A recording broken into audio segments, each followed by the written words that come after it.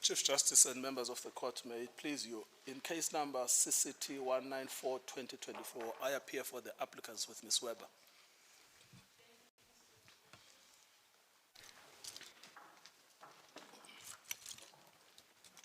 May it please you, Chief Justice. Together with Ms. Scrutiny, I appear for Natural Justice and Greenpeace, the appellants in the other appeal. Thank you, Mr. Ferreira. May it please you, Chief Justice and the bench, I appear for the first respondent minister in all the matters. Thank you, Mr. Ferreira. Sorry, together with Ms. Rossi, my junior. Oh, yes. Thank you.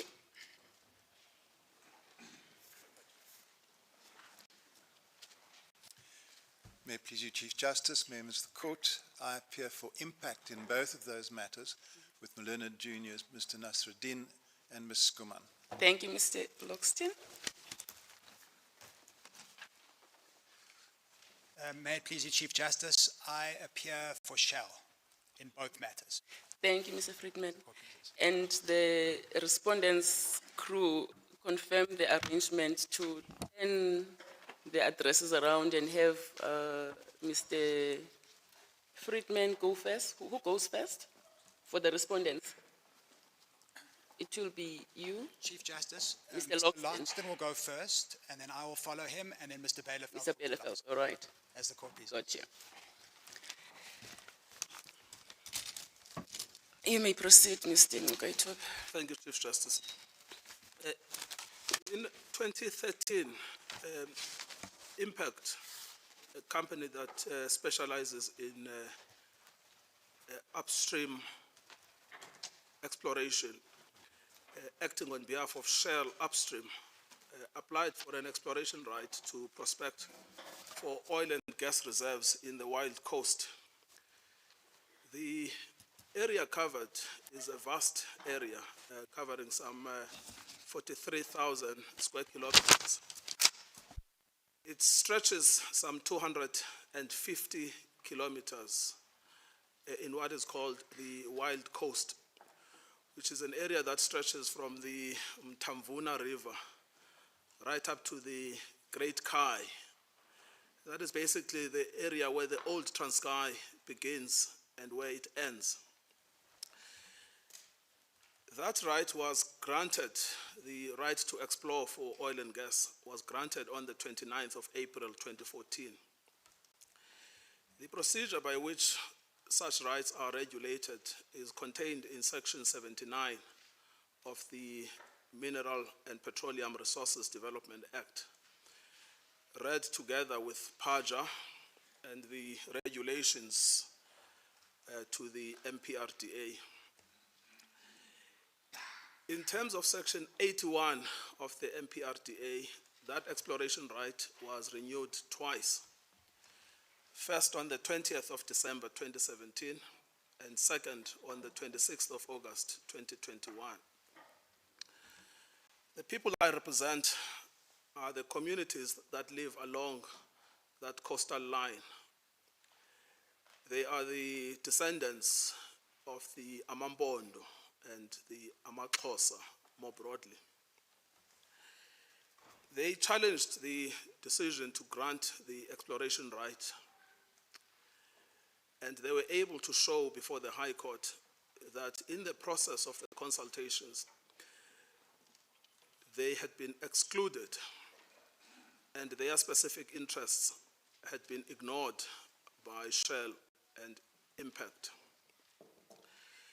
They raised substantive issues about their own spiritual and cultural connection to the sea, the commercial interests of the small-scale fishers, the socio-economic impacts, and the provisions of the Integrated Coastal Management Act, which is the legislation that requires specific protection of the coastal areas. Before the High Court, the full court upheld the challenge. It found that the decision to grant the exploration right on the 29th of April 2014 was unconstitutional because it violated Section 1C of the Constitution. And it also violated the duties of consultations and the duties to act rationally and reasonably that are contained in PAJA. The judgment of the High Court was granted on the 1st of September 2022.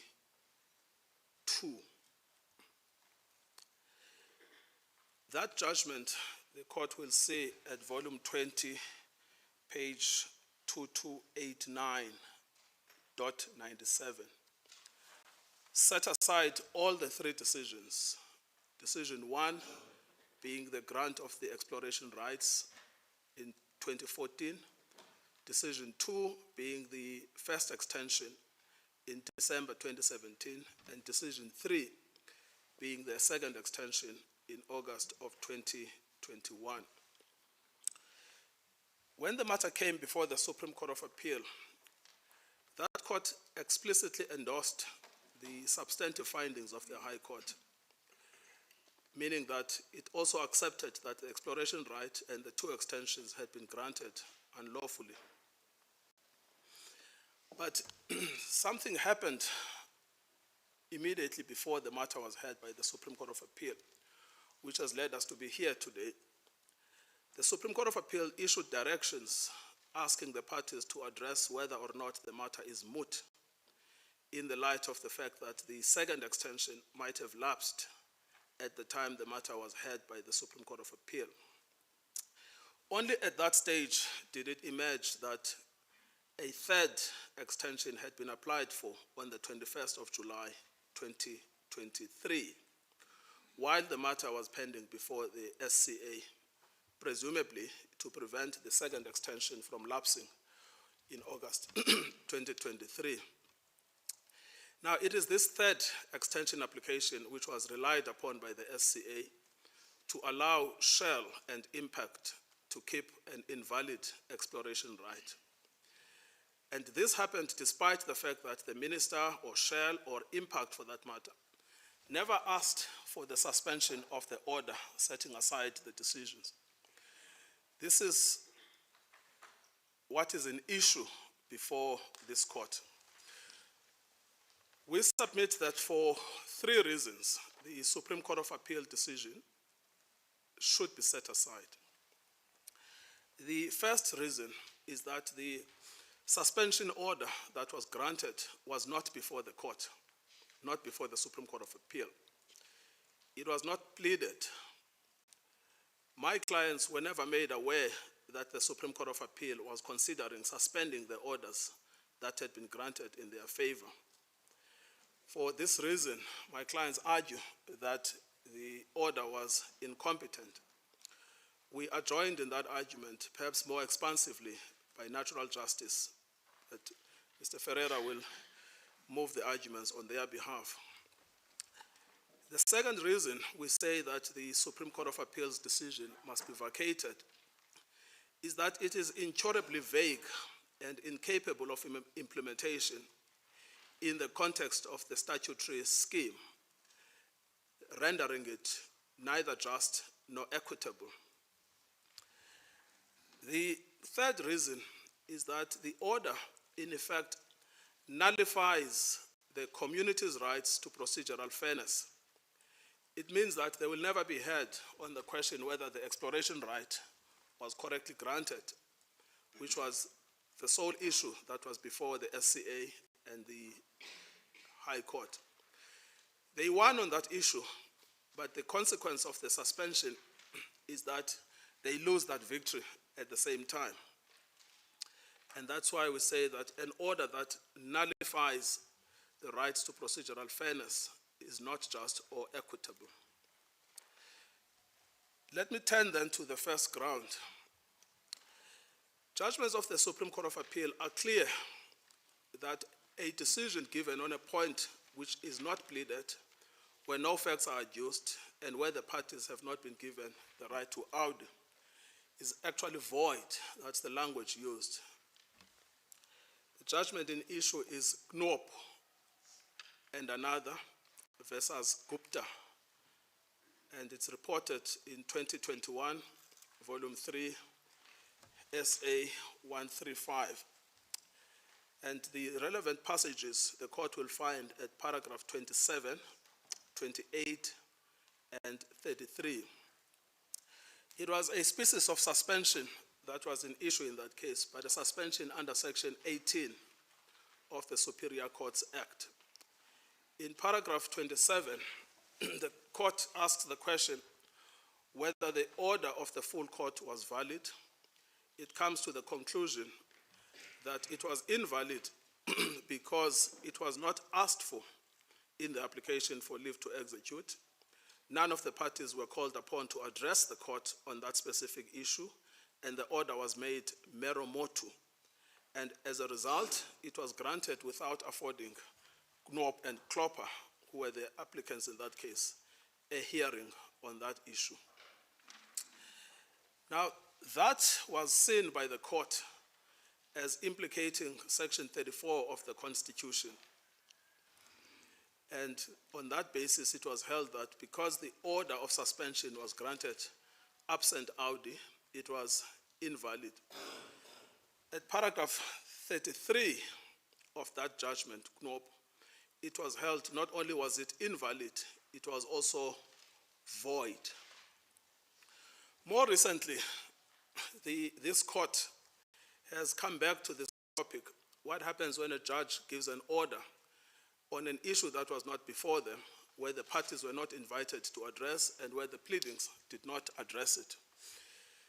That is the case of Vodacom versus Makate, and I am by no means comparing the judgment of the SCA in that case with the judgment we have here. They are miles apart. But on this issue of granting an order where there has been no argument, no pleading, and no invitation to make submissions, they are virtually identical. This court dealt with this issue at paragraph 100 of Vodacom versus Makate, in which it said that a court may not grant an order in respect of an issue that has not been pleaded, that is the language of the court, and which the affected party was not called upon to answer. And that is at paragraph 100 of Makate. In the application for leave to appeal before this court, this argument is taken both by natural justice and the community applicants, and it is also dealt with in the heads of argument. But it is also not disputed by our learned friends for the respondents that there was no specific debate on this issue, no pleadings on this issue, and no invitation to make submissions on whether the order should be suspended. The implications, therefore, are twofold. The first is that this is not a case where we are calling upon you as the Constitutional Court to interfere with the true discretion of the SCA. We are asking you only to decide a legal issue on whether it was appropriate for the SCA to impose such a drastic remedy without a hearing and without pleadings. That issue does not require any deference to the exercise of a true discretion. It is a legal issue squarely within your remit. The second implication is to show that Shell and Impact have incorrectly framed the issue when they say that you can forget about the SCA judgment and exercise your own remedial power. But that remedial power will ultimately result in the same outcome as the SCA. We say that where the issue is about a hearing, Shell and Impact's argument completely missed the point. Even before this court, there is still no argument about suspension, no Audi, no pleadings. We are exactly where we were before the Supreme Court of Appeal. That is a narrow ground, but it is sufficient to vacate the order of the Supreme Court of Appeal. Absence of Audi results in invalidity, confirmed the SCA. We take the second argument for appealing this order, which is the order is incurably vague and incapable of enforcement. The court will find the order at volume 22, page 2289.58. The order simply reads at paragraph 32, B. The order of the court below is amended by the addition of the following. Paragraphs 1, 2, and 3 hereof are suspended pending determination of the application submitted on 21 July 2023 pursuant to Section 81 of the MPRDA for the renewal of exploration right 12.3.252, and that's the exploration right of 2014. So what will be glaring immediately is that the consultation process itself is not embedded in the order. And it is also not clear how the consultation will take place. It is not clear how long the consultation will take place. It is not clear whether the minister or shall must craft the rules of the envisaged consultation process. It is also not clear what rights the communities will have in the envisaged consultation process. In summary, it is an unwieldy order. It is vague, it is impractical. An order which is so incurably vague violates the rule of law, because the rule of law requires a measure of certainty, not perfection, but a measure of certainty, a measure of clarity, and a measure of practicality in court orders. There is a third problem, which is that the order nullifies the rights that were granted. I pointed out in my introductory remarks that my clients were able to secure an order that the exploration right was granted unlawfully because of the absence of audi and the lack of rationality in the decision. The difficulty with the order is that it nullifies that right to be consulted. What it means is that my clients will never be consulted on whether or not the exploration right was correctly granted. That is because the validity of that right remains intact. The consultation will not decide whether or not that exploration right should have been granted or not. The consultation will decide only whether the third extension should be granted or not. That means that my client's rights that are protected in Section 33 of the Constitution to a lawful, fair, and a reasonable administrative process would have been denied. And what is crucial here is that the extension itself depends on the validity of a prior process. And the court would have noted that this was the exact finding of the High Court. The court made this exact point, that it had to set aside the extensions because they depend on the exploration right for their validity. You will see that at page 2289/97.97 at paragraph 139 of the High Court judgment. What that means is that the extension cannot have an independent existence. It owes its existence to the validity of the exploration right. But as we have shown, that exploration right will simply never be revisited. We have considered the reasoning of the judgment because the judgments like Nshwaqela and the DA case make it clear that when you are trying to understand the order, you are entitled to have regard to the reasons for judgment. The best we can find is in paragraph 31, which is at page 2289.57, where the court explains why it decided that this order should be suspended. And then it says, 5 lines from the top at paragraph 31, In terms of Section 81.5 of the MPRDA, an exploration right in respect of which an application for renewal has been lodged shall, notwithstanding its expiry date, remain in force until such time as the application has been granted or refused. Thus, despite the current expiration date of 26 August 2023, the exploration right remains in force until the third renewal application has been granted or refused. It would thus be entirely within the power of the court to direct that as part and parcel of a proper consideration of the third renewal application, a further public participation process be conducted to cure the identified defects in the process already undertaken, especially as the parties who claim to have an interest in the matter have now been identified and the matters warranting considerations have been fully canvassed in a 19-volume record consisting some 4,000 pages. Consequently, save for suspending the orders setting aside the granting of the exploration right and each of the two renewals, respectively, the appeal otherwise should be dismissed.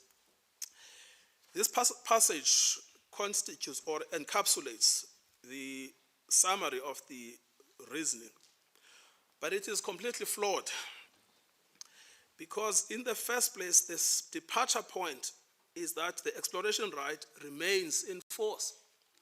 But it does not remain in force because it has been declared to be invalid by the High Court. And it cannot remain in force by administrative fiat of the minister, because to do so would give the minister carte blanche to override judicial outcomes. So there is nothing, therefore, to extend because the exploration right has been set aside. Then you have another problem, which is the identified defects simply cannot be dealt with in the context of an extension, these so-called defects. They simply cannot be addressed in the context of an extension. They can only be addressed in the context of a fresh application for exploration. But there can be no fresh application for an exploration until Shell or Impact decide to make a new application. So we say here the departure point was a flawed departure point in its reasoning. And for that reason, the third reason is that that nullification of the rights has not been cured by the order. And then finally, we should anticipate the arguments because they are set out in full. What Shell and Impact have said is that it is unfair that they should lose their exclusivity to the exploration right because they ought to be regarded as innocent parties in regard to the flawed consultation process. We submit that they are wrong. There are two principles that should guide this court in resolving this issue. The first is from the judgment of this court in all pay, which makes the point that the remedy granted by the court must first and foremost preserve the rule of law. It would be wrong to have a remedy which undermines the very judgment that sought to uphold the rule of law. That principle, endorsed in all pay, has its genesis from this court's judgment in Vagueness, which is almost on all fours with this case, because Vagueness was the setting aside of a prospecting right for failure to conduct meaningful consultation, which is equivalent to an exploration right. The second principle, which comes from Vagueness and fuel retailers, is that it is part and parcel of the structure of the Constitution that the court should not pay lip service to the requirements of proper and adequate consultations with affected persons, especially historically disadvantaged communities such as those that I represent. It is an empty gesture to promise economic development if it happens in conflict with and against the interests of the very same communities you claim to be developing. The vision of the Constitution, as articulated in Fuel Retailers, is that economic development will not be top-down, but it will be bottom-up and it will be people-centered. The requirement of consultation, proper and meaningful consultation, gives effect to this vision that so-called economic development will not be top-down, but it will be people-centered and bottom-up. In explaining the first of these requirements, that when you craft a remedy, you should not undermine the rule of law. We have the judgment in Vagueness, where this court held that the need for finality, which is another point that Shell makes, had to yield to the need. Stated that the respondent, that is Genora Resources in that case, had known from the onset that the community had a material interest in the prospecting right, and despite that knowledge, failed to conduct a meaningful consultation. The same consideration applies in this case. If you look at paragraph 90 of the High Court judgment, it makes the point, dare I say, pertinently clear. And you will find this at 2289.85. And that is where the High Court found that Impact was aware of the numerous communities in the area concerned. And despite that knowledge, neither Shell nor Impact conducted any investigation to seek out the views of my clients. This is then contrasted with another consideration taken up by the High Court at paragraph 92, which is page 2289/86, which is that Shell and Impact were quite happy to consult with traditional monarchs. But in those consultations with traditional monarchs, they were told by those monarchs that the monarchs have no mandate to speak on behalf of the community, that they should specifically consult with those communities. Despite that, they failed to consult with those communities. So far from being distinguishable, the case is on all fours with Vagueness. What paragraph 87 of Vagueness says, when it decided to set aside the prospecting right on procedural grounds, and it responded to the very argument that we are hearing today of finality.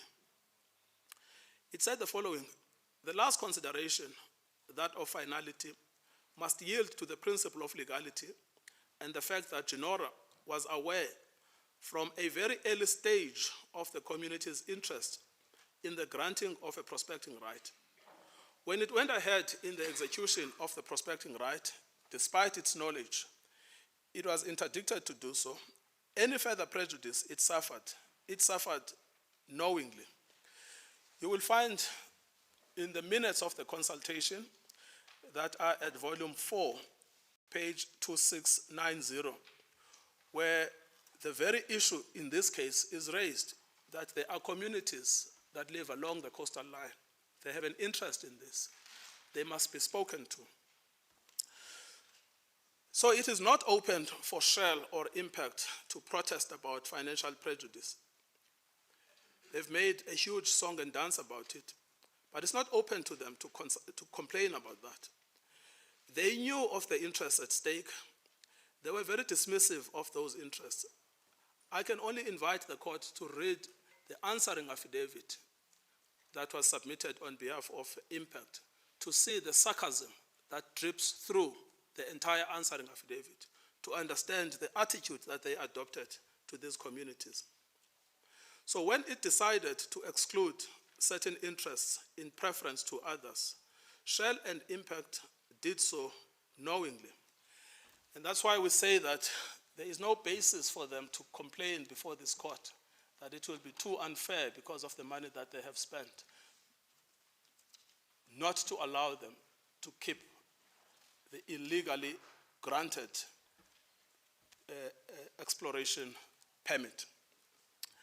Thank you, Chief Justice.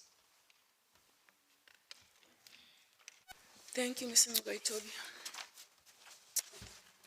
Just a couple of questions. You have made the observation that the SCA order at 32B does not embed a requirement of consultation during the determination of the third renewal application. Precisely what meaning should one ascribe to that order when it says nothing at all about what the case revolves around? Yes, we submit that there can be no meaning granted. If you read the order alone on the I asked the question mindful of the fact that you interpret purposively and you read as a whole. Yes, but there can be no meaning to it, because what it seems it would mean is this: paragraphs 1, 2, and 3, those are the setting aside, are suspended pending the determination. So what it means is that as soon as the determination has taken place, those paragraphs, those orders, cease to have any legal effect. Now, that is the problem of not embedding a consultation process in the order, which then makes the order incurably vague. Now, you could then say, well, let's read in the requirement of consultation because it's mentioned in paragraph 31. But it is mentioned in the reasons in paragraph 31. It's never translated into an executable instrument, which would have been the case if it had been in an order, which would then prescribe what the rules of engagement would be.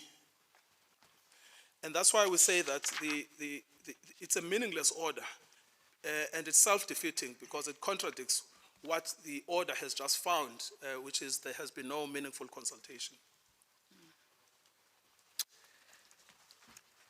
In employing the so-called moderating tool, which allowed the SCA to make the suspension order, it relied on Plaskett J's judgment in the High Court, Jupe Galpin, I hope I'm pronouncing it correctly, Seal, where despite a finding of an unlawful administrative action, the court still determined that there was need to grant more because setting aside a tender would have had the most disruptive effect, not only for the parties, but for the public interest, all litigants against the road accident fund and so on. Is this case not distinguished by its own facts? Yes, it's clearly distinguishable. Now, in the Seal case, the RAF functioned through a panel of attorneys. That panel was incorrectly appointed, invalidly appointed. And the court said it's been invalidly appointed. You then have a crisis about how the service to the public will be rendered in the absence of that panel. And so you declare it invalid, you suspend the invalidity, and then in that process you then allow a new panel to be appointed. Now that's perfectly understandable in the tender context. It is not understandable here because all that will happen practically is that if Shell wants to apply afresh for the exploration right in this particular area, it can apply. It does not need the protection of the suspension of invalidity. The only reason is commercial. They said because they don't want to lose the exclusivity, and they have already spent 1.1 billion rands on the activities that they have taken place. But those considerations were precisely the same considerations underpinning this court's judgment in Bengwenyama on what to do when you find that a prospecting right has been granted illegally. And this court said that legality must trump practicality.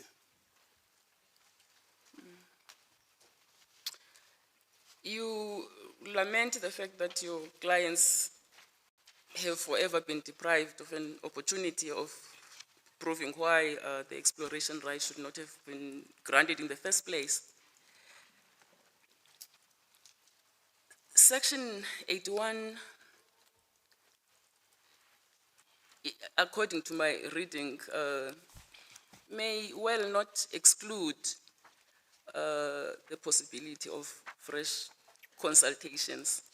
Yes, things are where they are now, but could your clients still not have an opportunity to make whatever submissions they have available to them as to why the renewal must not be granted, which would include what they would have argued in the first place?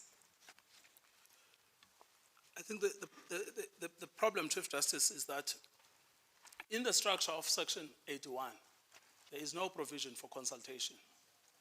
The provision for consultation only exists in Section 79 at two levels. One, Section 79 itself says there must be a consultation, but also when the EMPR, Environmental Management Program, is developed, there is another consultation process. So there is that requirement for consultation. So Section 81 itself does not allow this consultation. In fact, when you look at volume 15,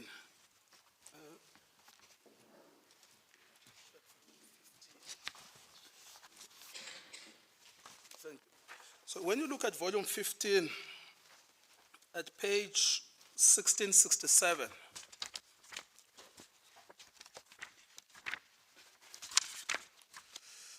so this is the answering affidavit of impact, paragraph 247.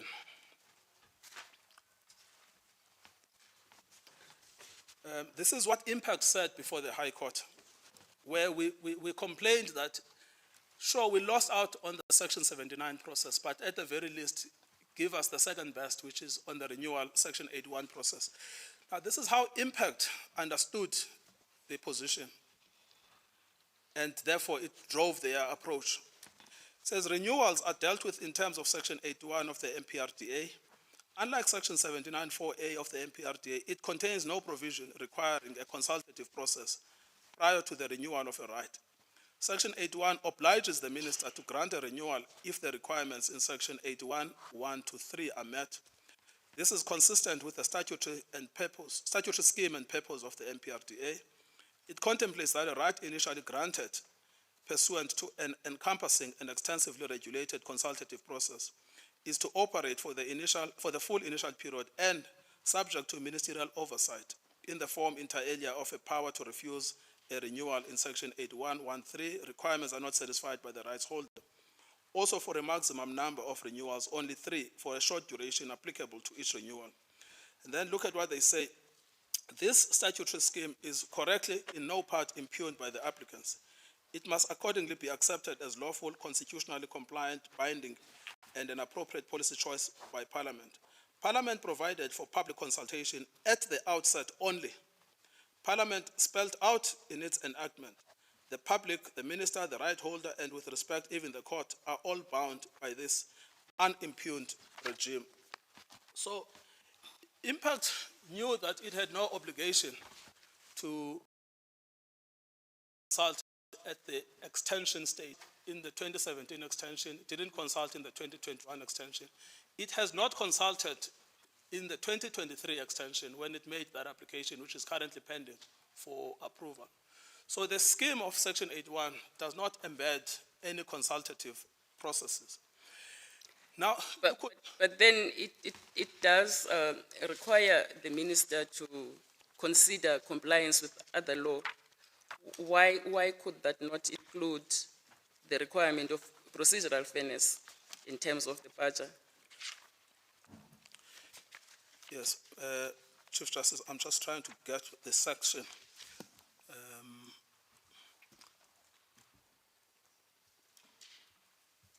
Yes. Thank you. Yes, so Chief Justice, you are referring to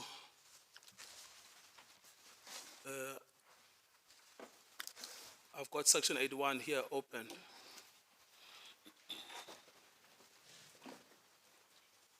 So section 81(1), any holder of an exploration right who wishes to apply to the minister for the renewal of an exploration right must lodge an application. So you are lodging an application at the office of the designated agency. In this case, we know that it's PASA.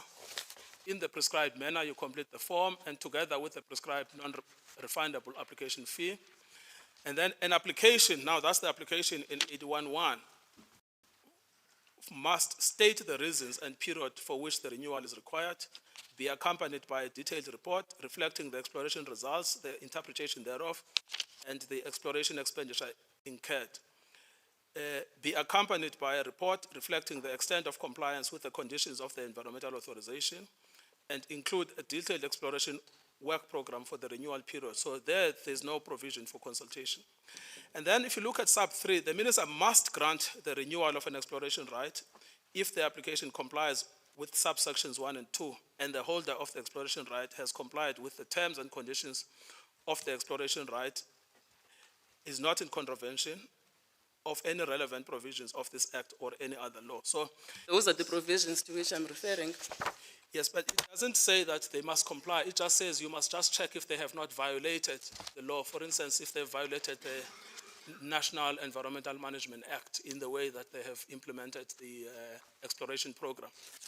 Isn't that just semantics though? I mean, not violating and complying, are those not the same thing? No, Chief Justice, especially if you look at how the requirement of consultation is framed in section 79, which is actually a mandatory procedure for consultation. Sorry. So if you look at section 79, subsection 4, Yes. so that's where the requirement of consultation comes from, which Impact says is a once-off. If the designated agency accepts the application, the designated agency must, within 14 days of the receipt of the application, notify the applicant in writing, and then A, to consult in the prescribed manner with the landowner, lawful occupier, and any interested and affected party, and include the result of the consultation in the relevant environmental report as required in terms of Chapter 5 of NEMA, and submit the relevant environmental reports required in terms of Chapter 5. And as it goes on and on. So the point here is, it's clear that where the legislature seeks to impose an obligation of consultation, it does so in clear terms about who must do it, what is the period, and who must be consulted. In section 81, there is simply no such a requirement. You could theoretically build into section 81 a consultation process under the just and equitable remedial power of the court. But then you can't do it in such a vague and imprecise way, which basically leaves the parties to conflict, because you don't spell out what is the subject of the consultation. Is the exploration right open for reconsideration, or is that debate closed? Who must be consulted? What is the period for the consultation? All of those could have been set out in an all-encompassing, just and equitable order by the SCA, but that just didn't happen at all.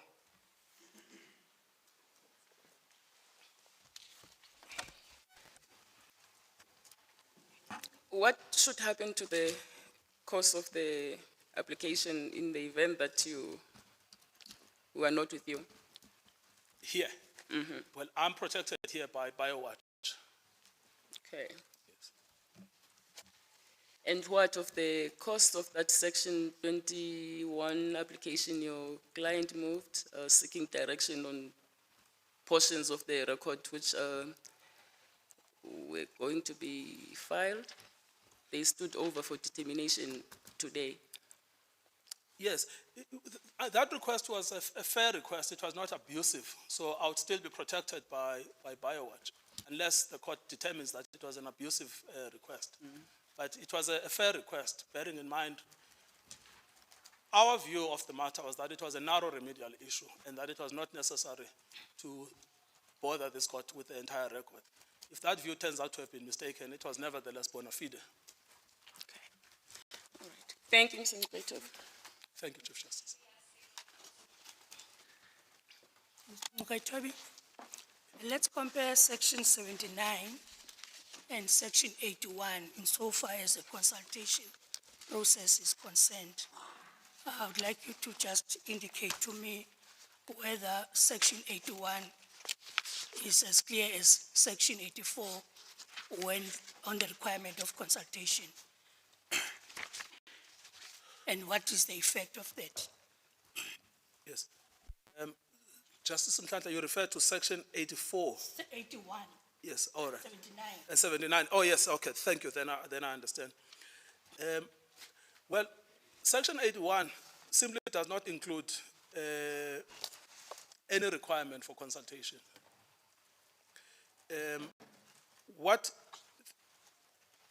And so it's, in fact, even the SCA itself did not locate the requirement from section 81 at all. It located it from the Constitution itself as just an equitable. But when you look at section 79, it's expressed when it comes to consultation. It's section 79, subsection 4, which tells PASA 14 days after the application to tell the applicant, in this case impact, that it must consult in the prescribed manner, and prescribed means prescribed by regulation. And then it also tells you who must be consulted: landowner, occupier, interested party. And then it also tells you what should happen to the consultation, that those must be included in the EMPR. And then it tells you the fifth thing, which is compliance with Chapter 5 of the National Environmental Management Act. So it seems to us that there is a comprehensive consultation regime imposed by Section 79, which is totally missing in Section 81. It does not appear that the legislature intended that Section 81 would also be constrained by consultation requirements, bearing in mind that Section 79 has also done the work of the thoroughgoing consultation. When we ran the case in the High Court, we said, look, we've missed out on the consultation in the Section 79. But there are still at least other opportunities in the Section 81.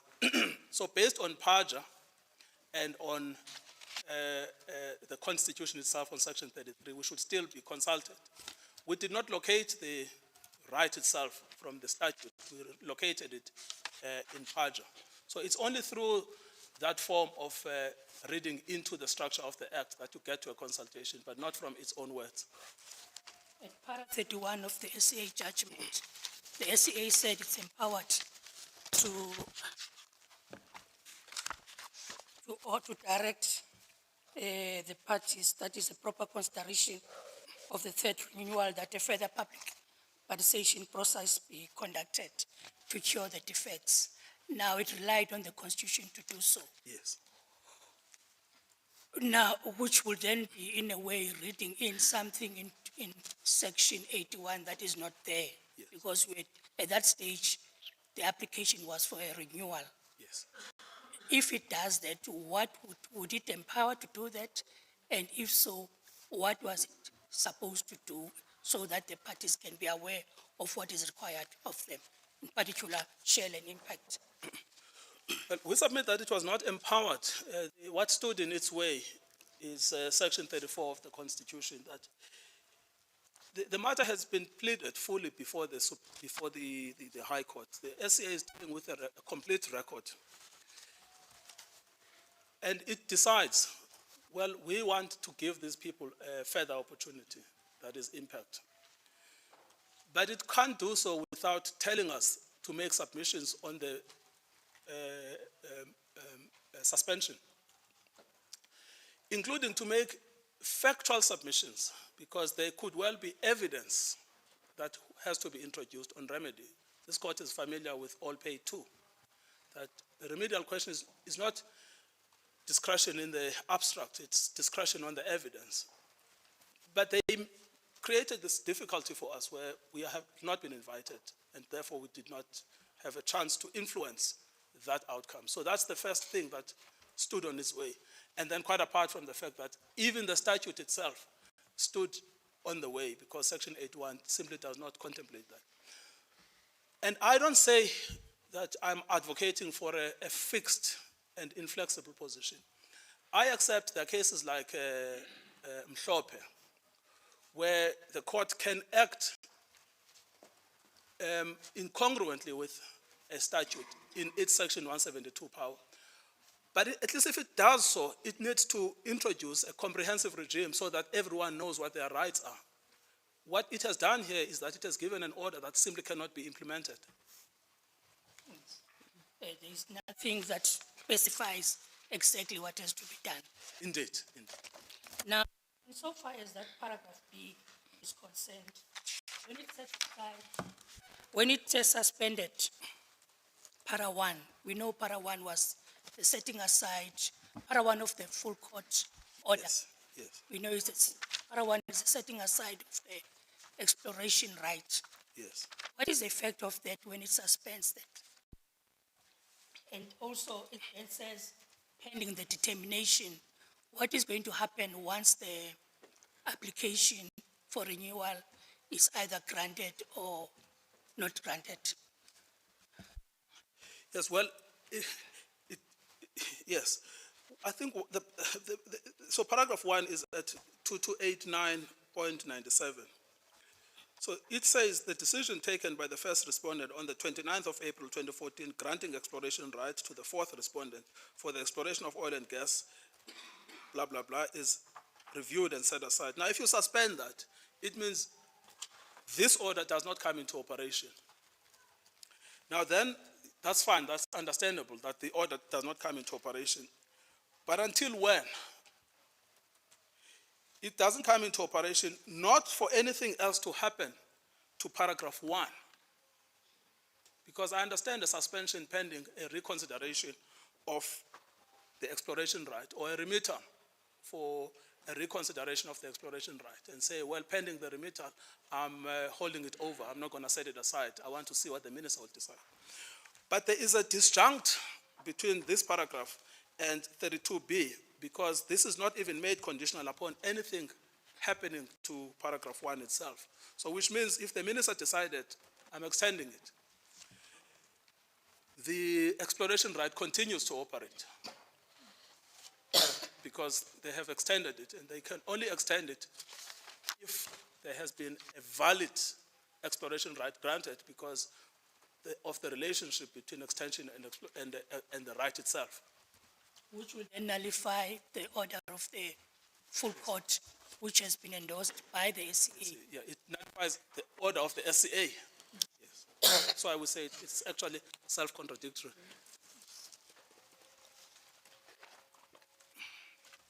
Thank you. Thank you, sir.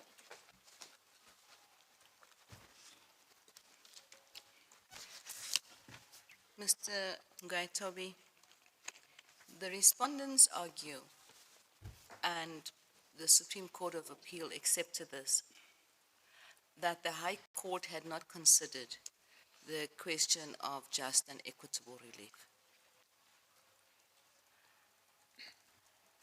Whereas here, the judgment of the High Court doesn't expressly indicate what factors it took into account when exercising that discretion.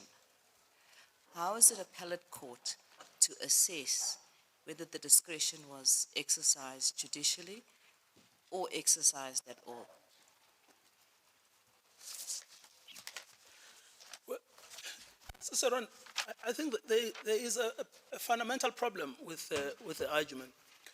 Let me explain why I say there's a fundamental problem.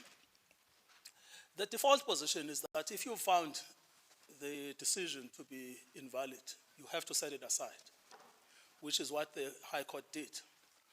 Now, as the minister, who is the decision maker, you can say to the judges, I'm sorry, my lord, you've set aside my decision, but I need you to keep it. These are the reasons. Now, the problem is that the minister did not ask, as the decision maker, did not ask for the suspension, did not put any evidence before the High Court in favor of a suspension. Shell did not ask for the suspension, did not put any evidence for the suspension. Same with Impact. Now, it is then very unfair to say the High Court, in the abstract, should have nevertheless considered a suspension, because the suspension was just not on the table. The factors that the Supreme Court of Appeal said it had regard to, that 1.1 billion had already been expended, the moratorium, and I think there were four main factors. Yes, yes. Was it not entitled to take those factors into account?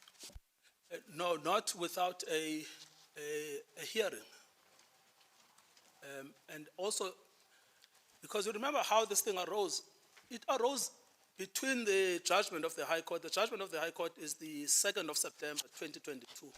The application is 21 April, 2023. So the fact that triggers this exercise of a discretion is not a fact that is before the High Court. It is a fact that happens midstream before the Supreme Court of Appeal. Now, that is fine. We don't say that we are asking for a judgment that says there are no circumstances in which the court could do that. But we are saying that the rule of law would have then required them to say, okay, ladies and gentlemen, we're in the middle of this thing. It is a bit of a mess, but give us your factual submissions so that we could make those submissions. What is really, really unjust and inequitous in this outcome is to learn about this for the first time in a judgment.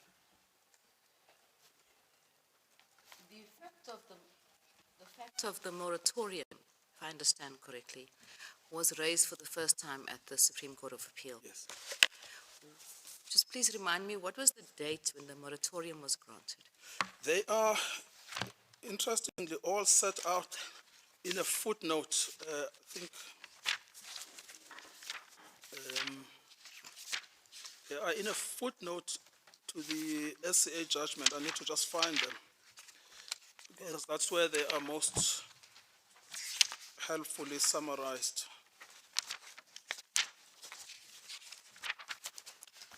Yes, so they are in footnote 17, which is at page 2289.56. So the first one, so they say, the judgment says, a moratorium has since been placed on exploration rights over the entire South African coast. So, and that's footnote 17. If you go to the footnote, the first one is 28 June, that should be 2018. The next one is 20 December 2019. Then 3 February 2014, 16 November 2012. So let's say the last one would be the 20th of December 2019. And that would have been before the matter was heard in the High Court. Definitely before, because that's when we were litigating in the High Court. Yes. And is there any explanation why this was not raised as a factor in the High Court and raised for the first time at the Supreme Court of Appeal? No, I think largely because this new factor could never have been taken into account. It just arose midstream. Well, it didn't quite arise midstream because it actually arose before the High Court, but it was raised for the first time In the SCA. in the SCA. Yes. No, I accept that. That's a correct way of, yes. Is there any explanation why it was not raised at the High Court, and why do you say the High Court could not have taken it into account? It could have. If there had been an application for a suspension, yes. Under Section 172, yes. Now, the renewal application was made in July of 2023. The third, yes. The third one, the one that the suspension is linked to by the Yes. SCA. Yes, yes, And that was after the judgment of the High Court. yes. Judgment of the High Court was in September 2022. Yes, So that was relief that the High Court could not have granted, yes, because at that stage, the third renewal application had not yet been made. yes, yes. The second renewal was extant. Yes. Yes. Is there something to say for the fact that the SCA perhaps could not have granted relief that was not available to the High Court, because the SCA is dealing with an appeal Yes, from the High Court? yes. We would like to agree with that point. That It's a question, Mr. Ngaito. you can't blame council for grabbing at any gift. Justice Charon, I think we would make two submissions in relation to that. Number one is the SCA as a court of appeal was confined to the record. But the reason why I have a bit of hesitation is that it is feasible that there are instances where, because what had happened here, how this thing came up, it would never have arisen, by the way, never have arisen.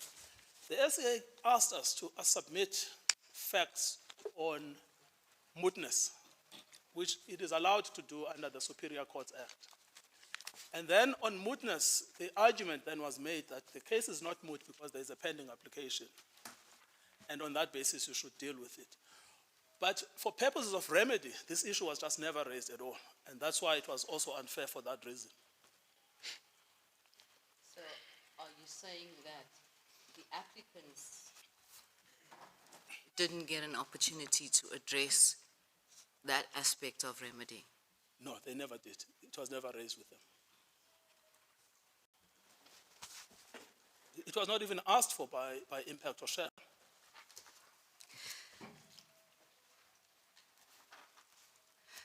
If we accept the argument that you advance on behalf of the applicants, that the renewal application process does not adequately cater for the consideration of the further public participation process and the vindication of the breached rights,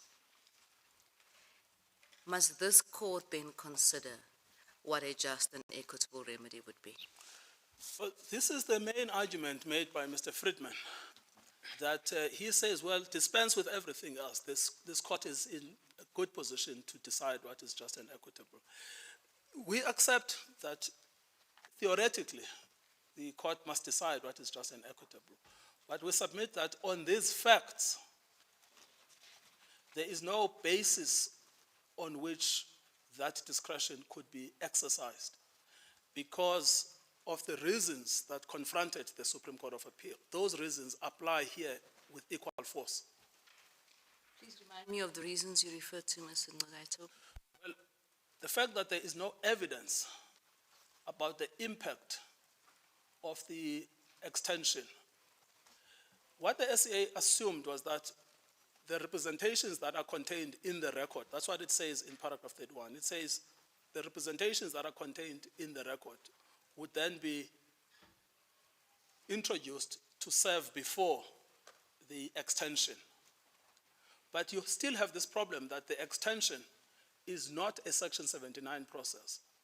And then secondly, you have the same problem that if you keep the process, in a sense, sterilized until the Section 81 process, you still ultimately deny the applicants effective relief because they win on the declaration, but they lose immediately everything they have won because everything is kept alive until the Section 81 process is determined. Would that not be cured if this court would grant an order that the application must be considered as a new application and not a renewal? would the breach rights of the applicants not be able to be vindicated during that process of a new application? Well, yes, I'm thinking about that. I haven't considered, because the ordinary remedies would have been, you set aside, which is what the High Court did, or you set aside with a remitter, which means the matter then goes back to the decision maker for a fresh decision, and the decision maker is then at large to comply with Section 79. So it's possible, but I need to think about it carefully. Perhaps you can address that in reply. Indeed. Mr. Ngqakatha. Yes, perhaps Mr. Ferreira has got more articulate ways of explaining it, but I haven't given it thought, but I'll think about it. Yes, thank you. Thank you very much. Thank you, Chief Justice. Mr. Ngqakatha, just on that last response to Justice Theron, I'm also concerned about this. In fact, I'm eager to know what your response will be, because I was looking at the order in paragraph B, and I was thinking that it would read paragraphs 1, 2, and 3 as suspended pending a new application, a new consultation process. It could well say that. So when you respond, you probably respond why, or it could, or it couldn't, it shouldn't. Pending a new application? Yes. Yes. No, pending a fresh public participation process. Yes, I mean, theoretically, that's what they would say the order already caters for. The question is, what process, a Section 81 process or a Section 79 process?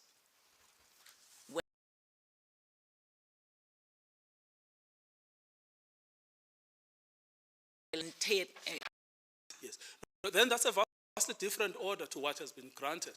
It is a different order, but I'm asking if you would have a problem with an order like that. Yes, no, that's what I need to consider, but I think we both understand the same order similarly.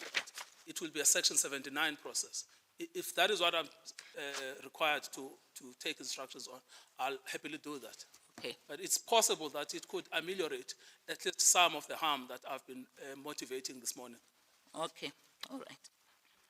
Now, I'd like you to unpack for me your submission that at the end of the suspension period, that is when the renewal process is over, then there is no order, in the sense that the process of giving the right to explore would not be there. That's what you said. You said that that right is no longer there because it has been declared unlawful. Yes, yes, yes. Yes. Just unpack that for me, because the order that has been given says that it is suspended until the process of renewal is done. So what you're saying is that immediately once the renewal process is over, then it comes to an end. Yes. The right to explore. Yes, what I'm saying is that the order, the way we understand it, is that the court finds that the exploration right should not have been granted in April 2014. So that's invalid. That's what the High Court found, that order was invalid. Now, there can be no extension of an invalid order, ordinarily. You would have to apply afresh under Section 79 and then get a new exploration right. But what you cannot do, you cannot... So what is the effect of suspension? The effect of suspension is just for that period until renewal has been completed. Precisely.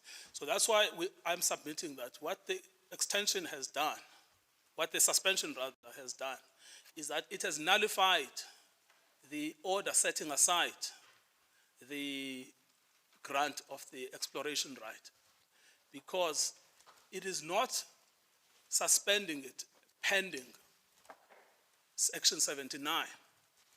It assumes that Section 79 remains intact and valid. It suspends it pending Section 81. And Section 81's operation, it only kicks in if there is a valid exploration right under Section 79. So the ordinary suspension order that a court would grant would be, I'm setting aside an act of parliament, I'm suspending it until parliament fixes it. But there is no world in which the new act and the old act will be the same, because the new act would have been declared unconstitutional.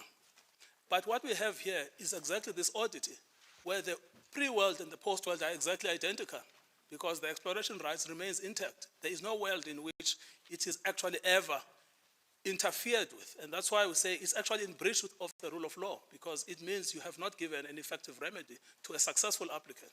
He is successful in one sentence. In the following sentence, he finds that this exploration right remains intact throughout. There's no world in which it is set aside. The only way in which it becomes set aside is if the minister, not under Section 79, but under Section 81, decides I'm not extending. But then that is a huge problem, because it then subjects a judicial outcome to an administrative process.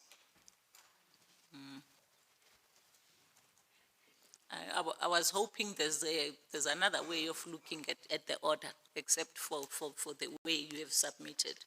Because my worry is that if that is the fate of the order declaring the granting of the exploration right unlawful.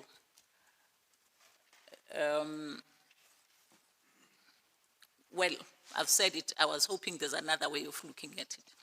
I'm happy to look at another way of looking at it. But it seems to us, in fact, the fact that we have this debate comes to this point that it's an incurably vague order. And Justice Chief, it's in circumstances where they could have solved this problem by giving a just and equitable order, a comprehensive just and equitable order, setting out what they actually say should happen. Okay, the directions, if I can just be clear on them. You said that the SCA never invited you to make submissions on the suspension. Yes, I did say that. In the record, I couldn't find the directions from the SCA, because I want to make sure as well whether they did ask you to make submissions on a fair and equitable order in the circumstances. Instead of spelling it out, did they at least not ask for an order that is fair and equitable? Can you direct me to the directions? Yes, I'll ask. My colleague says they are not actually included in the record. I suppose we can find them, and if the court needs them, and circulate them. No, I just want to make sure that they do not pronounce at all on the issue of a fair and equitable order. Justice Chief, I will find them and then just read them out to the court. Okay. Yes. All right. Thank you. Thanks, CJ. Thank you, Mr. Ngatobi. Just two questions from my side. I'm trying to understand the SA's order and its rationale, and I tried to compare it to surgery, that the SA was undertaking some surgery. It needed to keep the third renewal alive, correct? Yes. However, in order for the third renewal to stay alive, it needed a life support system. Yes. The life support system was the first order and the two renewals. However, it already had condemned that life support system to die. Yes, indeed. By reviewing and setting aside. Yes. So it had to artificially give life Yes. to the life support system to enable the renewal to live. Yes. And as soon as the renewal was disposed of, then the life support system would be switched off, correct? Yes. That's the... Yes. My concern is just that what does that mean for administrative justice in terms of moving forward? Because it seems that the court would say that the unlawful administrative action that was evidenced in the first, second, and third decisions, which have a knock-on effect, but are administrative actions in their own right, Yes. could somehow be cured, as it were, by a process that was exclusively linked to the third renewal only. Yes. And it would almost be reaching backward to give those others life. I just have some difficulty with that, and I'm not sure if that's how you see that before I get to my question. That is how we see them, and this is why we submit that what has happened is that it has given with one hand and then taken with the next. Because the Section 79 process has come and gone. It's been found to have been invalid for various reasons. Those reasons are not up for debate anymore. But at the same time, it's artificially, as you put it, Justice Colapan, kept alive, not by a Section 79 process, but by a Section 81 process, which depends for its own validity on the same process that has been declared invalid. So that's why we say this could never be just and equitable, because you can't breach the Constitution in the process of giving a just and equitable order. My question is that you say we don't get to just and equitable in this court because Yes. the order of the SCA is void. Yes. Now, I want to just put this scenario to you. You relied on Knoop and you relied on Makati Yes. for the proposition that unless it's properly pleaded and properly before the court, then it would be a violation of Section 34. Now, Knoop and Makati were decided in different contexts. In Knoop, it was the interpretation of 18.4 and a far-reaching order by the full court that prevented any consideration of 18.3 notwithstanding further appeals. Yes. Whereas in Makati, it dealt with really a commercial dispute between two litigants, but one of serious consequence, I accept. Section 172 sits in a different place within this entire framework. It sits within the court's power to grant just and equitable relief. Correct. And one may say that in 172, even though it's not peremptory, but a court may, that when a court does so, it has considerable powers, and it has, if one has regard to all pay as well as to Mshlope, then the court takes into account a number of factors, including public interest considerations, public law considerations, and ultimately it is empowered to go in the direction of just and equitable relief where all these factors point to. One might argue that that's quite a different situation from what may have arisen in Knoop and in Makati, where in a sense pleadings are quite significant. And subject to us having a look at the directions, would you not say that with all the facts before it, that a court considering just and equitable relief is in a different position, given the constitutional setting of that relief and given the obligation that the court must undertake when it elects to consider just and equitable relief? No, Justice Colapan, I accept that under Section 172, if you've declared an administrative act, in fact, even under Section 8 of PAJA, if you've declared an administrative act invalid, you then assume the power to decide what's just and equitable, and you are a court of appeal. But that has consequences too. The one being bound by what is pleaded. In other words, the just and equitable is not free of pleadings. It's itself embedded in the matrix of the pleadings. And that is why I say that, respectfully, you have the same problem that the SCA had, that this was not part of the debate. This was not part of the pleadings. If we knew that what was in issue was a suspension, which was never raised, by the way, not even raised here in this court. If we knew that was what is an issue, what is fair is that then we must debate that and we must put in whatever facts we want to put. But what is unfair is then to be told in the course of an argument that we are going to impose a just and equitable order, which has not been pleaded, nor has it been part and parcel of the factual matrix. So that's the one problem. I say that. Could I just ask on that short of pleading suspension expressly, if the suspension order is ultimately premised on facts that were before the court, are you saying absent a pleading, if those facts point in that direction, a court is precluded from doing so simply because the suspension was not pleaded expressly?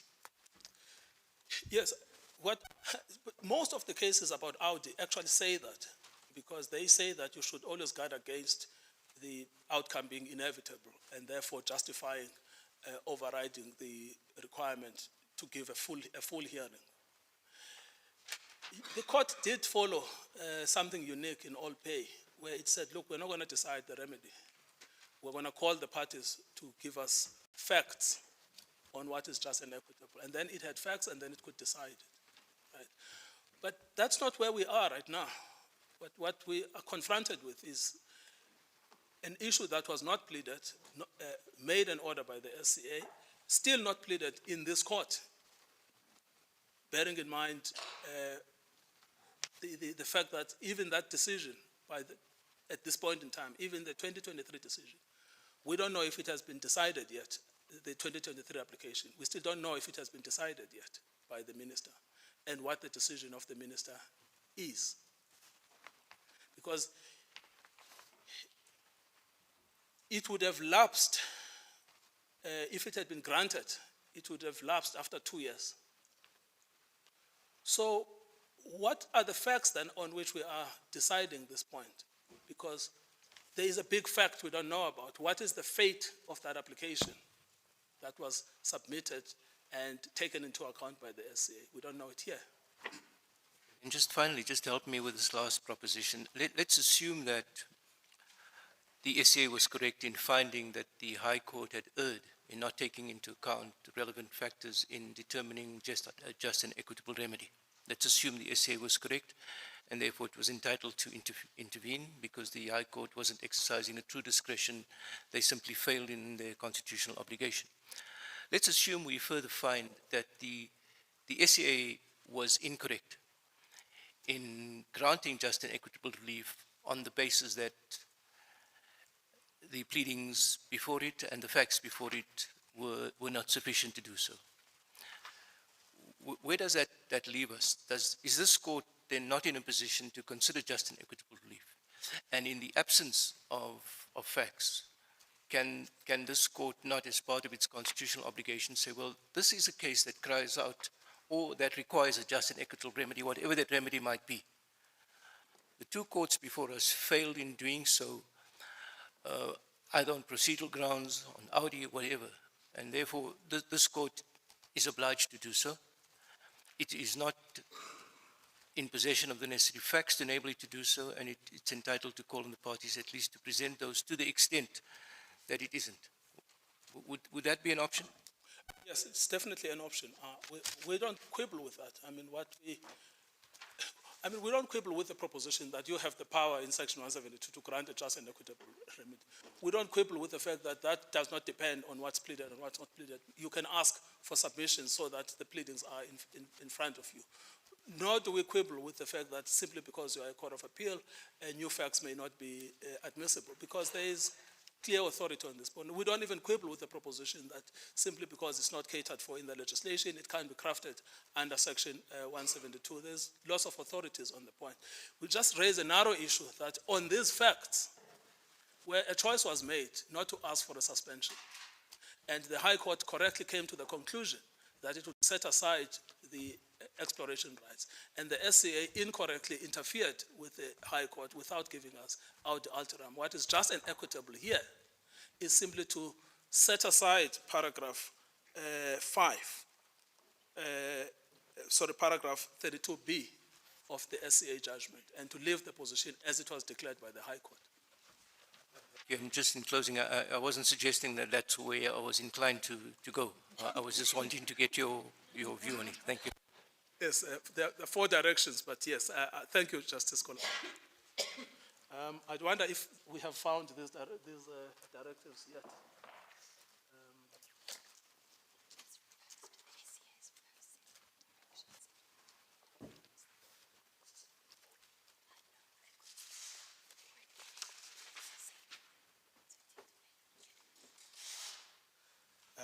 My colleague says that the volume 21 at page 2285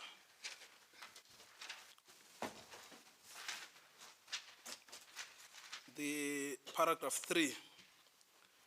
This was the direction given on the 9th of May 2024. And this is what was asked for. I think Justice Chikwe, this comes to your question. It says, inasmuch as each of the first and second renewal of the exploration right, which was issued on 20 December 2017 and 26 August 2021 respectively, was not to exceed 2 years, the parties will be required at the hearing of the matter to address whether the decision sought in the appeal will have any practical effect or result within the meaning of Section 16(2)(a), Roman figure 1 of the Superior Courts Act. Then there seems to have been further directions on the 13th of May at paragraph 5 at 2286. But we will get that. But even there, the summary that's given here is simply that the court requested them inter alia to confirm whether they were aware of the application for the third renewal of the exploration right. So it does not appear that the question of just and equitable remedy, specifically suspension, was ever debated.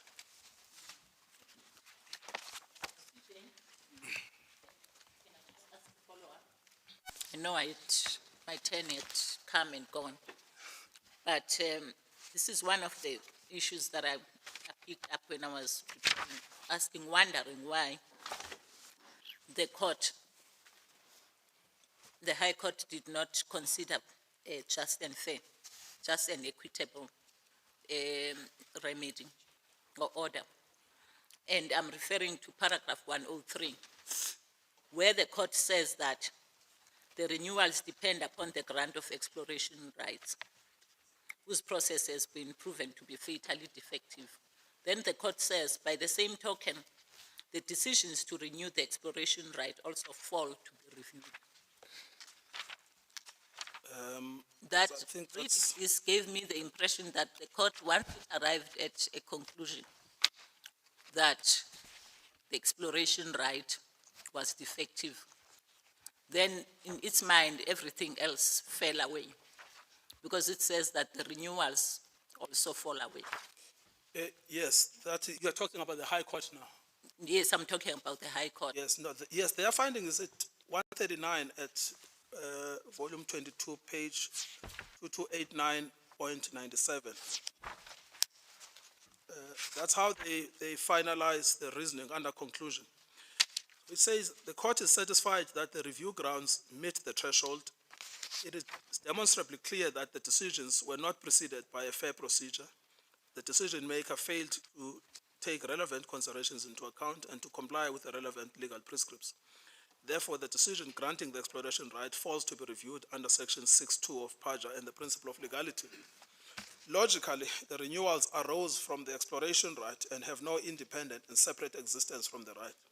It follows that if the exploration right is wrong in law, the renewals are legally untenable. So, and then it says that decisions are liable to be set aside in terms of Section 8 of PAJA. Now, that cannot be criticized. A renewal has no independent existence under Section 89. It's a product of Section 79. And if you want to keep your Section 79 alive, you must ask the judge, and it must be clear on what conditions and then what procedure will be followed. And so this finding is actually a correct finding. Thanks, CJ.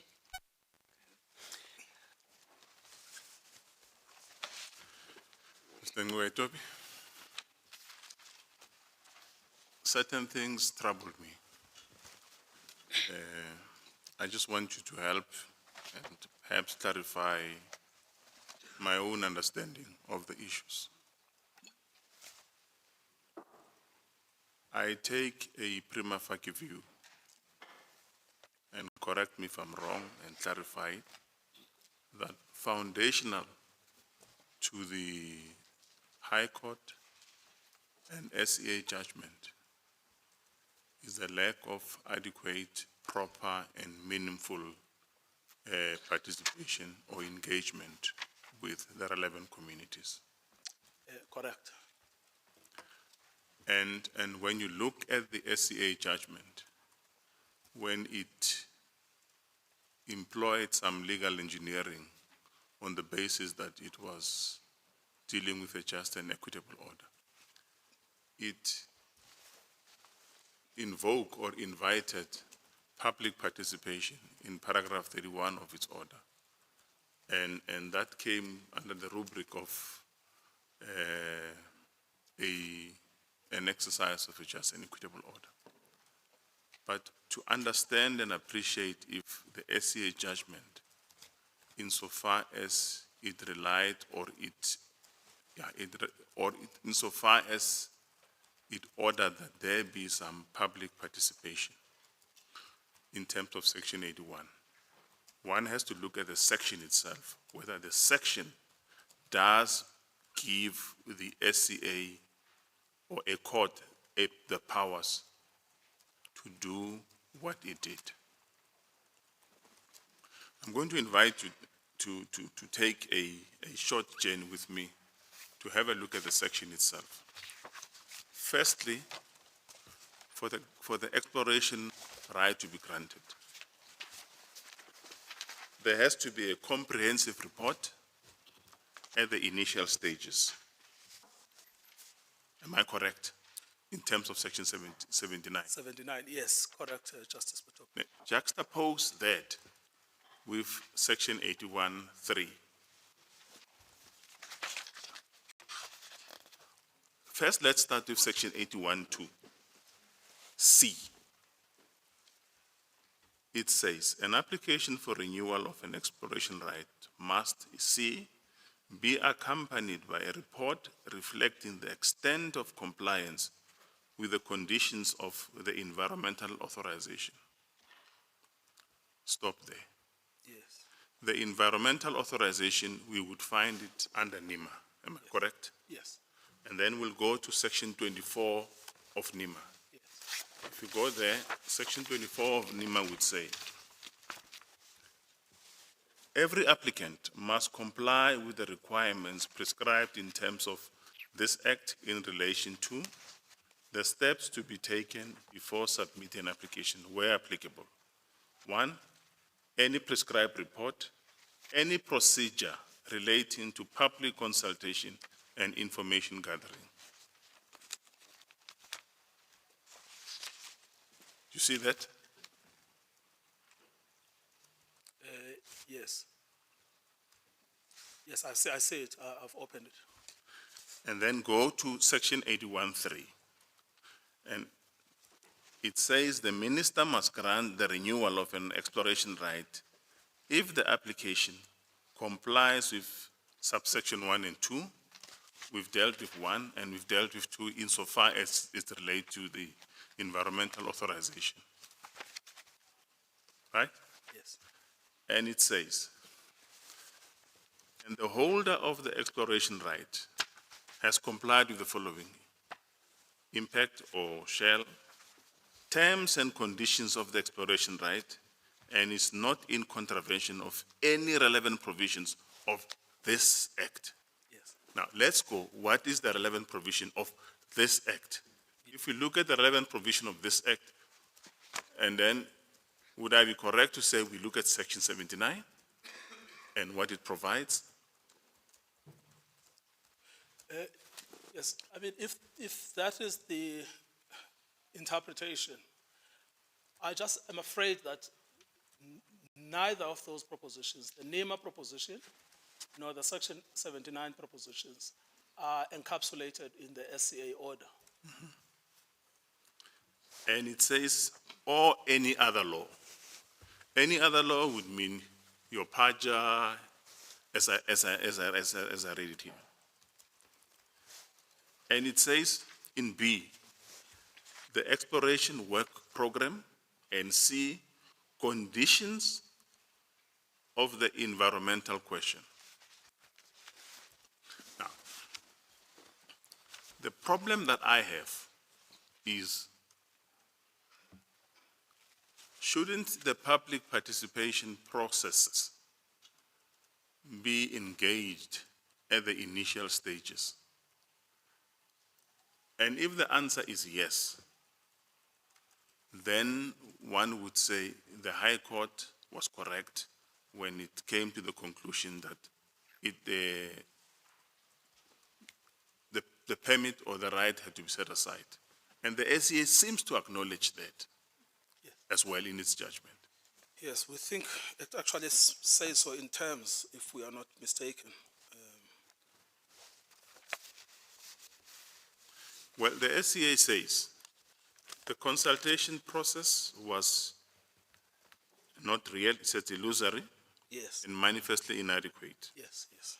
And it also says the minister failed to take into account the potential impact of the proposed seismic survey on a number of other constitutional rights. And then it talks about the spiritual, cultural rights of the affected communities, a factor that was dealt with by Bloom J during the interdict. Yes. Now, with all those factors that I have highlighted to you, can one, what the SCA envisages in its order, in paragraph 2B, 2B, right? 32B. Yeah, 32B, adequately serve the purpose that is intended by the legislation one? If the answer is no, when it crafted the order and it took into account the four factors, the renewal, the moratorium, the expenditure, the 1 billion expenditure, and all of those things, can one then say, in its formulation of the just and equitable order, it was influenced by the four factors? And if not, what about the rights of the communities in the area? Should the economic factors trump the cultural and social rights of the communities? Would you mind answering that question after 80 adjournment? Definitely, I won't mind, Chief Justice, Gives you time to ponder.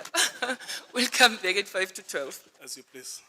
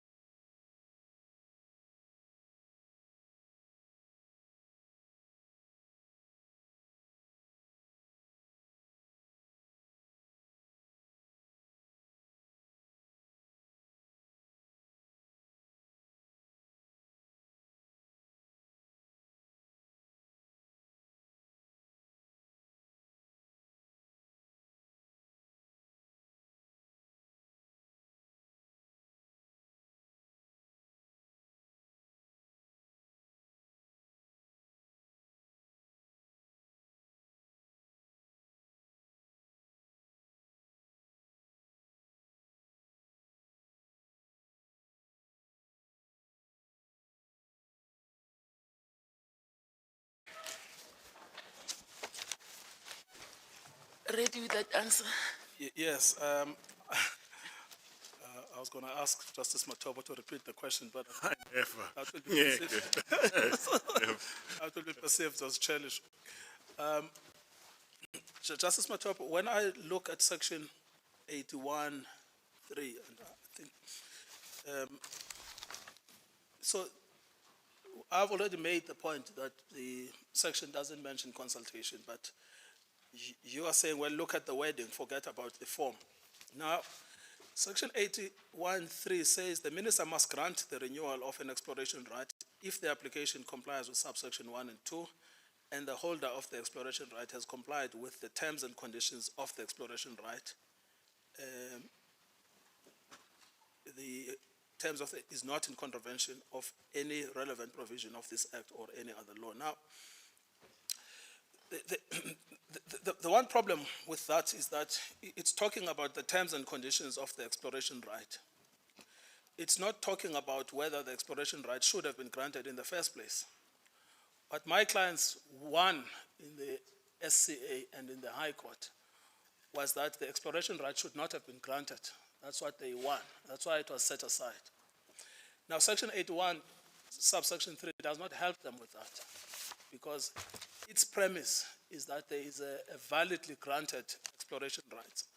What this section is about is whether you have complied with the terms of that exploration right, not whether you should be a holder of it. So the exploration right would say you are, in this case, they're doing this thing called air guns, but it's done 20 kilometers from the coast, and assuming they did it 10 kilometers from the coast. And then this section would come into operation. They would say, well, you haven't complied with the terms and conditions of the exploration rights and you've contravened a law.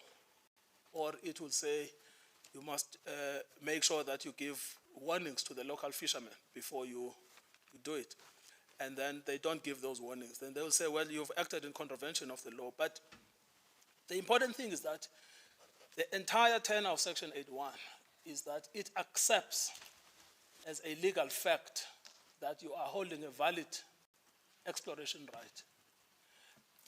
Now, when you have succeeded in showing that the exploration right should not have been granted to start with, the answer cannot be look at Section 81. The answer has to be go back to Section 79.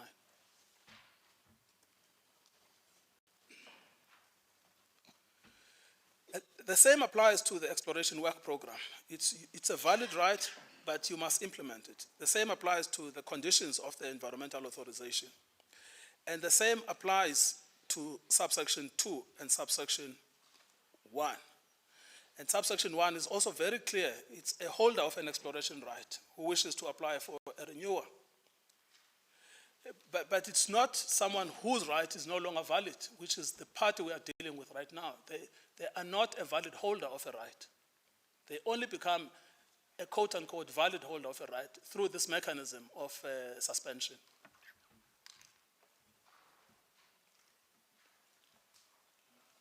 I just follow up on something. It's still on the same point. Yes. If the outcomes of the public participation, which is contemplated or are contemplated in Section 81(3) of the SCA order, and the minister comes to the conclusion that the renewal cannot be granted. Yes. Can impact or shall take the minister on review on the basis that he or she may have considered factors outside the remit of Section 81(3) or Section 81?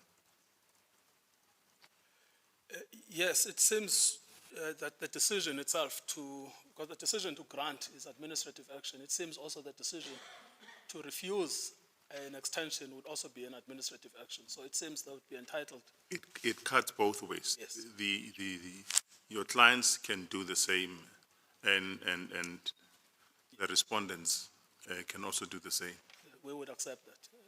And interestingly, I'm glad you've asked that question, because the story that is trumpeted by Shell and Impact is that we have a problem because of a moratorium. But they have not challenged the moratorium. They have a right to set aside the moratorium. So the moratorium must be accepted to be a valid decision taken by the government. Yeah, but is not open to them. isn't that what stands in the way of Shell and Impact, the moratorium? Hence, they elected not to bring a fresh application, because even if they were to do that, they would have an insurmountable factor in the moratorium. Yes, but they would be entitled to challenge the moratorium if it was unlawfully granted. So right now, what they are trying to wiggle themselves out of is the problem of the moratorium, and they're trying to use the ever-expanding Section 172 power, but they're trying to really get around the challenge of the moratorium. But that's what we are saying is the problem. We say that you cannot use the machinery of Section 172 to get around a validly issued moratorium, which the party affected has elected not to challenge in court.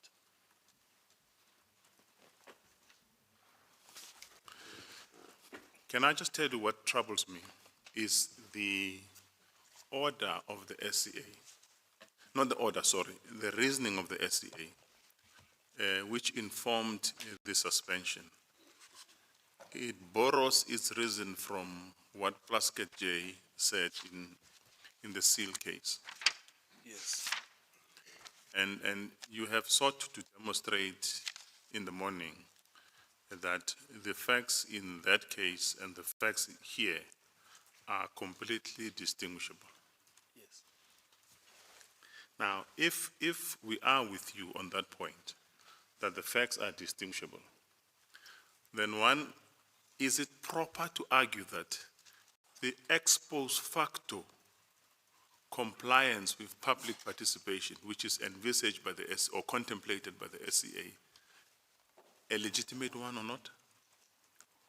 Like in Section 81.3. Yes. No, we submit it cannot be legitimate at all, because the Section 81 process, certainly the one envisaged by the SCA, I know Justice Teron suggested that we should take instructions on whether a reopened Section 79 process wouldn't cure the defect. But if one, for now, for argument's sake, sticks to the Section 81 process, that process could never cure the problems of the Section 79, because its entire premise is that Section 79 has been complied with.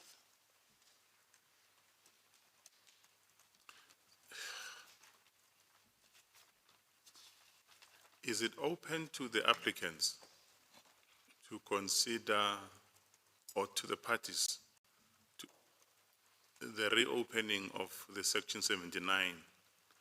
And if so, under what legislative scheme can that be done?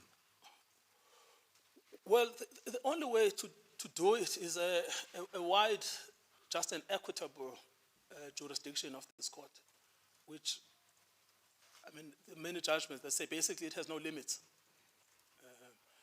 But we would submit that even that just and equitable must be restricted by the terms of the statutory instrument we are dealing with. The Section 79 process is invalid. They have a problem of the moratorium, but they've elected not to challenge the moratorium. They cannot be helped by a just and equitable order to avoid the moratorium.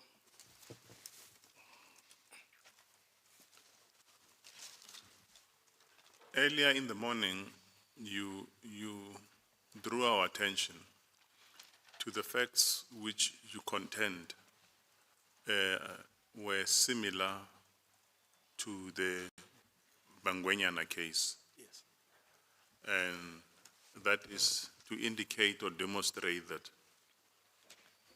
the respondents, Impact or Shell, were aware or must have been aware of certain procedural aspects which were not complied with.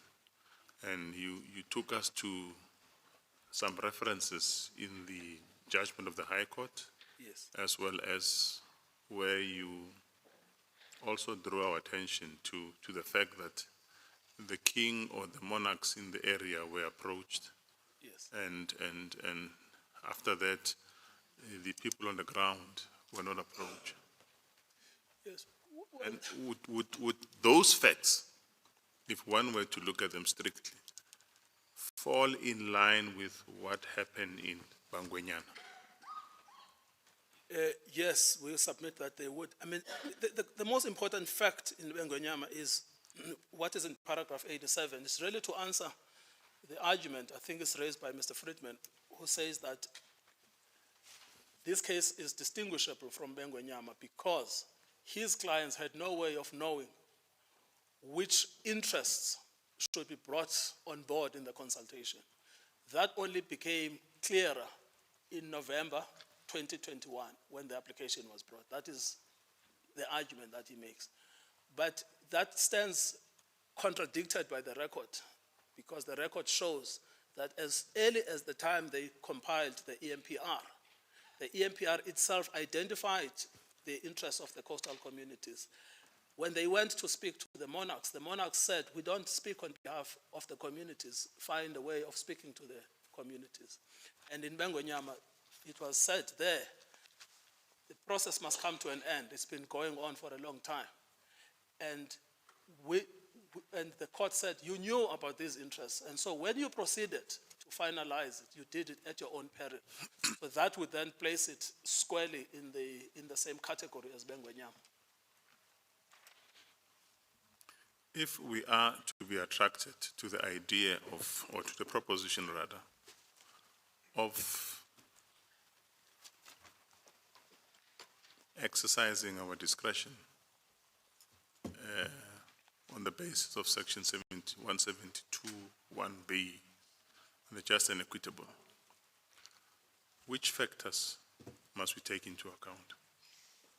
Would it be correct to take into account the factors such as the four factors, the four factors, the huge investment, the impact that it would have on the community, and the two renewals that have been made, and the contemplated third renewal?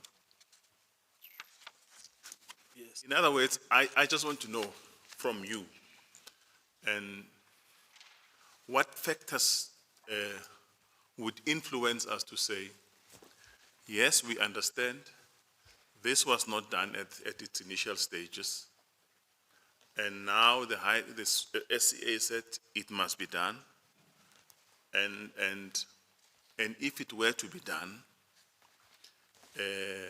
exercising our just and equitable remedy, what factors must we take into account? Are those economic factors? Yes, I mean, they are not irrelevant. Let me put it like that. They are not irrelevant, but at the same time, they are not determinative. If there is a golden thread that cuts through the jurisprudence of this court on remedy, is that you should not sacrifice the rule of law in favor of expediency. You are being challenged again to sacrifice the rule of law in favor of expediency. But you've answered this many, many times. In the context we're dealing with now of mining and gas and oil exploration, in Bengonyama, they said, well, we've done this before. It's too late. It's 8 years later.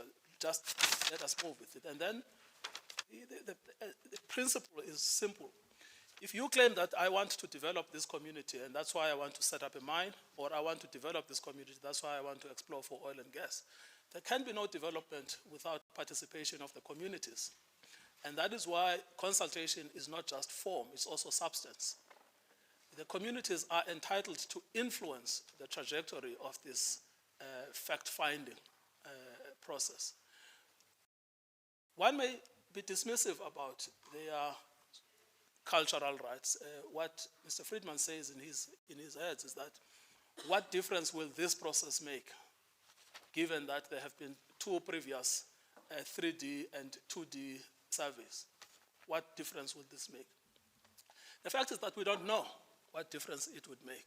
What we know is that the clients are saying our ancestors live on the sea, and in fact the sea is a purified place. Now, they may reach a conclusion with Shell in a proper consultation. They may reach a conclusion about how this is to be done. The small-scale fishermen, what is argued by Impact is this is taking place in an area that is saturated with fishing activity already. And so what difference will this make? The fact is we don't know. But that's why we say go and speak to them. What you cannot do is to ride roughshod over their interests. So if you are trying to craft a just and equitable remedy, you have to then think, are you going to say, well, these rights that we have found exist and these rights that have not been taken into account will be disregarded in favor of expediency? Now that we say will go against the jurisprudence that this court has established. The SCA, interestingly, did specify the impacts that it found were disregarded. You will find that at volume 22, page 2289.54 at paragraph 25. So quite apart from the consultation, there were specific substantive issues that it said had not been taken into account, where it says, impacts application for an exploration right, a number of relevant factors were not considered, including but not limited, the detrimental impact of the surveying activities would have on the spiritual and cultural practices of the affected communities, the livelihood of the members of the communities along the wild coast, inasmuch as the sea is the primary and in many cases the only source of nutrition and income for them, and the requirements of the National Environmental Management Integrated Coastal Management Act 24 of 2008, which creates specific measures for the protection of the coastal zone. Now, there is no need for the court to resolve those issues, but they constitute the subject matter of the consultation with my clients. Right. Now finally, let me ask your comment on what Shell and Impact contend. They say they are innocent parties. They should not be prejudiced, one. And two, so whatever order that we craft, it must be pragmatic. Three, just and equitable remedies must be proportionate. That's where I want to stop. One, if you look at the pragmatism of the order, they're saying, one, we did not know that we had to consult. We now know that we had to consult. We are prepared to engage with them, with the communities, through the Section 81 proviso that the SCA has contemplated, which you say it's called comfort. They're saying, even if we are wrong, right, have a look at the practicalities. Be a pragmatic court and weigh all the interests, the subject, the interests of the community, as well as the interests of Shell and whatnot, and arrive at a proportionate order that will take into account both interests. And what is your view to that? Well, I mean, we would submit that the legislature has carved out a way in which these issues are to be addressed. They are, in the first instance, to be addressed through Section 79. The SCA and the High Court have found that Shell and Impact have violated Section 79. Now, there's no way of getting around that violation. If you are going to favor pragmatism, you are going to sacrifice the rule of law because you are going to nullify an order that a party can violate the law, knowing that it can always get precisely what it lost through a just and equitable order. Now, that is just bad for the development of our constitutional order because it converts Section 172 into this master key that opens all doors of illegality. So that's not what Section 172 is meant to deal with.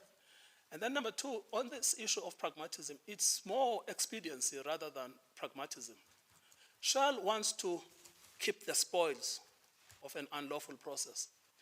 Now, in a tender context, no party is entitled to retain the spoils of an unlawful process. There is, in fact, a no-benefit principle coming all the way from all pay. You are not entitled to benefit from an unconstitutional process. This is precisely what Shell is trying to do, is trying to benefit from an unlawful process. And then, number three, there is a proportionate order, which is to tell them to go back. If they are entitled to apply to set aside the moratorium if it was unlawfully issued, but they've elected not to set it aside. They're entitled to apply afresh if they're successful in their setting aside of the moratorium. But you and I know that unless and until the moratorium is set aside, Shell and Impact, they are precluded from applying because there is a bar there. Yes, but it's lawful. It's only if the moratorium is unlawful that it becomes an issue for the court. And if they are claiming it is unlawful, they must challenge it. But they have not challenged it, which means we must accept it, that it's lawful. But isn't that a bridge too far? Challenging the moratorium. It's a tall, tall order. Yes. And when you look about proportionality,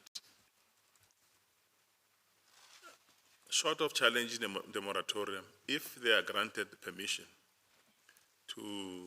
if there was an avenue available to them to submit a fresh application, don't you think they would have if there was no moratorium?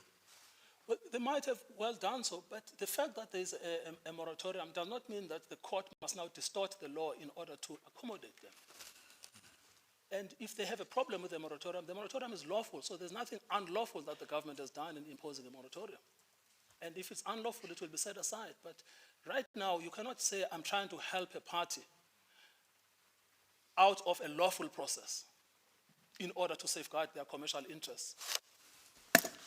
Let's look, in conclusion, I don't want to hog the space for quite some time. Let's look at whether you've argued now that Bangwenyama is against them. Yes. Right? And do they come within the protection that is offered by All Pay to say, let everything continue, the status quo remain as it is? Do they come within the protection that All Pay says? No, we would submit no, because the principle in All Pay is no benefit from an unlawful tender process. In fact, All Pay said you must pay back all of the profits you have made. And what here, of course, there's no money that they are making. But basically, they are trying to retain the outcome of an unlawful process.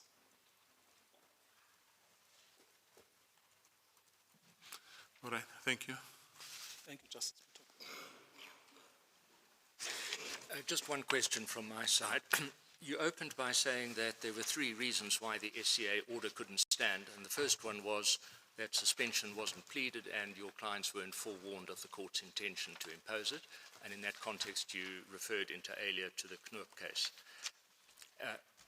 As far as I can see, that isn't pleaded as a ground of appeal in your application in this court.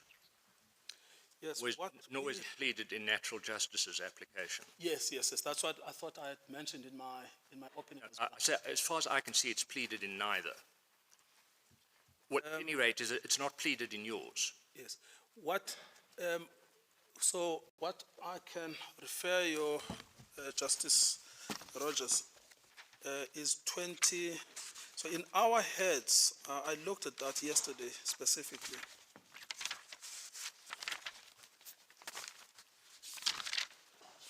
So in our heads at page 13,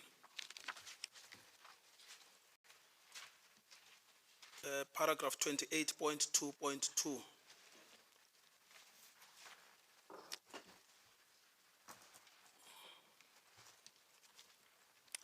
We raised that point in our heads of argument, and then the application for leave simply says that the Section 33 rights were violated, but never expands on that. I didn't see that either. The passage you referred to in your submissions is in support of a contention that the SCA wasn't entitled to interfere in a discretion exercised by the full court. Yes. Which is a standard sort of argument. You say, well, the full court exercised its discretion properly and there weren't grounds for appellate interference. That's very far from contending that the SCA was simply not entitled to grant the relief it did because it wasn't pleaded and wasn't forewarned. That's a different point. I'm just saying I don't find it, I'm less concerned with what's in your submissions, but I don't see it in your submissions either. In the application for leave to appeal, this isn't a ground of appeal. Yes, I want to find, Justice Rogers, I want just to find that now. The affidavit starts in volume 22 at page 2289.5. Yes. No, I want to find the natural justice because that's where it's specifically, That starts at 26, volume 26, 2289.441.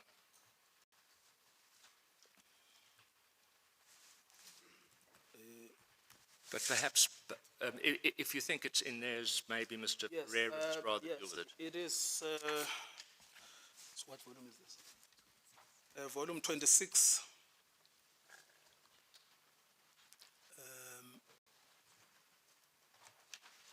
Page 2289.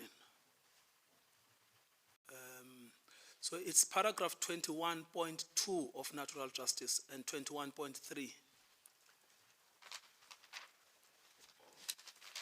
21.4, 21.5. So if you go to volume 20,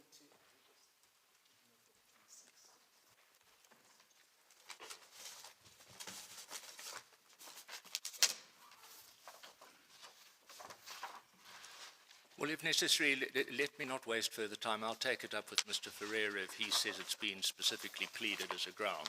yes, no, it is specifically pleaded in the application for leave. It's 21.2, 21.3, 21.4, and 21.5.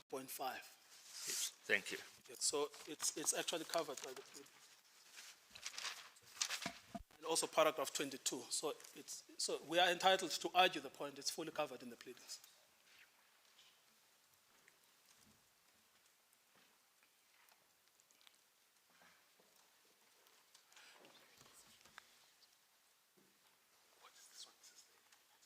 Thank you, Mr. Nkatobi. Sorry, Justice Savage. My colleague has now found the passage. So it is volume 26, page 2289.448.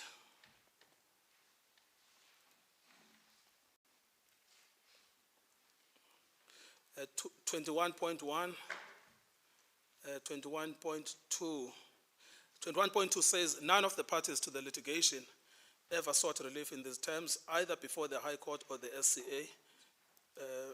No party requested such relief in any affidavit or heads of argument.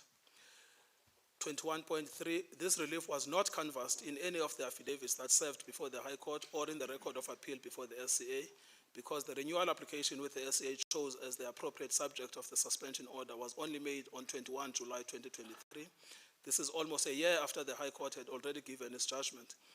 There was no evidence on record before the High Court that the renewal application had even been made, let alone evidence that it would be appropriate to suspend the effect of the setting aside orders pending a determination of that application. 21.4, the SCA mero motu solicited evidence from Impact and Shell about the pending renewal application, but it did so only in order to determine whether the appeal continued to raise a live issue or whether it had become moot because of the right had lapsed. Paragraph 24, 25, and 22. So it's fully canvassed. Now, what is correct is that it's argued both as a question of just and equitable remedy because of the absence of Audi, and then separately as an Audi problem. Sorry, Justice Savage, I just covered it. Thank you. Thank you, Mr. Nkatobi. I've heard my colleagues on the issue of surgery being affected to the order and the difficulties that creates. And my concern would be the legal gymnastics that come with it, lead us into places that we don't always know we're going. And the difficulty with review is raised in relation to Section 79 or 81. And that certainly is some difficulty.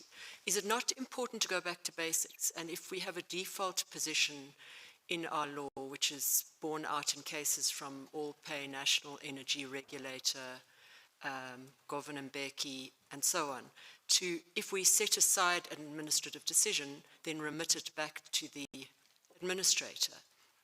Should that properly not have been the approach of the High Court? And if that should not have been, why should the SCA not have simply imposed the default position in this case, which is to say that the High Court found there to be a defect in consultation.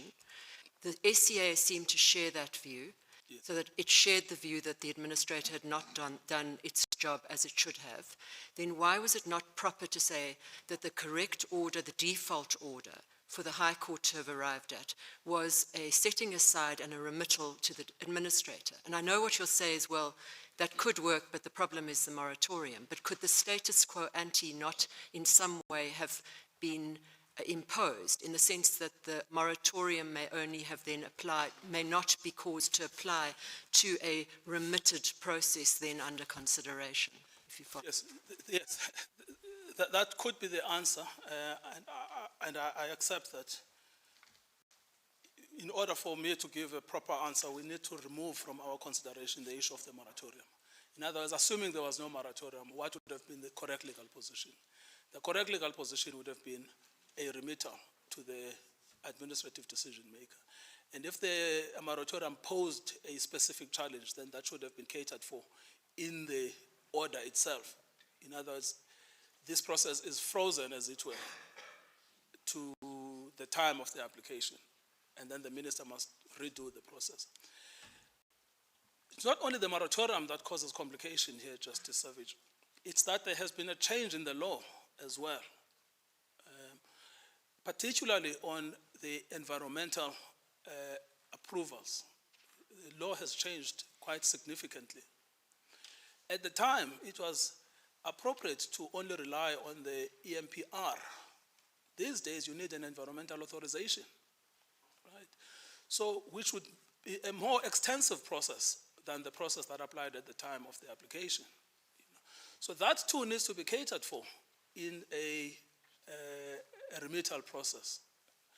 In other words, a remittal that will say, go back and comply with Section 79 for A and B, which is really where the defect was identified. But in your going back to comply with Section 79 for A and B, it will be assumed, it has to be a legal fiction. It will be assumed that the moratorium had not come into operation, and it will also be assumed that the law had not changed. In other words, it will be treated as if the previous legal regime applied. These were all crucial points that would have been raised if the issue had been pertinently debated. It's no help to say there's one line in my application that says the order should not be set aside, because this is a substantive topic that requires a full ventilation. So if this is the way the court is inclined, I'm not suggesting anything, we are still entitled to a full hearing on what the implications of a remittal would be. Appropriate order not that the High Court decision be set aside and allow the parties to get back to that stage.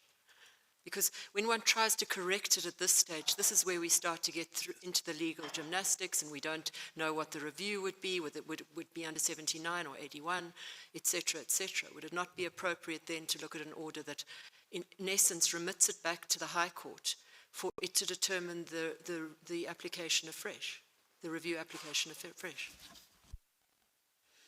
Yes, but they will still say that we want our, I suppose you say, if you set it aside, but what's the position then in relation to the exploration right? Because you remember we went to court to stop the, we called it a blasting. They became very sensitive about that word, but nevertheless, what would be the status then of the exploration right at the moment? Because the court still needs to account to the continuing legal validity of that exploration rights, which means it must still be set aside. And that's where one comes into this debate about should we have a holding position. We submit that it's not just inequitable to have a holding position, set it aside. It's up to Shell to decide what to do. That is actually the correct position. And the court not be remitted back to the administrator? Yes. With an order that says the moratorium, the status quo ante applies, yes. So the moratorium is not effective, one. And two, in relation to the NEMA amendments, the law doesn't apply retrospectively, and so they don't apply. Is that not a solution that could work? Yes, yes.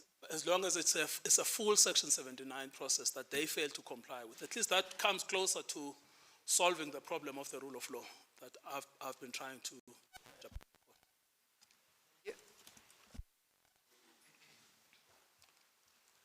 Mr. Nkaitobi, Mr. Ferreira. Thank you, Chief Justice. I didn't realize that my time is up. You can ask Mr. Ferreira for the emails with the directions. They have been found, but I don't think I should stand here anymore. Yeah. All right.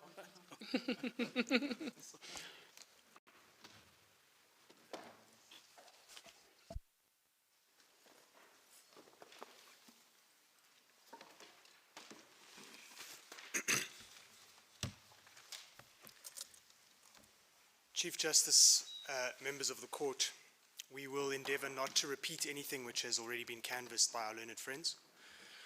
We associate ourselves with and endorse all of the submissions which have already been made, and we will limit ourselves to covering material which has not yet been canvassed. Justices, in overview, our argument will be as follows. We will add some additional authority to what Mr. Nkaitobi has put before you in support of the conclusion that the Supreme Court of Appeal did not exercise its remedial discretion judicially because it did not give the appellants audi in the hearing before it. And we will then make some further submissions, which is our primary submission, which is that the appropriate remedy both in this court and what the SCA should simply have done was simply to dismiss the appeal and effectively reinstate the order of the High Court, which reviewed and set aside the decision to grant the exploration right, because although they had the opportunity to place proper facts before it to persuade the High Court not to do that, none of the respondents took advantage of that opportunity, and there is no reason why they should be allowed to come to this court and say, we forgot to plead our case properly when we were in the High Court. May we please have another chance to go back and plead a proper case in favor of an exercise of the remedial discretion. If this court is inclined against us on that primary submission, we will submit that what can never be just and equitable is what the SCA has done and what our learned friends, heads of argument, ask you to do, which is to set the clock back to a point in the process where it is a foregone conclusion that there is in existence a lawful environmental management program and a prospecting right. If you are going to set the clock back, it can only be just and equitable for it to be set back to a point in time where it remains an open question whether the right ought to be granted, whether the EMPR ought to be granted, and it must be possible for our clients to persuade those decision makers that in these circumstances you should say no, for whatever reason, and including what we will draw your attention to, the provisions of the Integrated Coastal Management Act, which were breached in this case too, as well as the failure to consult properly. Anything less than that does not remedy the illegality which was perpetrated in this case, because that is what our clients were deprived of at first instance, and we will explain why Section 81 does not allow that to occur. Justices, very briefly on the question of audi in the Supreme Court of Appeal. We submit that the Supreme Court of Appeal did not afford our clients any audi alteram partem on the issue of suspension pending a renewal application together with a new consultation process. Neither of those things, those are three things that were granted in the course of the remedy: a suspension, pending renewal, and a new consultation process. Not one of those three elements of the remedy that was ultimately granted was ever sought or canvassed in any affidavit in the High Court. It was never canvassed in oral argument in the High Court. It was never canvassed in written or oral argument in the Supreme Court of Appeal. And we received it as a very unpleasant surprise for the first time when we received the Supreme Court of Appeal's judgment and order. And what this court has held, justices, in Psychological Society versus Kwelane, 2017, Volume 8, BCLR 1039, bracket CC, at paragraphs 31 to 39, is that even where a true discretion is exercised on the basis of an absence of Audi, in that case, it was a true discretion to refuse a postponement that was ordered without giving other parties to the litigation the chance to file affidavits. What this court held is that that is a discretion which has not been exercised judicially, and this court held that it was a miscarriage of justice, and accordingly is not one where this question of whether an entitlement to interfere pursuant to a true discretion arises. Justices, Mr. Nqukai Toby, in response to Justice Rogers, took you to where that was pleaded in our application for leave to appeal in this court as a fundamental ground of the application for leave to appeal. It was in paragraphs 21 through to 23 of our affidavit, starting at page 2289.448. And we would add, Justices, that there is no meaningful denial of that in any of the three answering affidavits seeking leave to appeal in this court. We anticipate that our learned friends will take you, and let me say this, Justices, when you look at the answering affidavits in the High Court for any inkling that just and equitable remedy was going to be sought, you can save your time and don't bother reading the answering affidavit of the Minister, and don't bother reading the answering affidavit of Shell, because there is not a single word in any answering affidavit of those two entities relating to just and equitable remedy. It is addressed by Impact in the scantiest possible terms, but Impact did not seek expressly any one of the three elements of the relief which we submitted, the SCA granted. And in particular, they'll take you probably to the final paragraph of Impact's answering affidavit. That is at page 1721, paragraph 404, and you will see what was the just and equitable remedy there that Impact, well advised by a high-powered legal team, plenty of time to consider its position, asked the High Court to grant. It asked the High Court to say that notwithstanding all the illegalities in the process, the High Court should simply decline to set aside the right and should allow the relevant respondents to be permitted to explore petroleum pursuant to the unlawful right. That was the remedy that they asked the High Court to grant, and nothing else. And so what we say, Justices, is this a case where one should say that the High Court in some way failed to exercise its remedial discretion under section 172(1)(b), in that it simply applied the default position of a setting aside? One cannot reach that conclusion because nobody ever asked the High Court to do anything different in the affidavits, in the heads of argument. And Justices, having been there through the 3 or 4 day hearing in the High Court, the reason was clear. It was because they thought we had no case on the merits. They thought they were coming home on the merits, and so they didn't bother to plead or argue or do anything to ameliorate the impact of a setting aside.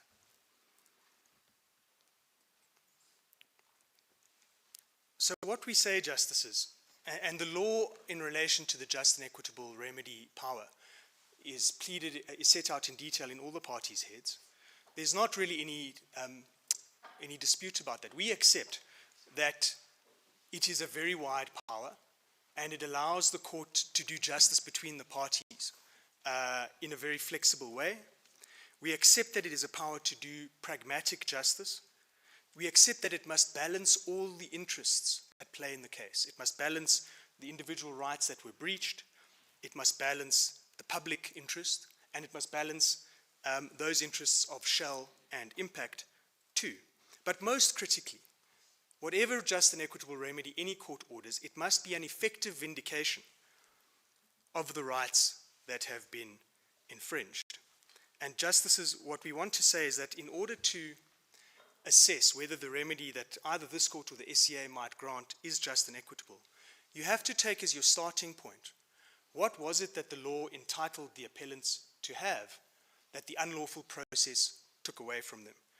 Mr. Nqukai Toby has already explained that in relation to the consultation process, affected communities were excluded from that consultation process. Even although Shell was told by the monarchs, it's not good enough to consult just with traditional leadership, you must consult with the communities, they chose to disregard that and they went ahead anyway without consulting with these communities, and that as a result of that poor consultation, relevant factors were not taken into account. And what we would add from our side is that the provisions of the Integrated Coastal Management Act were also not taken into account. That piece of legislation is quite radical, Justices, in what it requires decision makers to do when they are taking decisions in relation to coastal property. It tells us that the state, when it takes decisions in relation to coastal property, is actually holding that property as a trustee for all South Africans. It tells us that decisions relating to coastal property have to be taken in a certain mode. They have to be taken in a certain way. And what Section 12 of that legislation says is that whenever the state is taking such decisions, it must ensure that coastal public property is used and managed in the interests of the whole community. And Justices, when it defines the whole community, and this is why I say it's quite radical, the interests of the whole community, it tells us that that means the collective interests of the community, determined by prioritizing the collective interests in coastal public property of all persons living in the Republic over the interests of a particular group or sector of society. So you have to take into account all persons in the country, not just Shell or Impact or those people who are going to get jobs, the 10 South Africans we told who will get jobs from the survey.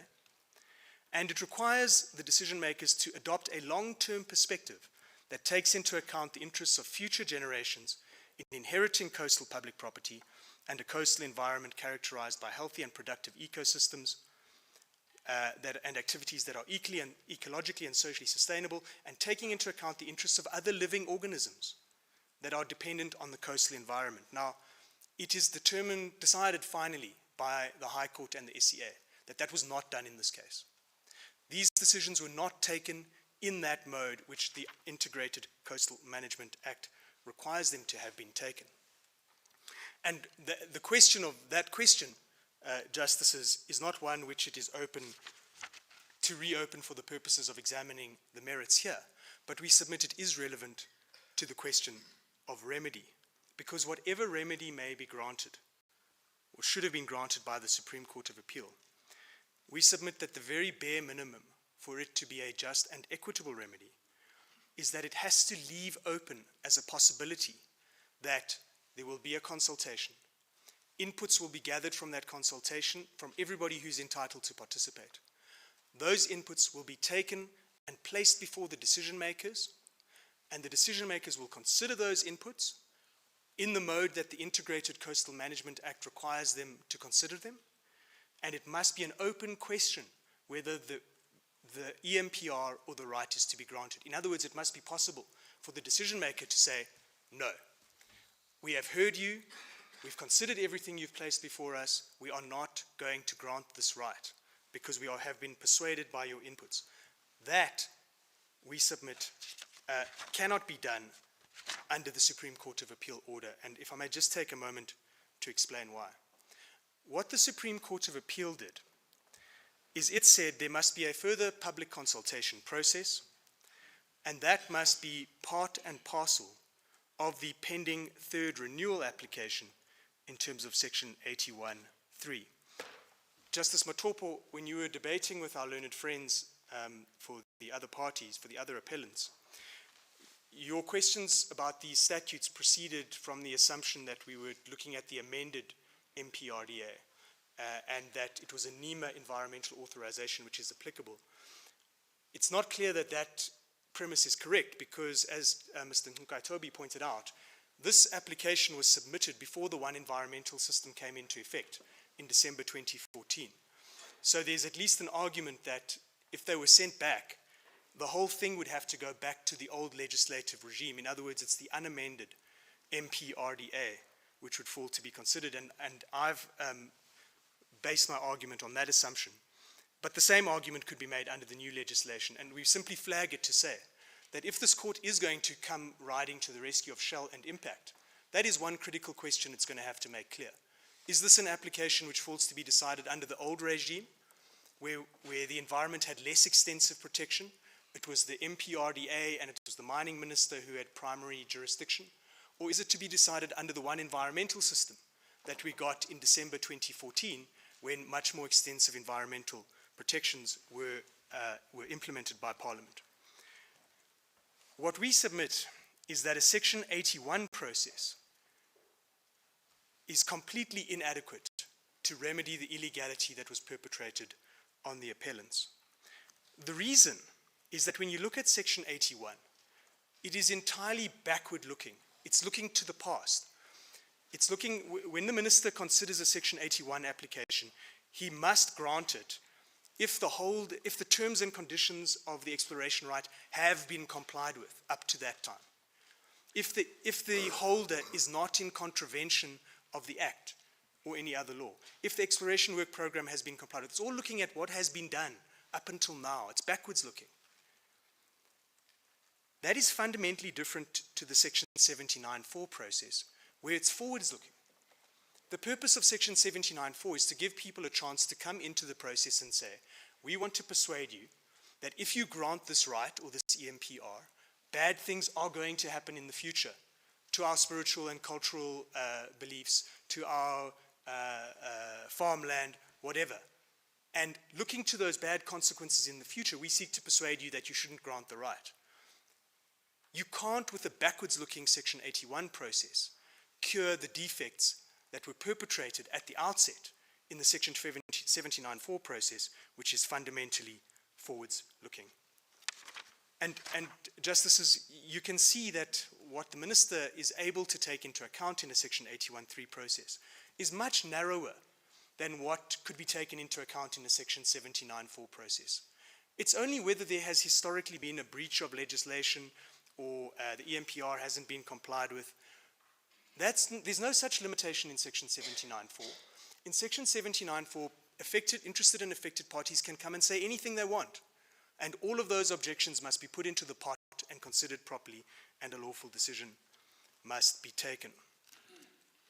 So the question, Justices, is really what should the SCA have done?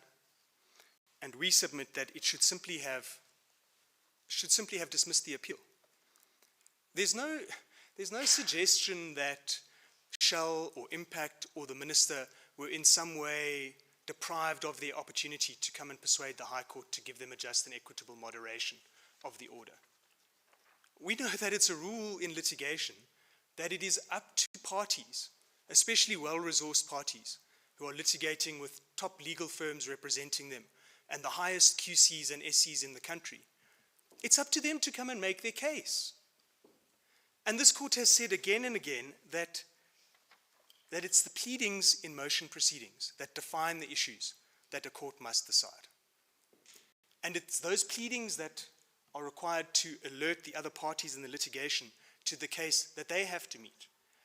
And the usual rule in motion court, we all know who appear in the High Court, is that if a legal team forgets to plead facts that it had an onus to plead in order to persuade the High Court to ride to their rescue by giving them a fancy suspension order and ordering a new consultation process. If they forget to plead that case, it's not for the court to ride to their rescue. They had their chance. They chose not to do it. And we submit that the SCA should simply have looked at the pleadings that they had put up and concluded that they failed to dislodge their onus by persuading the court that anything other than a setting aside should be granted, and simply dismissed the appeal. It's certainly not for this court, really considering the question of remedy now as a court of first and final instance, which this court has said time and again it doesn't like doing that, because it's not this court which should be looking at factual allegations for the first time and deciding them on appeal for the first time. And we submit that it's not for this court to ride to Shell and Impact and the Minister's rescue. They should have ridden to their own rescue when they were in the High Court.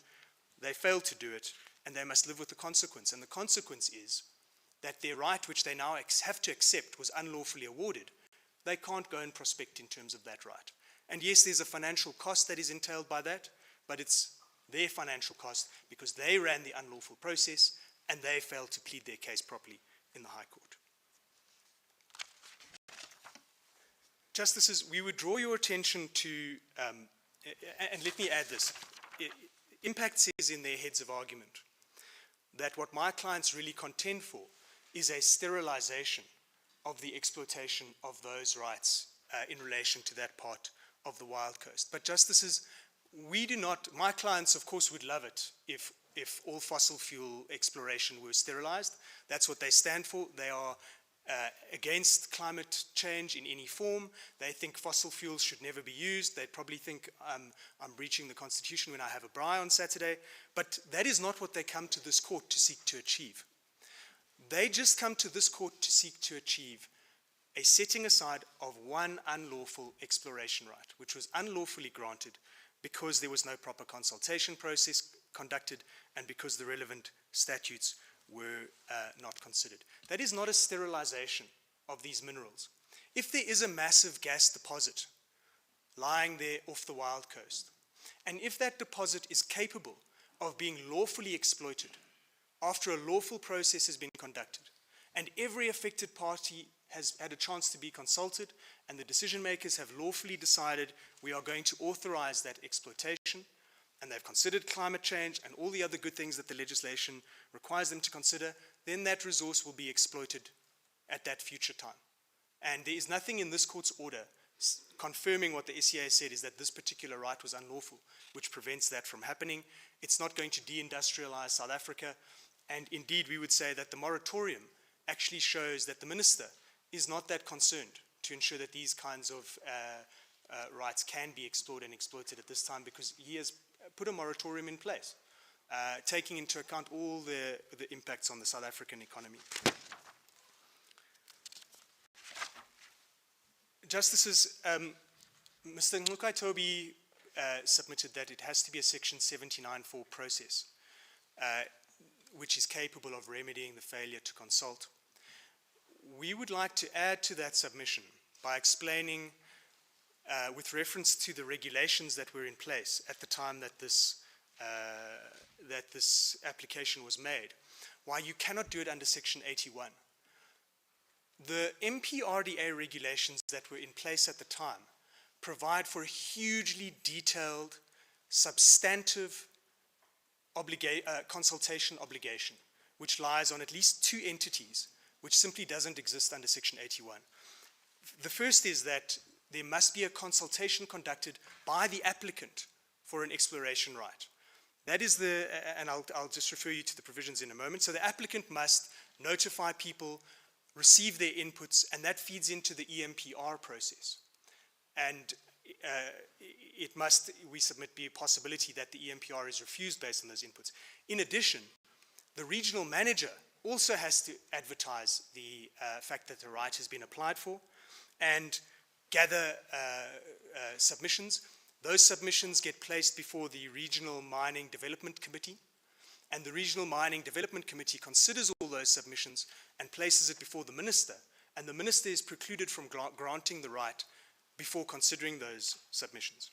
There is no similar regulatory regime under Section 81.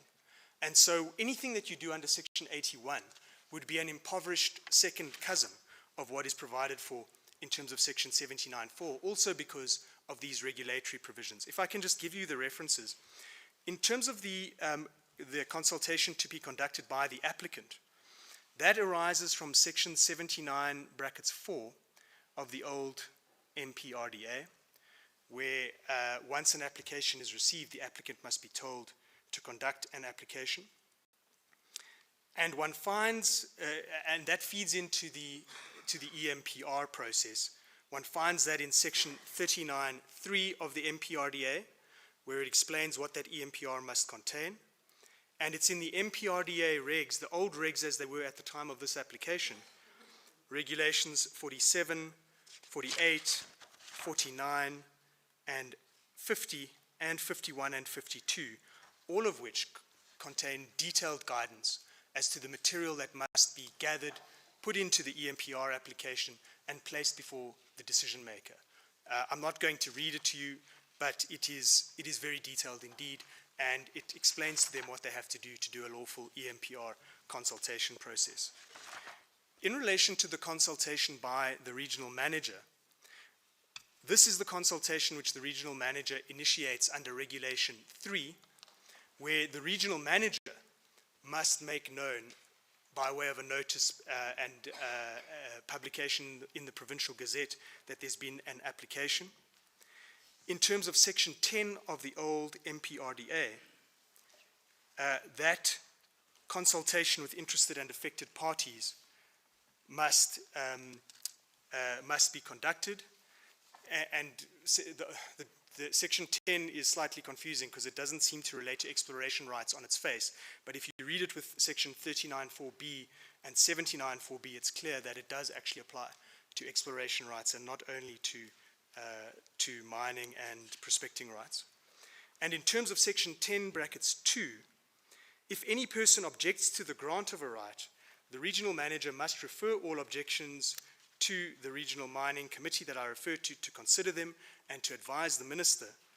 And in terms of Section 39.4b, the minister may not approve the award of an EMPR unless he has considered those inputs from the regional manager. Now it's a complicated regulatory scheme, but what we submit is, it is a detailed one, and what it requires is consultation at the beginning. It requires it at the beginning for a reason. It's so that all those inputs can be gathered and be taken into account in deciding whether or not to grant the right or the EMPR. And so that is what we say had to be granted to the appellants, and that is what was taken away from them. We submit that, Justice Savage, to your question as to why not just remit, one can't simply remit to the decision maker here, because the application that was made for an exploration right is a defective application. If you simply set aside and remit, the inevitable outcome is that the minister has to refuse this application because there hasn't been a proper consultation and that material hasn't been gathered. So you can't just set aside and remit. You would have to give them a chance to rerun their consultation process. And you would have to build into that, whatever order one gives, where in the point of time must the clock be set back to. And what our overarching submission is that if they were going to persuade any court to do that, it's to give them a second chance. They come, they say, we accept, we messed up, we would please like a chance to run a lawful consultation process. Can we have a consultation process? We submit they should have made out a case for that.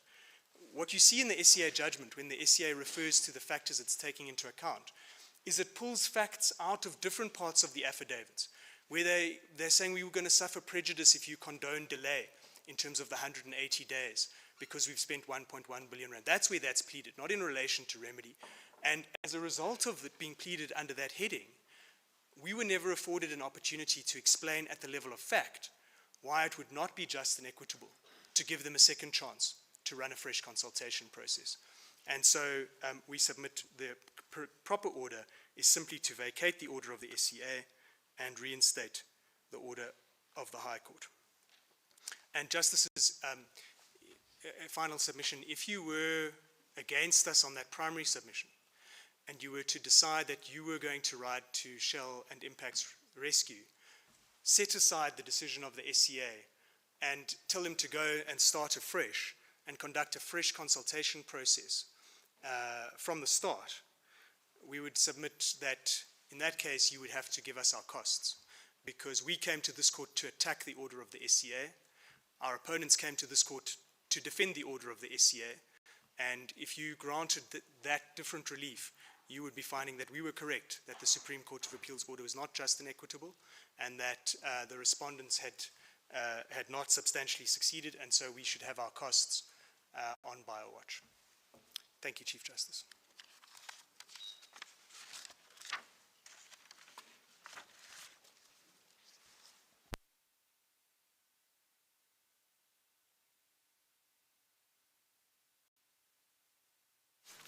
Thank you, Chief Justice.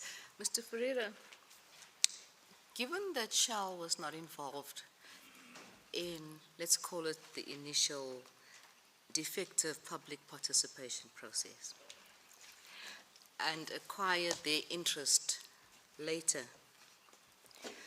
should a just and equitable remedy not take into account the possible prejudice to them? Justice Turon? Let me can they not be regarded essentially as a third party who has arranged their affairs according to what is seemingly lawful? Justice Theron, we would submit that as a matter of first principles. That doesn't change anything because Shell is simply the successor in title of Impact insofar as it purchased from Impact the unlawful exploration right. And so it is actually in no different position from Impact. So all of Impact's unlawful consultation must simply be attributed to Shell because it is the successor in title insofar as the exploration right is concerned. You referred to section 79.4 and the challenge of compliance with that, where the application is for renewal. Would the concerns of the applicants that you represent be met if this court were to order that where 79.4 has not been complied with, and if there is another consideration that 79.4, where practically possible, should be complied with and where it has not to the extent? Justice Theron, that is our second prize. And we would simply, yes, we accept that that is the closest thing to remedying the defects that occurred at first instance here, would be to set them back to go and conduct a new EMPR or a new environmental authorization process under NEMA. This court should make clear which one, and start again effectively as if it was reapplying for the right. But we simply ask Justice Theron, why? Why right to their rescue? It was for them to make out a case for that relief, and they didn't. And we would say we haven't had a chance to answer the case for that relief at the level of fact. Wouldn't the simple answer be that if they are just sent away, they won't be able to make another application because of the moratorium? Wouldn't that be so? Yes, there can't be any application for this kind of a right at the moment along the South African coastline. And we submit that that is in fact a reason against helping them. The Minister has, for good policy reasons, decided that these kinds of applications are not desirable on our coastline. But that decision was taken after this right had been awarded, defective as it may be. Yes. Yes, it was taken after this unlawful right was awarded. So the question is, should we allow Shell to breathe life into its unlawful right in order to precisely evade the consequences of a lawful moratorium? And Mr. Nkaitobi submitted, and we agree, that that's not what just and equitable remedy is designed to do. Mr. Freire, thank you, Chief Justice. No more questions for you. Mr. Loxton, it's your turn.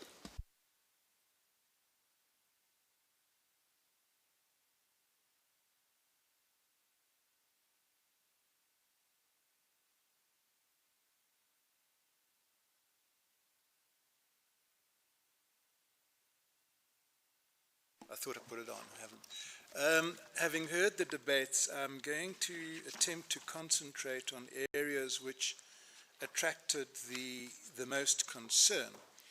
And the first area is really two related questions. The one is, did we make out a case for just and equitable relief before the High Court? Secondly, was it open to the Supreme Court of Appeal to grant an order not sought specifically by any party? And then thirdly, in doing so, is the argument that we understand now for the very first time that the Supreme Court of Appeal was precluded from making an order because there was no audi altrum partem. Is that an argument which should prevail? And if so, what are the consequences of that? So the starting point, we've dealt with the first cluster of issues at paragraph 48, page 24 of the heads. And we start off by saying the obvious at 48.2, that the idea of an appropriate remedy where there is an unlawful administrative action is twofold. First of all, is it unlawful? If so, declare it to be unlawful. And secondly, do you set it aside? Now, what is absolutely clear from the High Court's decision is that they paid no attention whatever to the second step. The arguments that are raised in defense of that seems to be twofold. The one is, well, they weren't alerted to the fact that one of the parties, namely Impact, had alleged that the award should not have been set aside and that there were reasons for doing so. We understand from the position which has been taken up by Greenpeace that they say, well, that was not made strongly enough. You should have been clearer in what you said. So the first response to that is, insofar as, and we set that out in 48.2, we say sustaining the wild coast says, well, the response did not make any serious attempt. So the position seems to be that a court is not obliged to even engage in the second step if there are no serious attempts to persuade it that it should not set the decision aside. And we say that that's simply wrong as a matter of law. So accepting that Impact did in fact raise the question of what would be just and equitable relief, the court ought to have considered it. It didn't. And so when it came to the SCA, the position was that the SCA, as it says, was faced with a decision by the court below in which there was no consideration of what just and equitable relief would be. So it did not interfere impermissibly in a discretion exercised, a pure discretion exercised by the High Court, because the High Court did not exercise that discretion at all.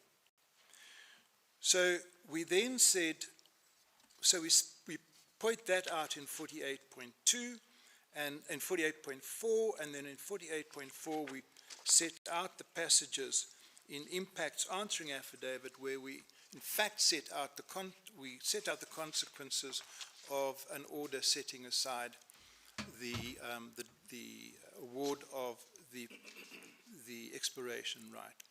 And then in 48.5 we go further to say a court may impose any just and equitable remedy it finds appropriate despite the parties not asking for the remedy, as was done in Earthlife and was done in, as you see, footnote 82, as was done in Economic Freedom Fighters.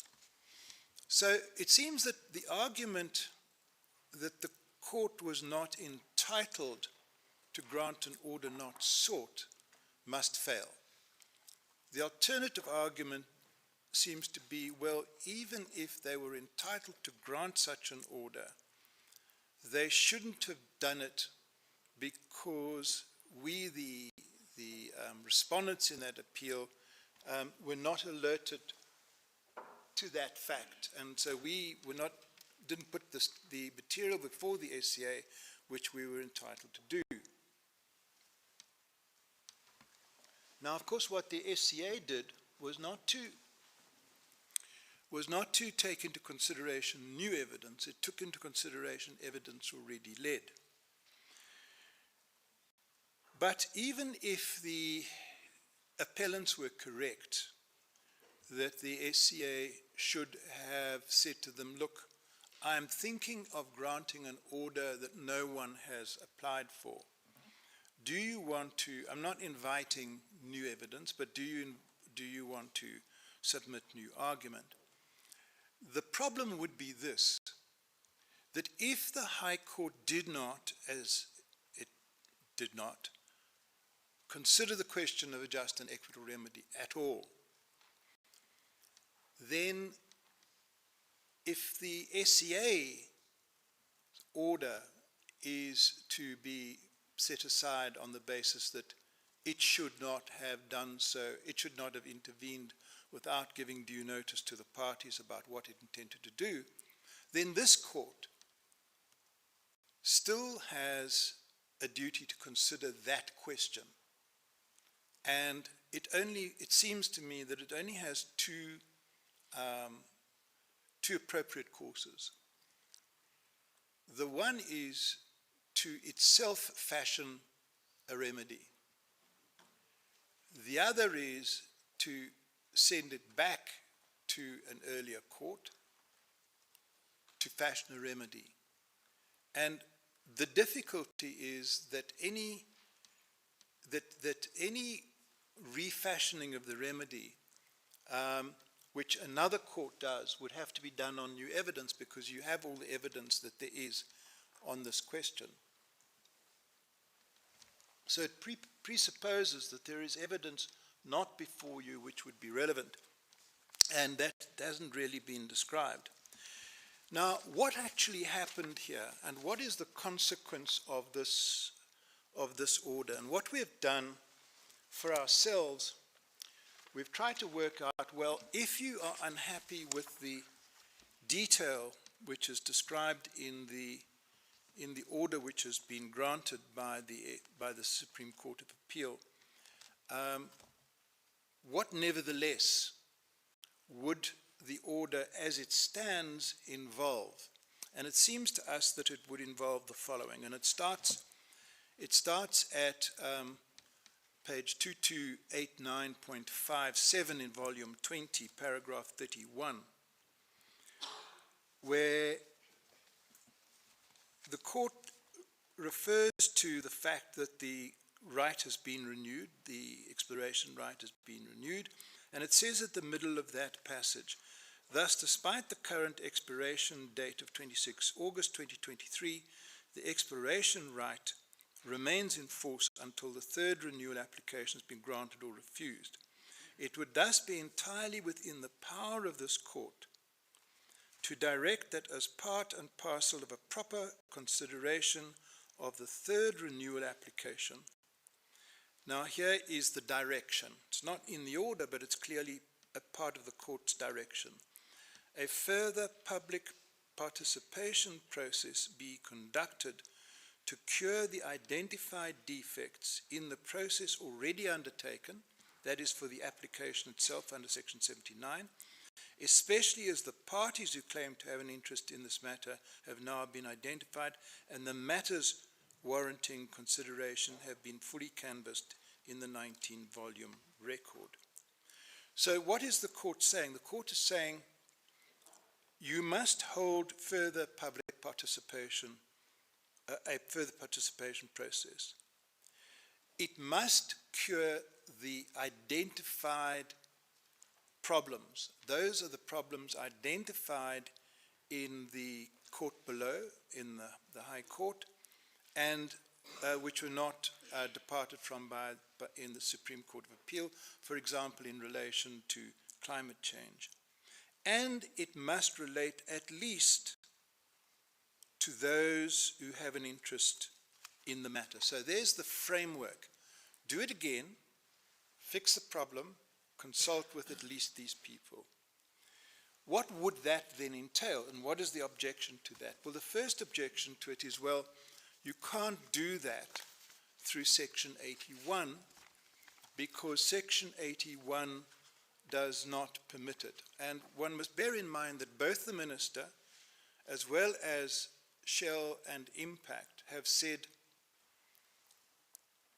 we will comply with this order, irrespective of whether or not we might have been obliged under Section 81 to engage in this process. We will do that. If they do that, then they will have to do it in such a way that it does two things. It complies with the actual direction, and the second is it complies with the object of the direction. In other words, it actually cures the defects identified, whatever them is, including, for example, considering what the effective ICMA is in those consultations. So now we go back to the proposition that a process has been set out aimed at curing the defect. And the first argument is that it is impermissible, because it's impermissible for the court, even under its very wide powers under Section 172, and we've set out those powers in the cases which deal with them in our heads, to do it under 81. It's the first thing. The second thing they say is, well, you can't cure the defects under 81 because we wanted to set aside the entire right.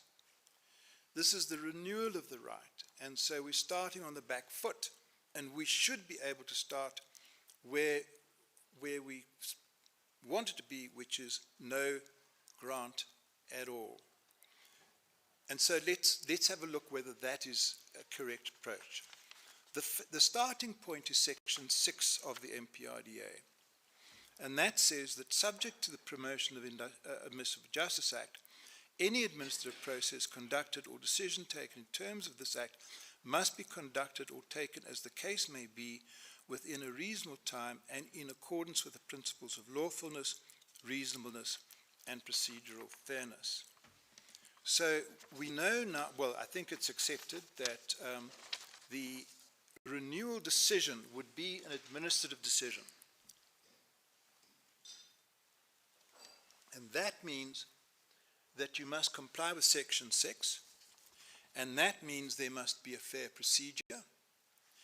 And if it is a decision which involves the rights of others, which a renewal would be, then you must consult those who would be affected by renewal, which would be precisely the people who would be affected by the initial application for an exploration right.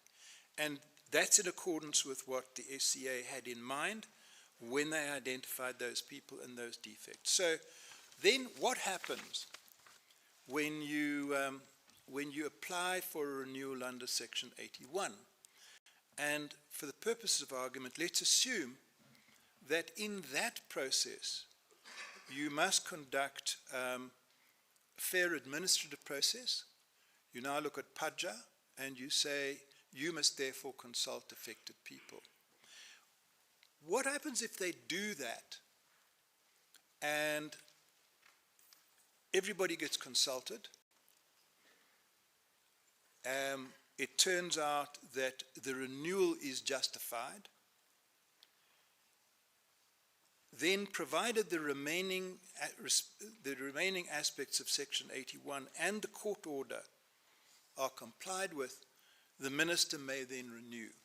But if there's insufficient compliance with Section 81, because the consultation process was inadequate, the renewal is refused. There is then no remaining right. The appellants are then in the position they would have been in had an application been granted to set aside or remain to set aside the original grant of the exploration right. There will be no right. What then is the complaint about that? The complaint about that is really, and it's said several times by both my learned friends. The first is we've lost an advantage. The appellants had an advantage. They won their case. Now they haven't won their case. So their complaint is not really that the requirements of procedural fairness, the requirements of justice, administrative justice, can't be fulfilled in this way. It's that they're not in as good a position as they would have been had the right been set aside, the award of it been set aside. Why is that? because to take Greenpeace, for example, they're completely against any exploration for any fossil fuels.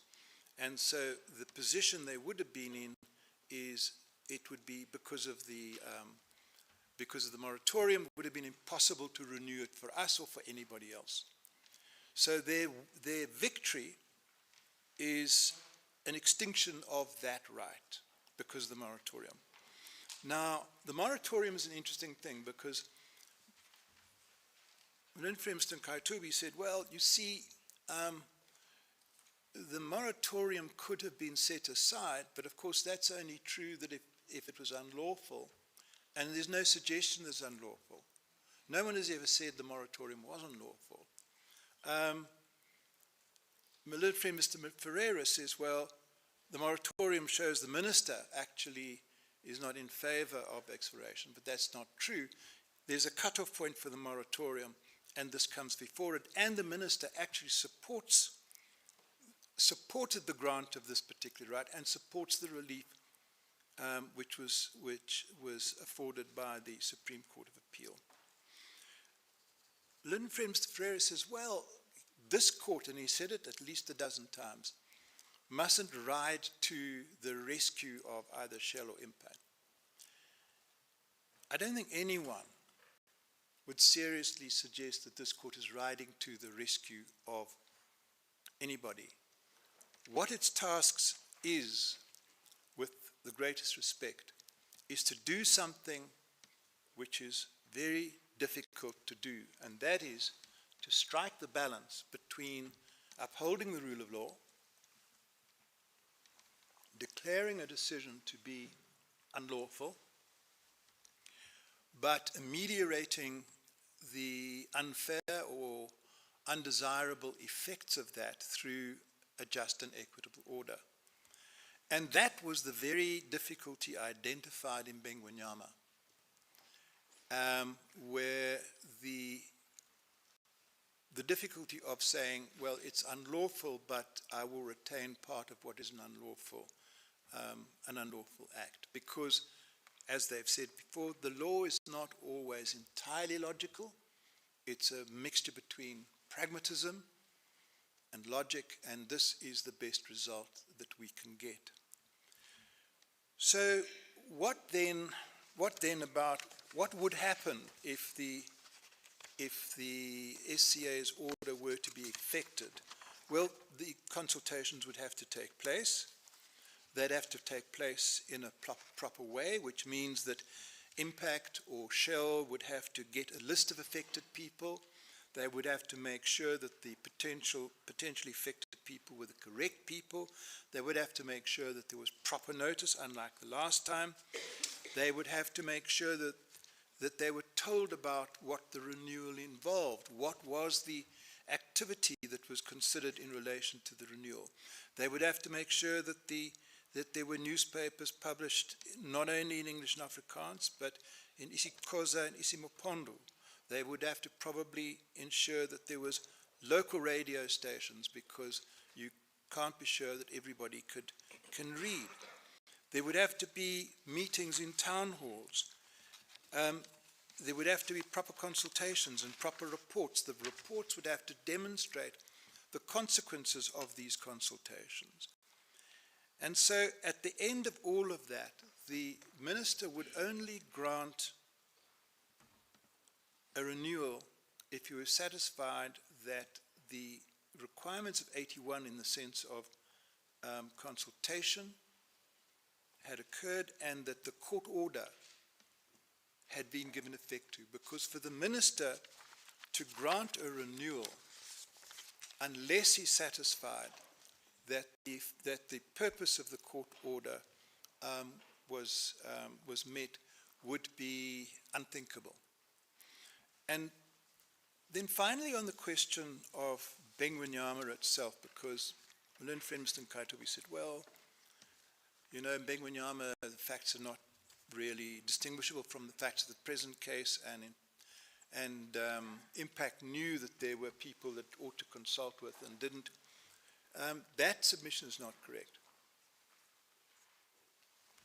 because the facts of Bembenyama were these. The community had applied for a preferent prospecting right. It had told the minister, told the department, that it wanted the right. It had communicated with the department, which had told them what they would have to do. Unknown to the community, another entity, Genora, had applied for a prospecting right. The department then, knowing that the community wanted the award of that prospecting right as a preferent right under Section 16 of the Act, then went and accepted the application for prospecting right by Genora, and then told the community that their right could not be granted because there was a previous right which had been, an application which had been accepted. Now, in those circumstances, it was simply not open to Genora to complain that it had spent money, that it had engaged services in the expectation of being granted a right, because the fact of the matter was that the community was after the same right. The department knew it. So those facts are very different from the facts in the present case. And it's, so the real question is this in our submission. Given, one, that there's an unlawful act, the Supreme Court of Appeal affirmed that in various respects. The grant of the exploration right was unlawful.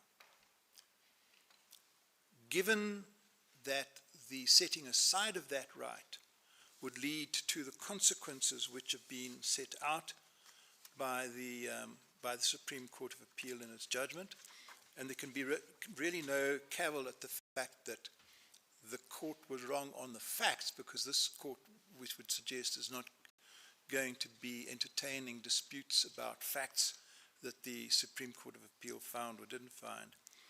So in those circumstances, how best to fashion a remedy which meets the requirements of legality and meets the exigencies of the situation, so that it is just and equitable. And we suggest that in substance, that's what the Supreme Court of Appeal was attempting. We think that they achieved it. The legality questions are cured if the consultations are held, if ICMA is considered, because then those issues would have been addressed. But we don't have to be in a position where the right is lost completely. One further aspect of this is that if the matter goes back, then on a renewal basis, the renewed exploration right will permit certain activities. Any further activities beyond the exploration activities which are contemplated and which are the subject matter of this, of the case before the High Court, anything further would then have to be authorized through a new environmental authorization process, to which Shell is committed. And so the idea that somehow they will escape the embrace of NEMA in the future progress of exploration is simply incorrect. So our submission, in short, is that it's never an easy thing in these particular circumstances to reach the balance. It's a messy process. there will always be questions which arise as to whether the right balance or the right process was adopted. But we say that the Supreme Court of Appeal did get it right, and we would submit that the decision ought not to be set aside. If it is to be set aside, if there are defects in that decision, insufficiently explicit, that there's a danger in the fact that renewal is, that the suspension is tied to the renewal, and therefore the renewal, there's this internal dichotomy, that rather conflict, and that instead the order should simply say that the right is not set aside, but impact and shell are ordered, and the minister is ordered to follow the process set out in the Supreme Court of Appeal. Well, then that may be an improvement that this court may make. But what would be undesirable is to walk away from this and find that what remains is really a sterilized right. Those are our submissions, Chief Justice. And costs, including those of the applicants' Rule 21 interlocutory application? So, sorry, Chief Justice. I'm asking what should happen about costs. Either way. Either way, well, you know, I have given up arguing in relation to people like the present appellants in relation to costs. We accept the buyer watch should probably apply. So if they lose, we would not seek a costs order against them. They're pursuing constitutional rights. Okay. Thank you, Mr. Loxton.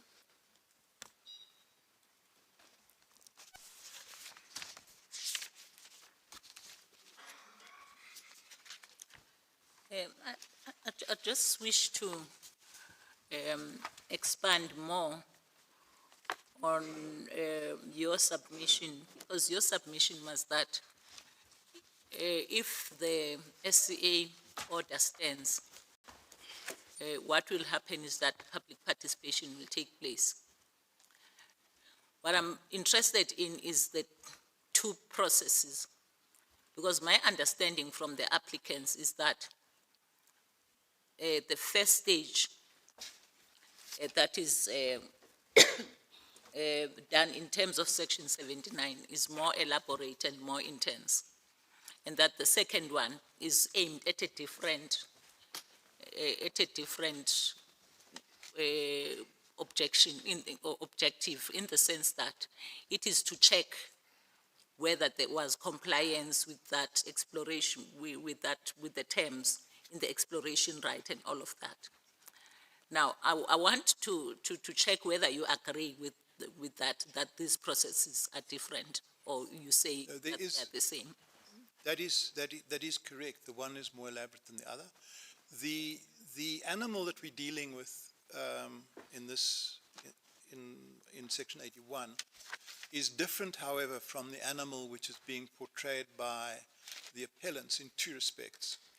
The first is the appellants do not recognize an obligation to consult.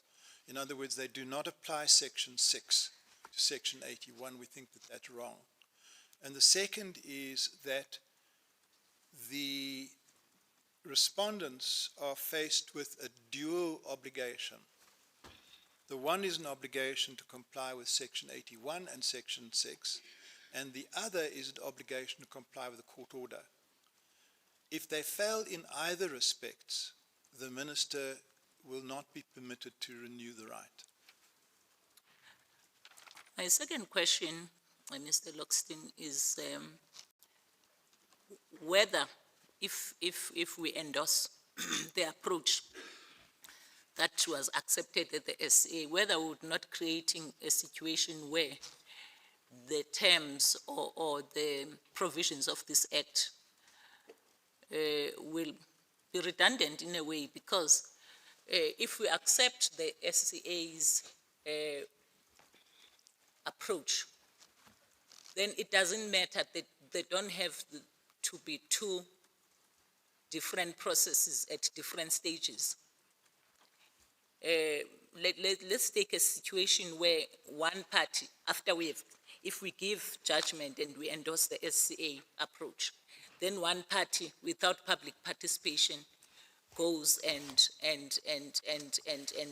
say, well, we don't have to apply for Section 79 because in this case, the SCA agreed that both processes could be combined into one.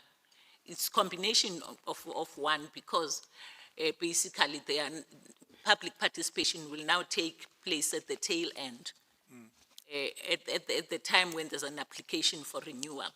So I'm asking whether in certain cases, I'm sorry, I know that you want to come in. No, not at all. Let me just finish.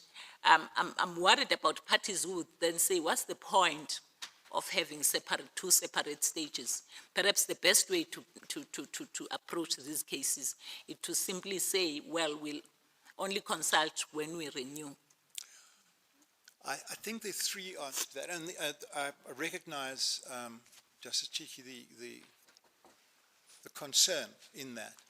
But there are three answers to that. The first is that the effect of this SCA order is not to say you can ignore Section 79 and then hope that a court's going to come to a rescue, because these are extraordinary circumstances. They're circumstances in which through the remedial measures under 172 never, as I understand it, are not aimed at declaring what is lawful. They're aimed at the consequences. So the declaration of unlawfulness stands, and the minister will have to, because the minister will be the ongoing party that must now look at the judgments and apply the law. The minister will take into account the fact that what the High Court said and what the Supreme Court of Appeal said is you can't do it this way. That is unlawful. For the minister then to say, when making the decision, because it's not up to the parties to decide what law they're going to apply, it's the minister who's the decision maker. For the minister to say, well, I'm going to let this one slide, then there'll be a declaration of invalidity, unlawfulness, and then hopefully a court will just say, it's okay, we'll come to right to your rescue, to use my learned friend's phrase. I don't think that would ever be I don't think that would work. I don't think the minister is ever going to take that route. The minister would be committed to act lawfully. The courts have said this is lawful and that was unlawful. It's just the result of how do we square that circle. Thanks, Mr. Lux. Thank you, Mr. Lux. Just two questions from my side. The High Court indicated that it is within its power to direct the consultation process that must follow its order, not so? Yes. And it began to set out the architecture of what that consultation process would look like. And it appeared to have in mind a limited consultation program because it sought to look at identifying the defects in the process that had previously run and really curing those. But then the High Court didn't make any order. So absent an order from the High Court, what then would be the lawful basis for a consultation process to now unfold? Because the parties to the High Court and the SCA litigation may well have said, well, we'll follow the High Court order in its spirit. But that's not binding on the rest of the community who are not parties to the litigation. Surely if there's a consultation process that now unfolds, there has to be a proper lawful basis for it.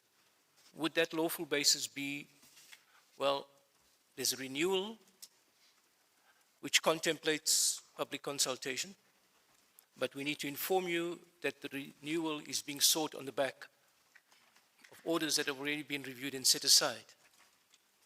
What would be what I'm just trying to get to is, absent a lawful basis for consultation in the order of the High Court, one would have to locate it in the Act. And if you locate it in the Act, it would have to be 81, because it's a renewal, nothing more. And if it's 81, then it must be confined to what 81 contemplates. Well, And 81 can't cure what 79 should have done. Sorry, yeah. There we're in a different debate, because the Supreme Court of Appeal exercises its powers under 172. It would be, and 81 doesn't prohibit these consultations. It simply doesn't explicitly say what you must do. So the Supreme Court of Appeal says, although this is a renewal, I'm going to use this, because it's pragmatic, I'm going to use this process as far as possible to cure what happened under 79, which was unlawful. And so I order the following things to happen. So the legality flows, first of all, directly from an order of court, assuming that this court doesn't set that order aside. So if the Supreme Court of Appeal's decision is not set aside, its directions must be complied with. That is the legal basis. Irrespective of the High Court's decision, it's the SCA's decision which gives that power, together with 81. And when you say its directions must be complied with, must we fathom, as it were, what those directions would have been had it went on to include it in part of the order? And must that emerge from paragraphs 21 to 25? Because what it really does is it captures in a broad sense what has been the criticisms leveled at the consultation process. It doesn't reach much conclusions except possibly in respect of the publication in 2 newspapers. How would one put together, as it were, the framing of that consultation? If you look at paragraph 5, where you have the suspension, the application to be submitted pursuant to 81 is the application with the further requirements set out in 31, because it would have been better, quite honestly, if the Supreme Court of Appeal said, here is my order in detail, this is what you're going to do. What the Supreme Court of Appeal did was in paragraph 31 to capture the objective, to include a directive, and then you've got to read the order together with paragraph 31. Okay, perhaps quite unsatisfactory, but anyway, let's move on to the next point. With regard to the effect of the order of the SCA, in particular paragraph B thereof, would be that the orders of setting aside are suspended pending the outcome of the 3rd renewal application, correct? What would happen is one of 2 things. If the renewal application is refused, that's the end of the matter, correct?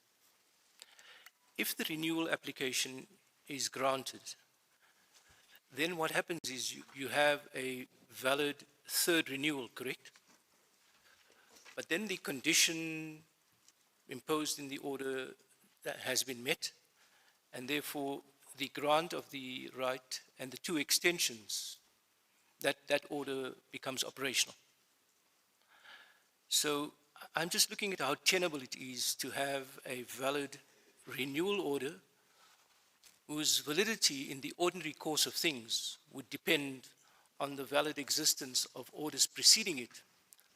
But those orders no longer exist. And so you have a sort of order living in splendid isolation with nothing to sustain its validity. I mean, from a rule of law point of view and from a continuity point of view, it almost strikes one as being somewhat odd, but you may say, well, the unique circumstances here may It's messy. warrant that. It's messy.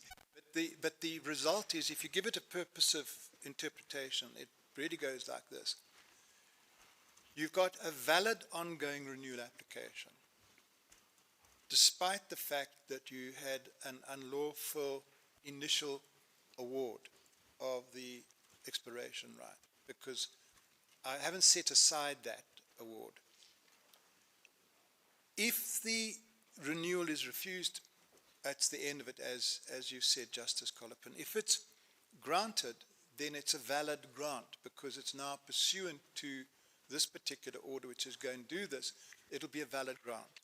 So you've got that anomaly, that because of these particular circumstances and the particular solution which the court fashioned, you have a valid renewal, or potentially valid renewal, in circumstances where the initial award was declared unlawful but not set aside. But the initial award was set aside, but that order was suspended. Not by the Supreme Court of Appeal. Well, the Supreme Court of Appeal endorsed the High Court's findings, not so, but it simply suspended the reviewing and setting aside, not so. So I'm suggesting that that suspension is not really, although it's taken from Section 172 itself and from the cases relied upon, the effect of this is really that the setting aside of the grant of the initial order is then ceases to be effective upon the grant of the renewal, because that's the effect of the order of the Supreme Court of Appeal. I know that the logical conundrum that's been set up by the use of the word suspension until an event, and then if it's not suspended, then it's actually set aside. But to get round that and to get to the core of what was intended, to interpret this purposively, well, I think that's the only suitable outcome.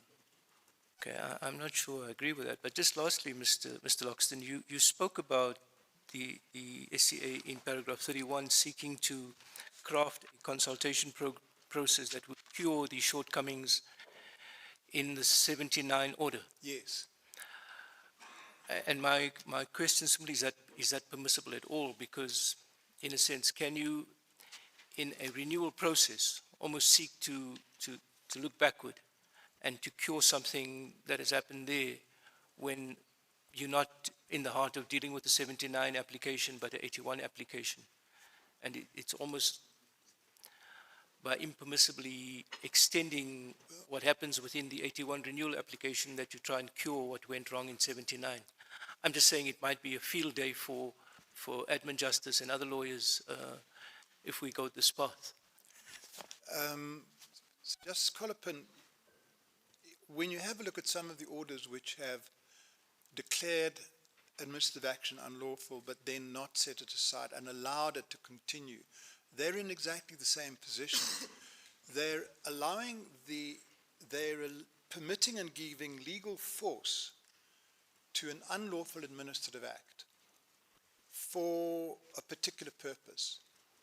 And that is, if you go back to Vagueness and you go back to the cases to which it refers, it's the solution to the anomaly that says you can have an unlawful act. Odekral, it's lawful until set aside.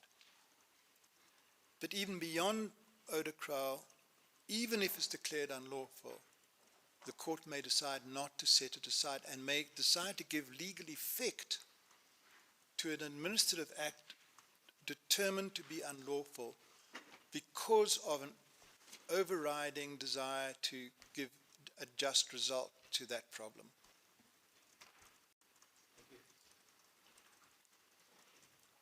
Mr. Loxton, on that point, It seems to me that one would need to answer Mr. Nkatobi's complaint that what the essence of that is that you'd have an administrator making a decision on an extension application that would trump an order of the High Court that remained, now that the suspension is affected in a sense, it would trump the order of the High Court which said that this decision is reviewed and set aside. So that the suspension arises only in respect of only to allow the third renewal to be considered. Once that decision is made, let's say favorably for your clients, then you have a decision of an administrator which stands, but an order of the High Court which says that the initial exploration right and the first two renewals are in fact unlawful. And you're saying we must read into the Supreme Court of Appeal order that what was intended was that in the suspension, that if it were to be that the third renewal were granted, that what the Supreme Court of Appeal intended was that the decision of the High Court in respect of the first three decisions would be set aside. Yes, so in order to give effect to the decision of the Supreme Court of Appeal, you can't read the order as being that as soon as the application for renewal is granted, the renewal is void. The intention has got to have been, if you meet my requirements and the requirements of 81, the renewal then will be valid. So this is not a case where an administrator is renewing an application in the face of a High Court order saying that it's void. What the administrator will be doing is saying, I have read the decision of the Supreme Court of Appeal. I see what they've said. The Supreme Court of Appeal cannot have meant that I must entertain the renewal application, but then refuse it because it's void. So that simply would be inconsistent with the purpose of that order. But at least can we not agree that it's sufficiently vague to warrant, even if we were with you on that point, interference from this court with the terms of that order? There is no doubt that this could have been phrased better, that it doesn't reflect the kind of nuances that may have been included in the order had that court considered the issues which are now being raised. So I must concede that there is room for improvement of that order. So our submission to this court would be, we cannot have an objection to this court saying, we see that there are defects in the nature of the order that you've made, and we're going to retain the object of the order, but we're going to replace it with something more structured. Question relates to why the underlying right, what is your objection to having the matter referred back to the administrator from the outset? Why must it be that in a consideration of what would be a just and equitable remedy, be that initial exploration right is retained and protected? There were problems with that. 3, the fundamental purpose of corrective action by this court under Padja would be, and usually you would say, you've got that wrong, and that wrong, get it right, and then you may grant the right or whatever it is. There would be no point in saying to the administrator, do it all again, even the things we say you got right. So think of, you'd have seen a fraction of the documentation, materials and reports which actually were developed for the purposes of the initial application. It contains an enormous amount of work which is not under challenge. So the first problem is to send it back and say, do it again, means that you're going to be redoing and reconsidering things to which there's no objection. The second is the moratorium.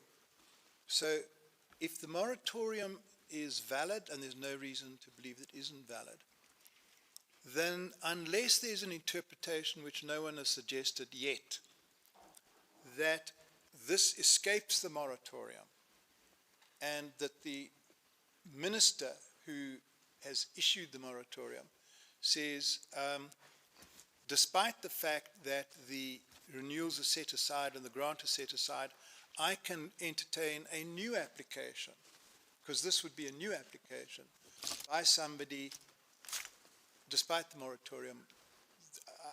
I haven't seen any suggestion from the appellants that that is a possibility.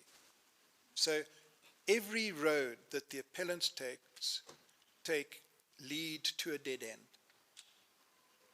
I didn't understand when I'd raised that point with Mr. Nkaitobi, that was necessarily a dead end.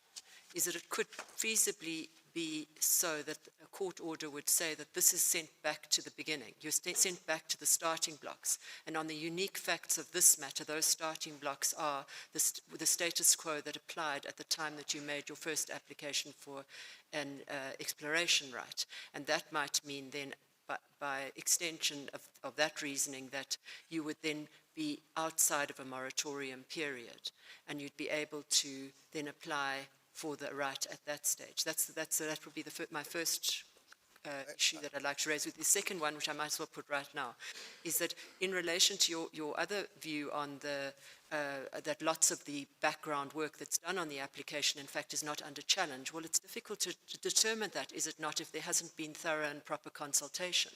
Because if there hasn't been thorough and proper consultation as required by the Act, then how do we necessarily conclude that some of the other material you would have put up in that initial application wouldn't have been subject to challenge?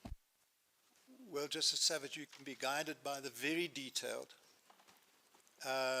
attack on everything that has been done in this matter by the appellants, who have been very diligent in the case that they have mounted. I doubt whether any stone has been left unturned. Point on the moratorium?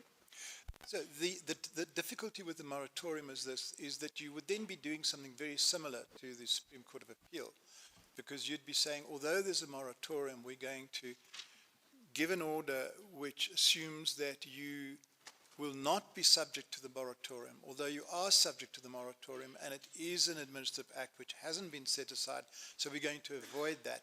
And then you'll have to say something about what law applies, because I think learned friend Mr. Ferreira raised that flag. He said, well, if you send it back, maybe Mr. Nkaitobi, if you send it back, what legal regime is there? The legal regime which applied when the application was first made, is it what applies right at this moment? It's difficult. It's not an easy option either way. Thank you.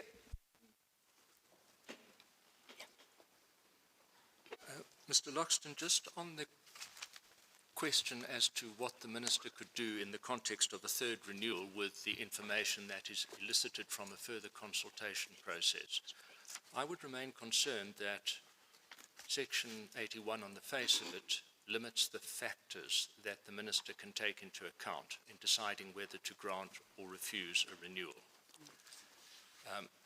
So there might be consultation raising a host of facts, but only some of them may bear on the matters that are relevant to the renewal. Can I just read you a formulation which is not necessarily precise, but which might, I was trying to work out how one might get around this, assuming a very wide exercise of the court's powers under Section 172. The minister shall refuse the third renewal if on the same information he would have refused to grant an exploration right.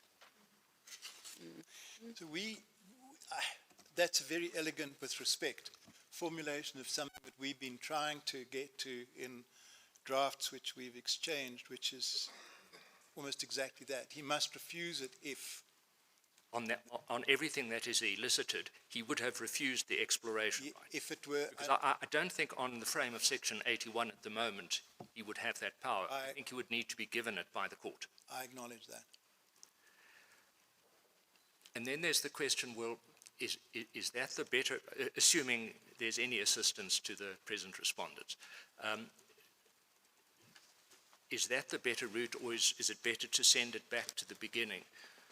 What strikes me that if, for example, it went back to the beginning and there was a carve-out of the moratorium which then didn't apply, for all I know, Shell might be better off with that, because then if it got the exploration right, it would have 3 more renewals, whereas at the moment it's only got 1 more renewal. So that would have to enter into it. If everything was set aside and it went back to the beginning and you eventually got the exploration right, then under the statute you would have the opportunity to seek 3 further renewals. There's one further problem with sending it back, and that is that we will not necessarily be first in line, because if the application has to start de novo, right, then there may be somebody else. Yes. And since we've had to publish the exploration results, there may well be somebody else. Thank you.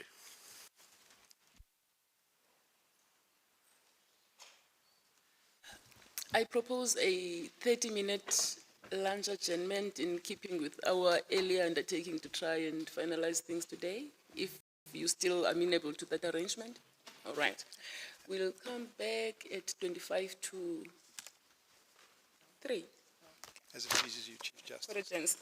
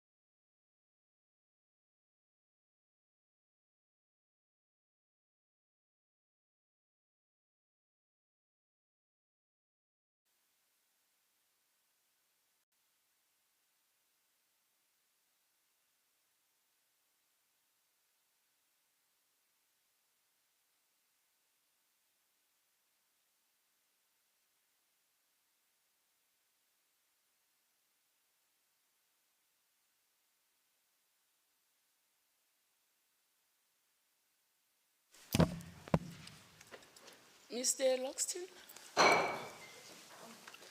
You still have questions for him? There are still questions for you, Mr. Loxton.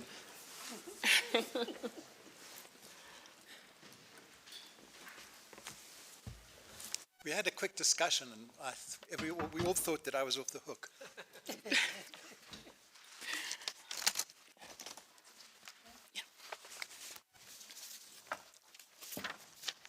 Just 1 minute, please, Mr. Lux. I'm just calling up my notes.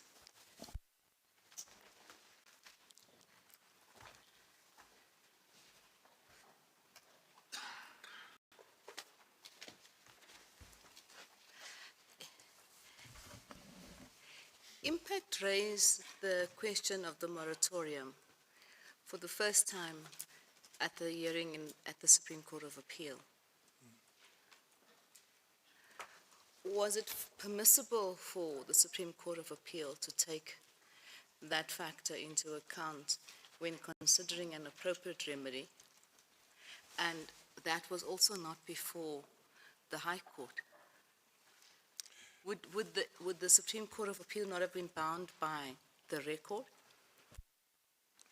So as we pointed out in the heads, the moratorium was published in the Government Gazette, so that was in fact available to everybody. That didn't have to be part of the record because both courts could take judicial cognizance of what was published. That's your answer, Mr. Loxton. It was not raised by impact at the High Court hearing, raised for the first time at the Supreme Court of Appeal in response, if I recall correctly, to directions from the court. Yes, so the question of the moratorium was raised and debated. Well, it was raised in response to that request, and then, of course, was known to everybody who argued that Supreme Court of Appeal matter. But I think, I don't know to what extent I can call on extra curial knowledge, but in any mining textbook, Dale et al., any mining lawyer, the moratorium was notorious because of its effect. So it was well known. It was not brought to the attention of the judge presiding in the High Court. No. I wasn't there, but from what I read, it was not discussed or brought to their attention. Yes. If we look at the order that was made by the Supreme Court of Appeal, unfortunately, I don't have the record number. I just have an electronic version. I know it's paragraph 32. I'm not sure what volume it is in. I'm told it's volume 22. Yes. Paragraph 32. Yes. Order. Part B of the order says paragraphs 1, 2, and 3 are suspended. Does that mean the declaration of invalidity is suspended? Judging from the findings made by the learned judge, what is suspended seems to me to be the setting aside of the award. The setting aside of the? Of the grant of the right. Now, if we look at paragraph 31, just above that.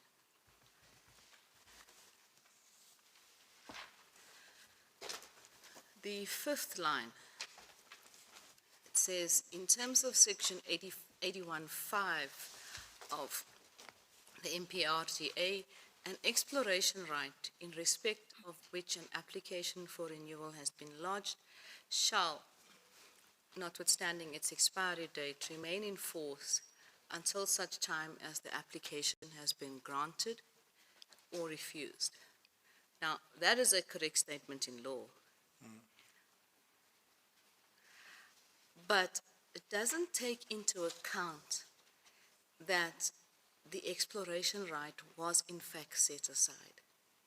Sorry, I didn't catch that last. I said, the reasoning of the judgment does not take into account the fact that the exploration right was in fact set aside by a court.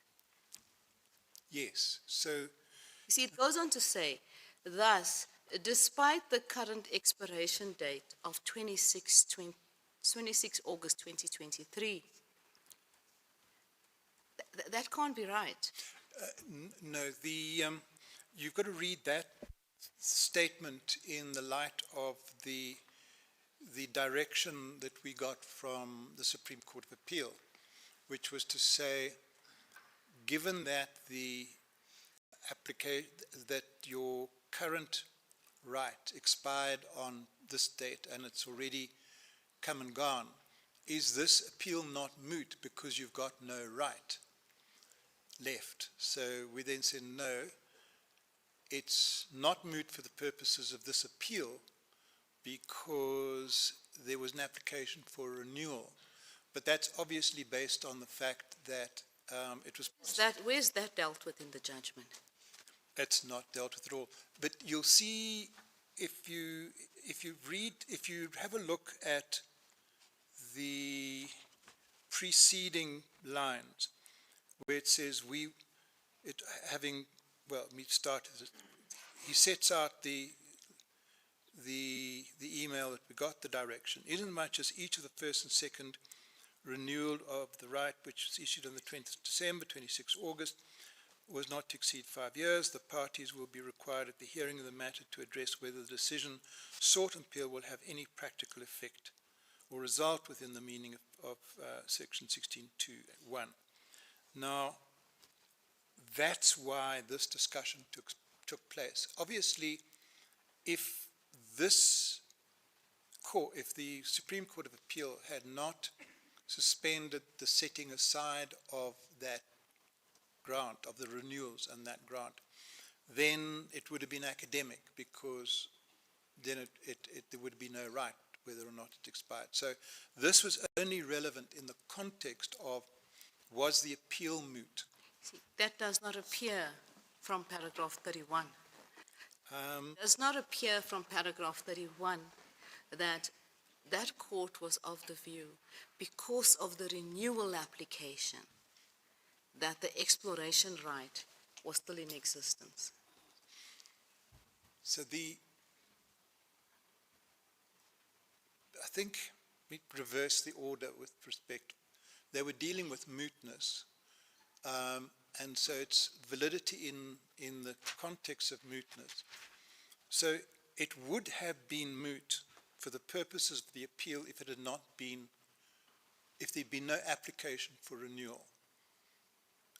When this court then says we're going to suspend the paragraphs 1, 2, and 3 of the order of the High Court, that effect is that that renewal is then valid, because if you look at the rest of 31, he's saying go and have these consultations in order to support your renewal application.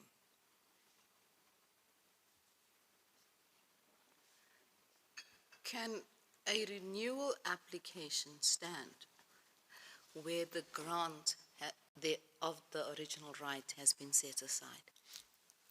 No, and that's why it's important that the setting aside is suspended. But for the suspension, there would be no extant right. The application for the renewal was made in July 2023. The judgment of the Supreme Court of Appeal was handed down on 3 June 2024. The High Court judgment setting aside the grant of the right was made in September 2022. So what do we say about the effect of the order of the High Court in September 2022? if the order had not been suspended, Let's not go to the SCA yet. Let's just No, talk about 20. if you leave aside the suspension, then the effect of that is there's no right. So how can there be an application for a renewal of a non-existing right? Because the application is brought and then it's logged. So there's no action taken on the application, but it's brought. The fact that you bring an application then prolongs the expiry date. But again, had it stopped at the High Court, the right would have then come to an end because of a setting aside of the renewals and the original right, the original grant. Now, if we look at paragraph 31 again of the judgment of the Supreme Court of Appeal, what are the meaning of those words? It says, notwithstanding its expiry date, shall remain in force. So Does that mean that even after the period for which the original right was granted has expired? Is that what it means? Is that correct? The section, exactly. So, and why the section is there, it says, if you apply before the expiry of a right for its renewal, the fact that before the renewal is granted, the original period expires doesn't mean that the right expires. That's what that section says. Paragraph 1 does not say, paragraph 31 of the judgment does not say, an exploration right in respect of which an application for renewal has been lodged during the existence of the right. It says, notwithstanding its expiry date. Doesn't that imply that that application could be made for renewal according to paragraph 31? I see you shaking your head in disagreement.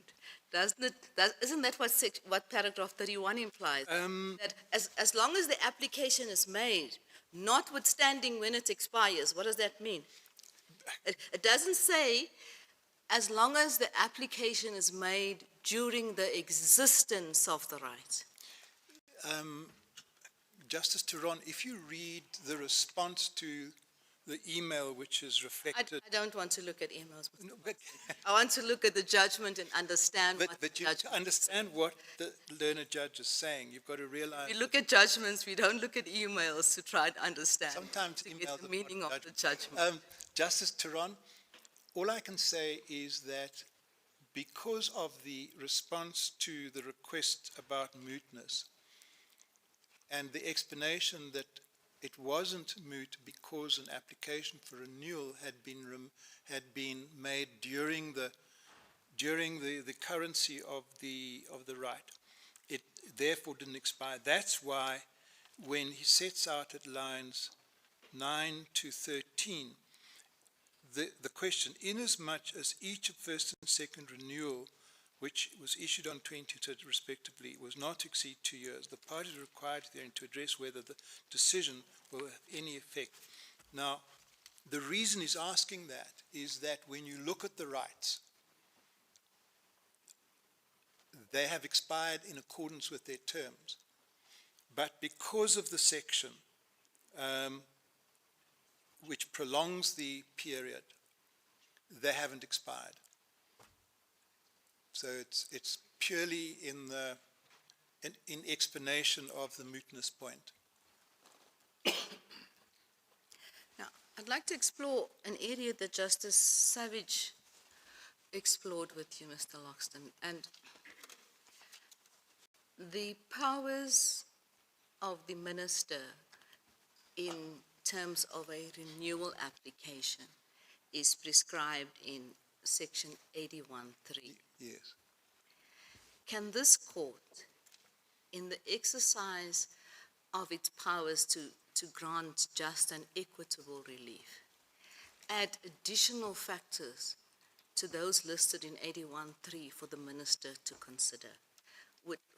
Would that not be a breach of the separation of powers doctrine, because this court would then, in effect, be making legislation? Justice Turon, that is often the outcome of orders like this. So if I take the basic, where you have a tender which is accepted unlawfully, you have a panel of attorneys, they are unlawfully there.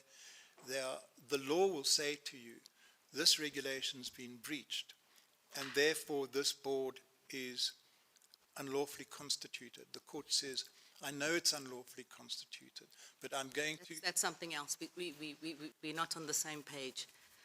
Or as my child would say, we're not on the same WhatsApp group. We're not talking now. Excuse me one minute. Yes. I'm going to retrieve a bottle of water.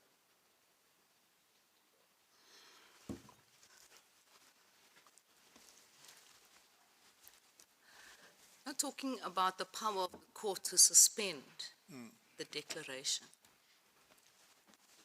In terms of Section 81.3, there's a closed list of factors that the minister must take into account when considering a renewal application.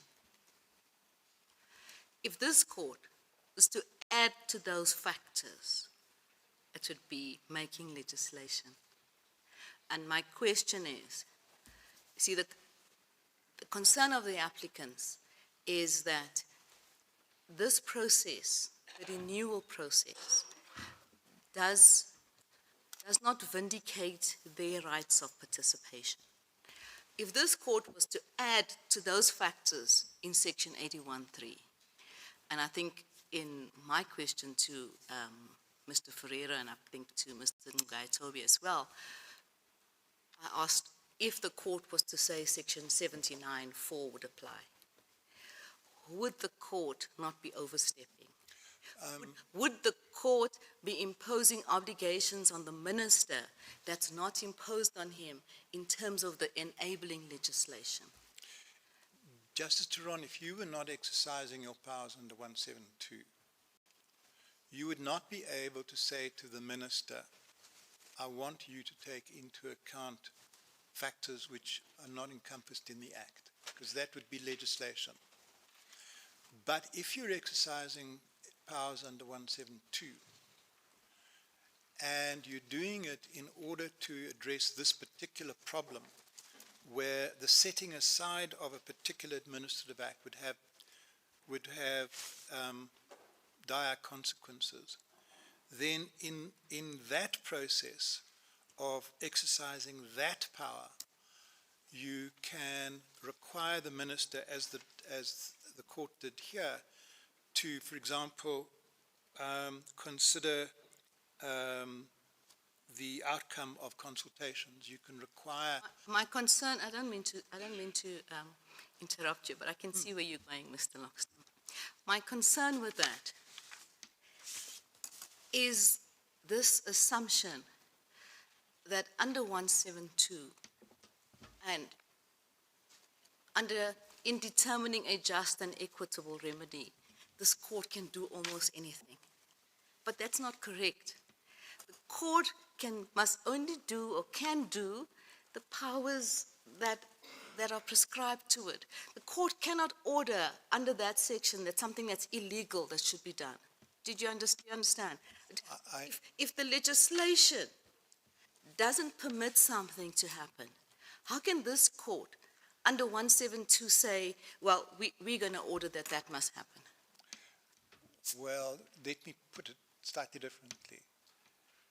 If your ladyship's concern is that this court can never, under 172, give legal effect to something which is unlawful, declared to be unlawful, then there are many examples where this court does exactly that. I think you're going too broad, Mr. Loxton, and I've been a judge for a few years, and we do have the power in certain circumstances. But my specific question to you is, does this court have the power to order the minister to do what the enabling legislation does not empower or order him to do?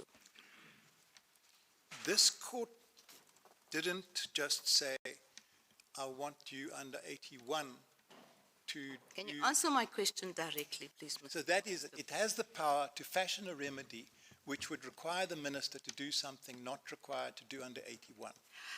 And if in fashioning that remedy, this court oversteps the boundaries of separation of powers, would that be acceptable? My submission to you, Justice Tehran, would be that you're not overstepping the boundaries, Answer my acting question, precisely please, Mr. within Loxton. the remit of 172. Hypothetically, if this court oversteps the boundaries in ordering the minister to do what he does, the enabling section does not allow him to do, would the court be overstepping boundaries of separation of power? If it is necessary to give effect to 172, that you order a minister to do something which he's not empowered to do, you would still be acting within the bounds of your power. And there are many examples of that, where, for example, somebody is employed where he shouldn't be employed. The minister is effectively asked, as the employer, to assume that a person met criteria when he didn't. In other words, you'd say, accept this person who does not meet these requirements, because that's the just and equitable remedy in this situation. So That amounts to a suspension. So the person may have been appointed in a process that wasn't valid, wasn't a valid appointment. So the suspension order then suspends that declaration of invalidity. We're talking about something very, very different. But if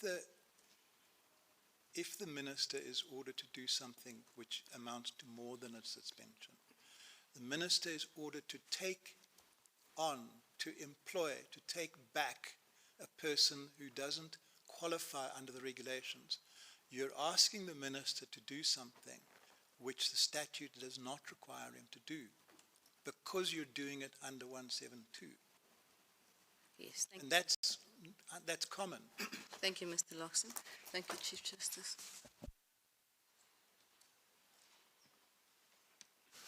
Mr. Loxton, just one question from my side.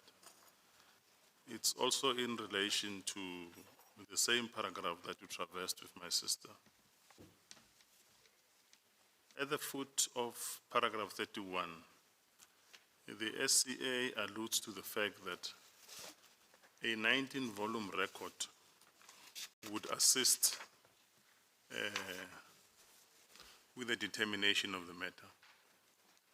But we know that that 19-volume record is bereft of the views and the comments of the community.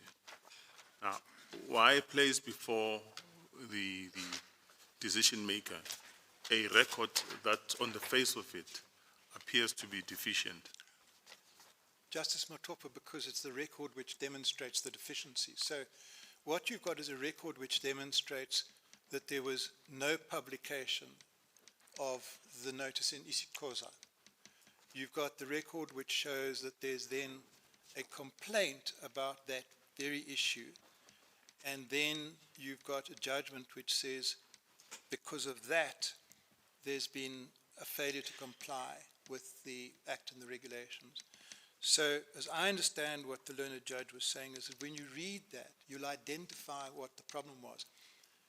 You were supposed to communicate, you didn't communicate, there was a complaint about the communication, so the absence of communication is a defect which appears from the record. I think that's what the learned judge was saying. But it's troubling for me because right in the preceding paragraph, the SCA talks about the imperfections in seal, and it says those imperfections will be cured. But that's a lot. Do you appreciate that's a lot that the decision maker is asked to consider? And the burden is on the respondents and the decision makers. So effectively, to give effect to this order, when we decide to rerun those consultations and rerun the application that we're now being asked to do, we would have to look at everything, and we'd have to say, what are the things that are wrong? What are the things we've got to cure?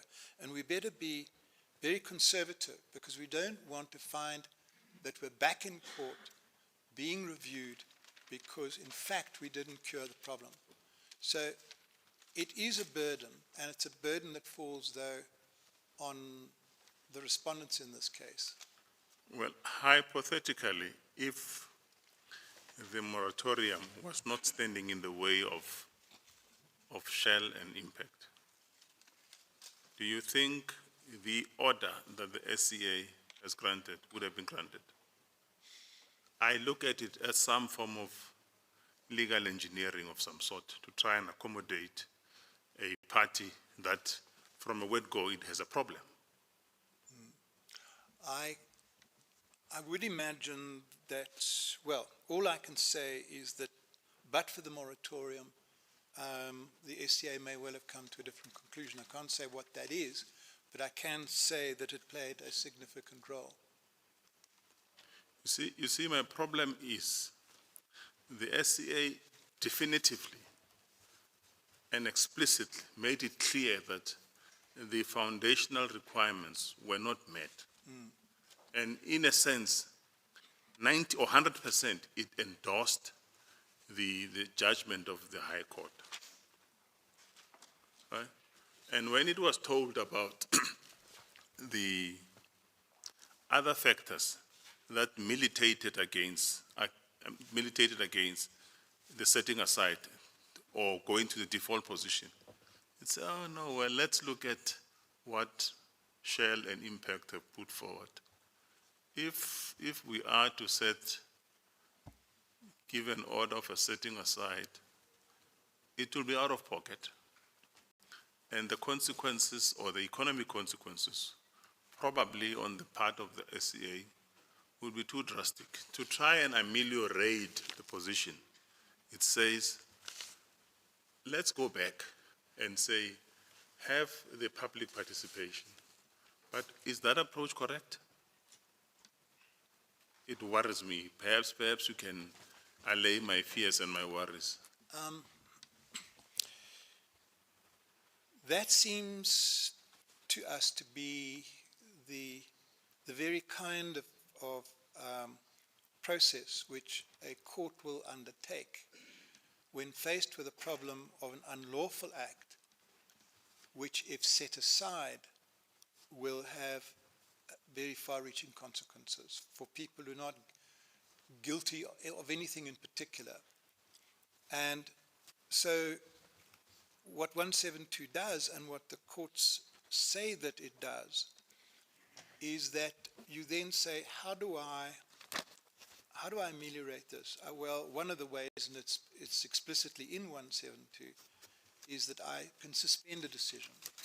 Or, in fact, I can treat a decision as being not set aside, although unlawful, and you can continue to finish the project or whatever it is. So it's very much along those lines that this court operates. I recognize that any attempt by a court to act under 172, because it's trying to strike a balance between legality on the one hand and a just result on the other, there will be compromises. So that's why the fact that an act is unlawful does not mean that it has no effect. And that's at the heart of what the court is doing. It's at the heart of 172. Not every unlawful fact is without consequence. Do you recognize that when one reads the judgment of the SCA, there is no proper or meaningful engagement with the remedy that it had proposed, the Section 18.1? Nothing. It said only in one line, which my sister has just traversed it with you. The, If you read the judgment, and if, let's put it this way, if the applicant's attorneys and their counsel were to explain to their clients what happened, and looking at the judgment of the SCA, what are they going to tell them? Because the judgment as it is, it does not engage with the issues. It does not tell them or us why suddenly we decided that we're suspending prayer 1, 2, 3 and imposing a suspension order. Where is it being dealt with, except in the few lines that I've seen?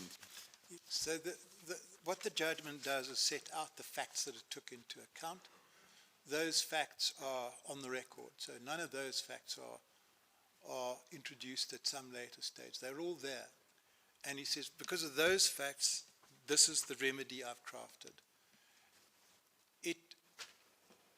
It could have been more explicitly fleshed out. It could have been better fleshed out. But the fundamentals are there.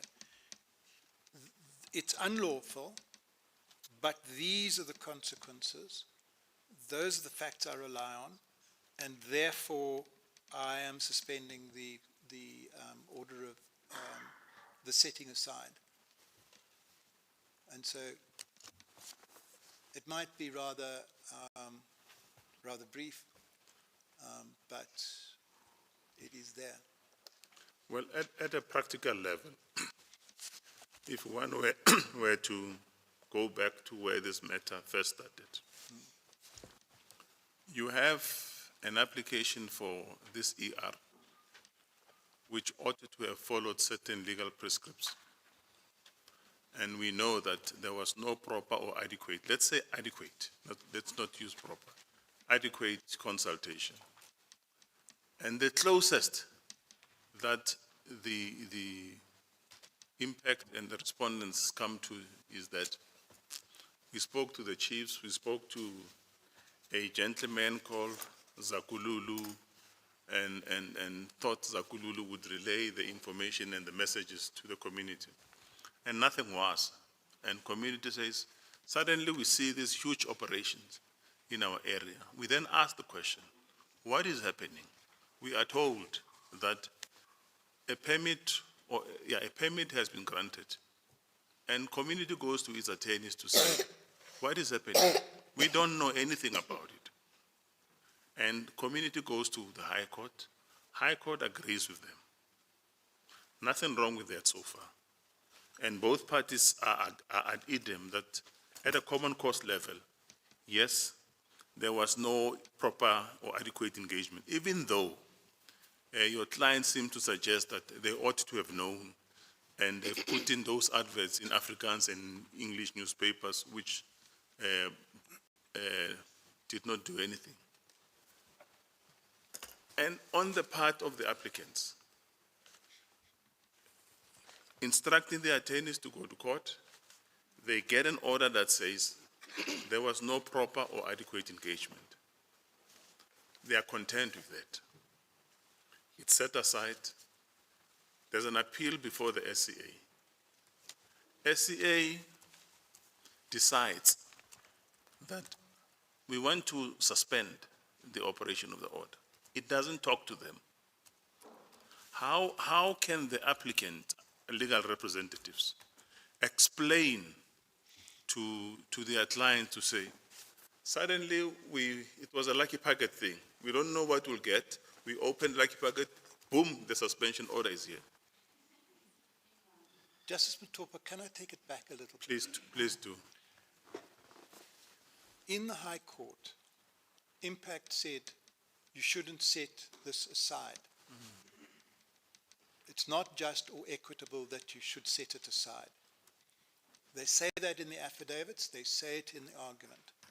When we get to the Supreme Court of Appeal, we repeat the argument. You shouldn't set this aside. We don't specifically say, and instead of review, instead of changing the order of the court below by simply saying, and I don't set it aside, what the SCA does is to then say, I suspend it. So although we don't ever ask for that specific relief, what was clear and was clearly before the SCA is a debate about whether it was just and equitable to set it aside and whether or not the High Court had erred in setting it aside without considering what was just and equitable. So that was the argument in front of the Supreme Court of Appeal. So what couldn't have come as a surprise is that that court might fashion a remedy which did not involve setting it aside, but some other remedy. The other remedy was not, we had not spelled it out, but the fact that whatever had happened in the High Court was not just and equitable, that was clearly before the SCA. It was clearly before the High Court. The High Court did not address it at all. That's why we were able to go to the SCA to say, intervene in this, because the High Court didn't exercise the discretion. We're not asking you to interfere with the true discretion. We're asking you to exercise a discretion which the High Court didn't. So that's the context. Okay, thank you.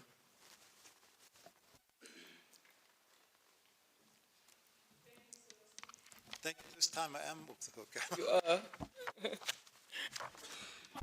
Is it Mr. Friedman next?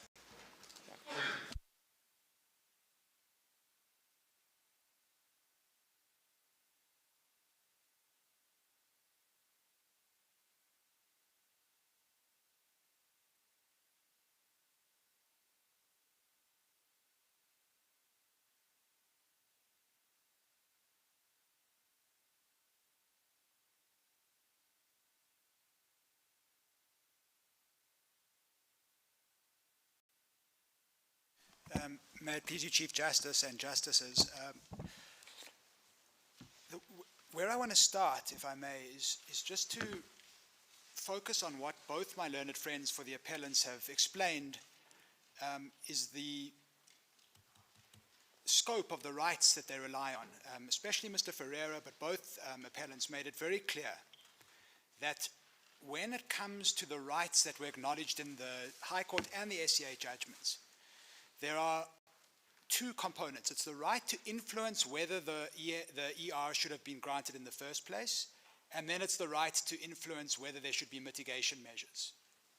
So the point that they emphasize is if the order that the SCA made is incapable of giving them the opportunity to persuade the decision maker not to allow it in the first place, not to grant the ER in the first place, then it's an empty remedy. It doesn't fit the injury that they suffered in the at first instance. That's effectively the argument. And so in my submission, rather than focusing on the ER itself, it's more helpful, and I'll come back in a moment to explain why, but it's more helpful to focus on the activities that were permitted by the ER, because that's the substance of the debate that's happened in both the High Court and the SCA, is whether the conduct authorized by the ER should have been authorized.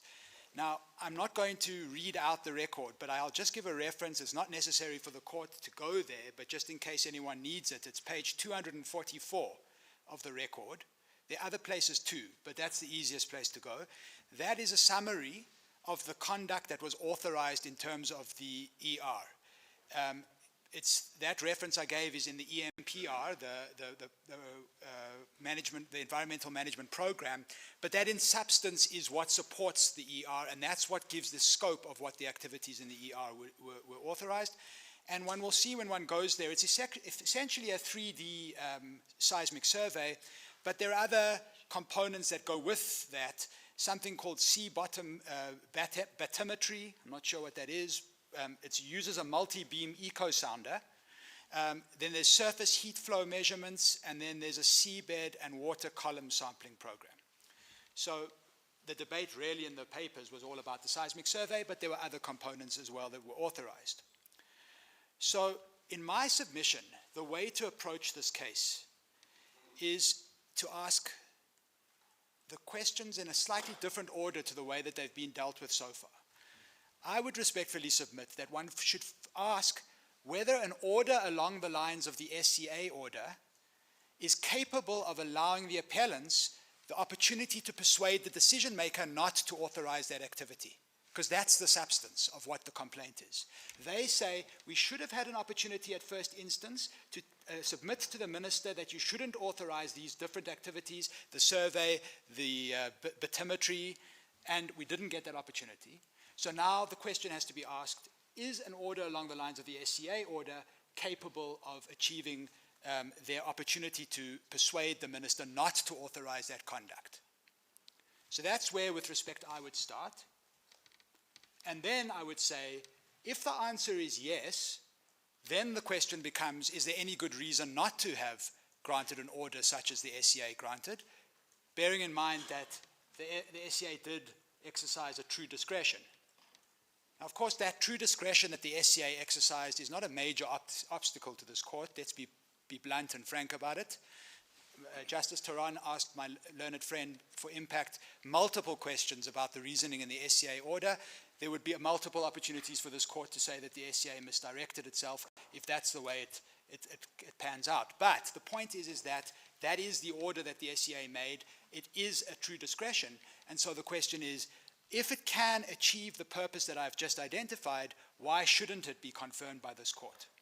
And again, the last thing, if I could just say on that point, is there's been a lot of debate about the apparent vagueness of the SCA order and the precise terms of the SCA order, which I completely understand. But I would submit with respect that we should just be careful not to conflate that question with the question of, the prior question of, can the SCA or an order like the SCA's achieve the purpose of allowing the appellants to dissuade the minister to allow the seismic survey to proceed? That's the first question.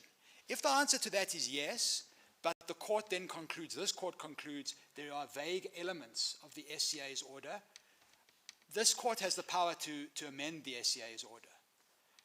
And I'll address that briefly in due course, but I don't think that's controversial. So the point, though, is that the prior question should be, is the order fit for purpose in its principled basis? And if the answer is yes, well, we can then have a debate about whether it needs to be fixed because it's too vague. So on the first question, Justice Matopo asked a question, and I'm not trying to be obsequious, but really this is the main question. This is the main question in my respectful submission. He asked my learned friend, I can't remember which one of the appellants, he asked if the minister refused to renew the ER, would parties such as my clients and Impact, would they be entitled to review the minister's decision? And we can ask that at the more abstract level. One doesn't have to worry about it on the facts of this case. But it's a crucial question. One can ask it like this. If in any, it doesn't have to be tied to this litigation, just in the abstract, just in principle. If in any renewal decision, the minister declined to renew the application because he considered it, for example, inappropriate to conduct a seismic survey, insufficiently cognizant of the rights of the communities in the area, etc., would the aggrieved holders of the right be entitled to review that decision? And the reason why, with respect, that's such an important question is because it touches on a lot of the questions Justice Taran also was asking my learned friend. Our respectful submission is Justice Taran is absolutely right. This court doesn't have the power to overstep what the legislature has said is the law on a particular subject matter such as Section 81. And so we have to persuade the court that the minister would have the power under Section 81 to decline a renewal application if he considered the facts of the case or the circumstances to suggest that it would no longer be appropriate to authorize the conduct that is covered by the ER. Because if we can't persuade the court of that, then Justice Taran's questions come straight into play. And it raises the question of, is the court's power under Section 172(1) so vast that it can, in fact, cut across a choice that the legislature has made? So what I wish to try and persuade the court is that Section 81 can be interpreted to allow the minister to decline to renew the ER if it is inappropriate to allow the activities to carry on, and that therefore, to answer Justice Matopo's question, in a case where the facts in front of the minister suggested that the conduct in question, let's call it a seismic survey just to keep it within the facts of this case, the conduct of a seismic survey is no longer appropriate, and the minister therefore declines the renewal application, there would be no cause of action on review. The aggrieved parties would have no remedy. Of course, they would no doubt try and pursue one, but they would have no prospects of success in a review. Now, the reason I make that submission is we must not lose sight with respect of the fact that we are still engaged in an interpretive exercise here. We have to interpret Section 81.3 or Section 81 as a whole. And this court knows full well the principles of interpretation. I'm not going to waste time on it. There's been multiple cases since the University of Johannesburg decision. All we need to just bear in mind is we know that the context, the text, and the purpose are all taken into account, and they're all equally important. This is trite. But part of that exercise in my submission is also to recognize that there will always be parts, or there may always be parts of a legislative scheme which are unspoken. So, for example, this comes up in the United States all the time. That Supreme Court has been grappling with their constitution for over 100 years in circumstances where there are gaps or where it doesn't speak about something, and then the question has to be, well, what was intended? What does it actually mean? And it's no answer with respect, and this is in response to certain questions that came from the bench, it's no answer to say, well, Section 81 is very narrow, that's the end of the matter. Because that's an interpretive conclusion itself. That's adopting a very literal textual interpretation of Section 81.3, which maybe the court will do at the end of the day. But it's one mode of interpretation. And in our respectful submission, another or a better interpretation would be to consider various contextual and purposive considerations and ask oneself again, could the minister decline an application if he considers the conduct to be inappropriate? Let's call it again a seismic survey. So the first thing when it comes to the context and the purpose that is important in my respectful submission is the fact that we know that the legislative scheme admits of the possibility that an ER may stay in existence for more than 10 years. We know about it on the facts of this case, of course. This is a strange and unique case, perhaps. But even in a normal case, if one takes into account the fact that an ER lasts for 3 years, and then there may be 3 subsequent renewals of 2 years each, we get close to 10 years, even if every single time the application was made, it was granted immediately. And I just pause for a moment because this comes to part of what Justice Taran was asking my learned friend about the SCA judgment. We have to remember what Section 81.5 says. It says as soon as you put in the application, effectively time is frozen. So in other words, you have 2 years for your renewal period, but if you put in an application, the clock doesn't start ticking until that application is decided. And we know from the facts of this case that the minister sometimes takes quite a long time to decide renewal applications. So we now can see why, just on the legislative scheme, it can be more than 10 years that an ER remains in place. That's the first part of the context, and I'll come back to explain the relevance to it in a moment. The second part of the context that I wish to refer to is Section 2 of NEMA.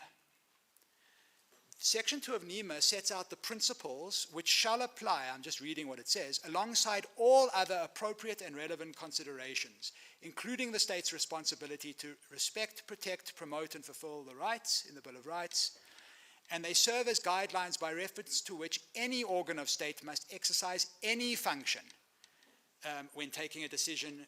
It must exercise any function when taking any decision in terms of this Act.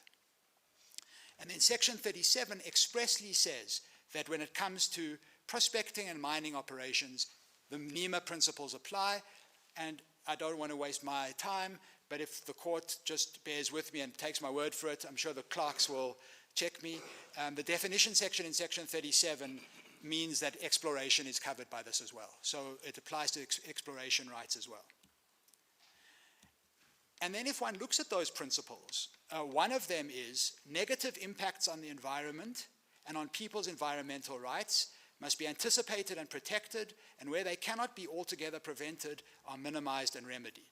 And then another one is, decisions must take into account the interests, needs, and values of all interested and affected parties, and this includes recognizing all forms of knowledge, including traditional and ordinary knowledge. So I would submit that if one takes into account the NEMA principles, and then one takes into account the fact that exploration rights can stay in force for more than 10 years, we start seeing the context in which the Section 81 power needs to be exercised. The last part of the context that I want to mention before I pull it together is Section 24Q of NEMA. That provision says, that provision imposes a duty on all holders of environmental rights to conduct monitoring to assess the continued appropriateness and adequacy of the EMPR. So it uses both words, appropriateness and adequacy. If the only issue was adequacy, then it wouldn't have said appropriateness, and then what would be the only issue in play would be the mitigation measures. That's what's covered by adequacy.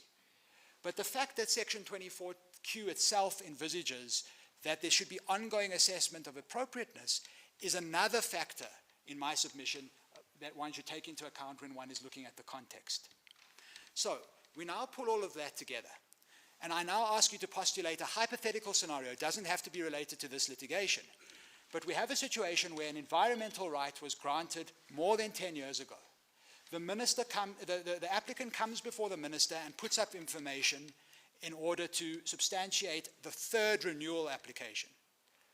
The minister sees from that information or from other information, and I'll come back to how that can be derived in a moment, he sees that there are multiple problems with the authorization of this particular conduct. Let's say, for example, in the 10 years since the right was granted, there have been lots of scientific developments, and now the question of whether the right should have been granted has been opened up by all of this new scientific development.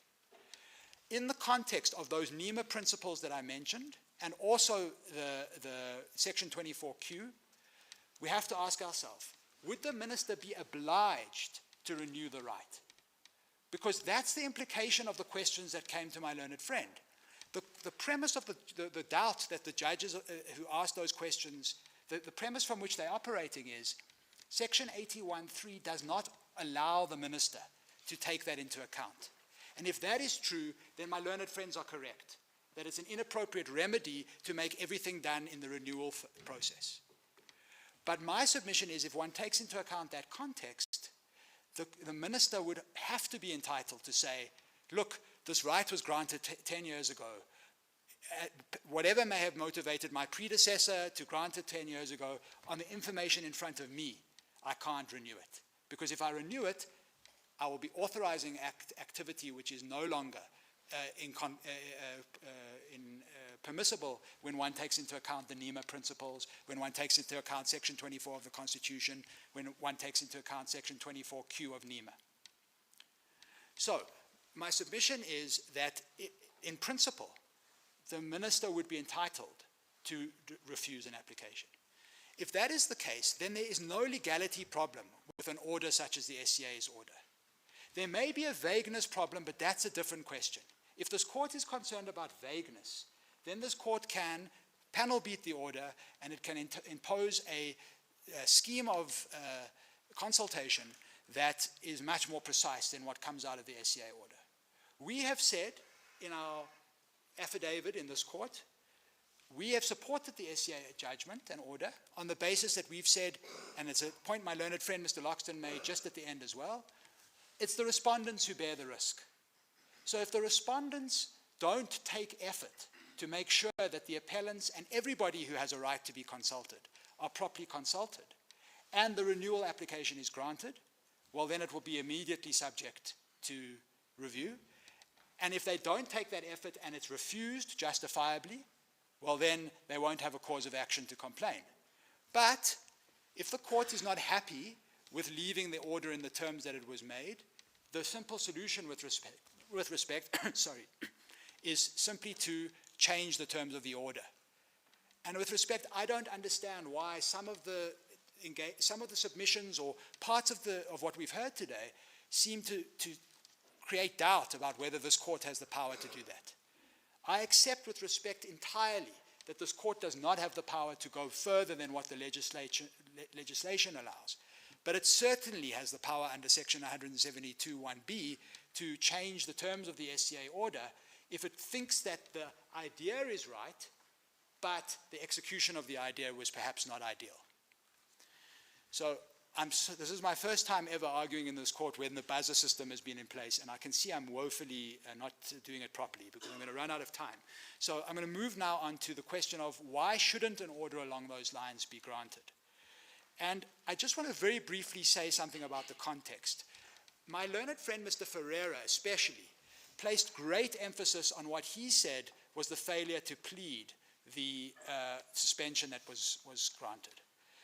And originally, I was indignant when I heard him and make these arguments because I thought, how can they say that? We've dealt with it in our heads. We've dealt with it in our answering affidavit in this court. But as the argument evolved, I realized that in fairness, what they're saying is the facts were there, but there was no argument in the High Court papers that there should be the type of order that the SCA made. I don't want to waste my time. I just want to ask the court to look at my heads of argument. There's no merit in this point that they make that they didn't get a hearing in the SCA. That part's wrong with respect. They did get a hearing in the SCA. Mr. Ferreira's heads in the SCA, for more than 3 pages, dealt precisely with whether the SCA order would be just and equitable. And I've given the references in the heads, and in our answering affidavit in this court, we've annexed his heads from the SCA. So the court can see that I'm correct when I say that. So in the SCA, with respect to him, they did get a hearing, but it is true that the High Court papers did not go into detail on the order that the SCA made. All I want to say to this court, and ask this court to bear in mind, is the context. All of the papers filed by my clients in this matter were complete by the 1st of April, 2022. The court will pick that up in the record. I'll just quickly give a reference. If one goes to page 2037, one will see that Shell's answering affidavit was signed on the 1st of April. And if one goes to page 1722, one will see that Impacts was also signed on the 1st of April. So that was 3 months after Justice Blum granted the interim interdict preventing the seismic survey going ahead. That was on the 28th of December 2021. So the last word that my clients had on the record in this matter was 3 months after the seismic survey was going to go ahead, and at a time when there was no pending renewal applications. So I accept that it was not something which was strenuously suggested in the answering affidavit when it comes to remedy. But there can be no doubt, and this court will look at the papers in its own time, there can be no doubt when one looks at the answering affidavits of both parties. The whole focus there was how there's been investment made, there's been a lot of sunk costs in this project, and that it would not be fair for the Impact and Shell to lose the opportunity to conduct the seismic survey. That is the theme that runs throughout both answering affidavits. It is true it was not framed in the terms that the SCA granted, but with respect, that's because it was 2 years before the SCA made its order, and things had changed by then. And that was not through any fault of Impact or Shell. It was simply because, as everyone has noticed from the questions, the right would have expired if there hadn't been an application for renewal. But I just asked the court to keep that context in mind. Then just this thing about question of Bengwenyama, because that's also relevant to this question of justice and equitability, and I will try and tie it all together in a moment. But there was a lot of debate about whether Bengwenyama is on all fours or whether it's not. My learned friends for the appellants say that it is on all fours with this case because they say that Impact should have known or did know that the communities were affected. And of course, we argue differently. I just want to refer to a factual matter. My learned friends referred to page 2690 of the record. And my learned friend, Mr. Toybi, it was I can't remember, one of my learned friends repeatedly said that Impact knew that the communities were not represented by the monarchs or by the traditional leaders, and therefore they can't ask for relief now. I think Mr. Ferreira said they can't ask this court to dig them out of that hole. I can't remember the words he used. But the page is 2,690, and that is part of the record of consultation that took place. And my learned friends referred to that page because at the bottom of that page it says it was highlighted that the sea is part of their ancestral heritage and it is used and accepted as such by the people of Transkei. And so the argument was that it was already made clear at that stage what the community interests were. But I just want to take the court to page 2691. Because at the top there, it says, it was reiterated that the kings and their traditional councils were the correct structures to work through as representatives of the people. They want to promote the local people and their possible role in the project in the future.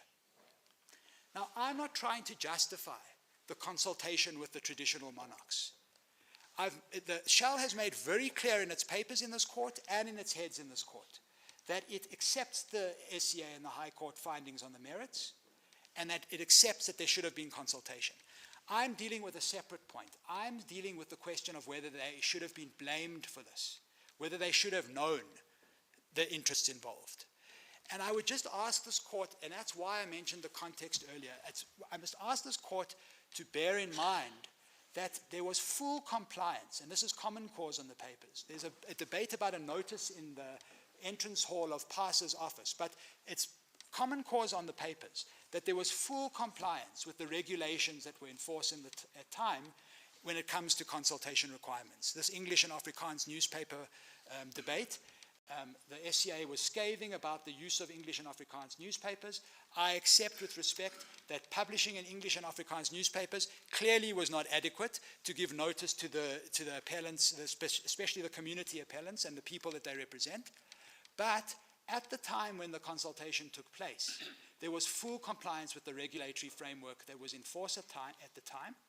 And Impact and Shell say in their affidavits that they relied on the environmental assessment practitioner to guide them through the process that had to be followed. And this court will know from the regulations made under NEMA, an environmental assessment practitioner has a special status when it comes to these type of rights and has a role that is supposed to facilitate an independent assessment of all of the requirements, including consultation. So Impact and Shell relied on that advice and they acted on it. And the only point that we seek to make is that this case is distinguishable from Bengwenyama, because in Bengwenyama, the point that this court made in paragraphs 87 to 89 was that there was an interim interdict in force at the time that the respondents incurred all of their expenditure. So this court said, you knew that there was an interim interdict in force. It had been granted at the behest of the community. The community said, we want to exercise a preferent right. They brought an interdict application and they were granted an interdict, but then you still incurred expenditure after that. Well, that's on you. That's at your risk. All I'm trying to say is this is a different situation. Impact and Shell, in good faith, incurred that expenditure, and then they, after the fact, found out that compliance with Regulation 3 of the MPRDA regulations was, according to the SCA and the High Court, not sufficient. So then it brings me back, and it's a terrible feeling seeing that those things tick down, and you know how much more you want to say, but I'll just try and wind it up and say this.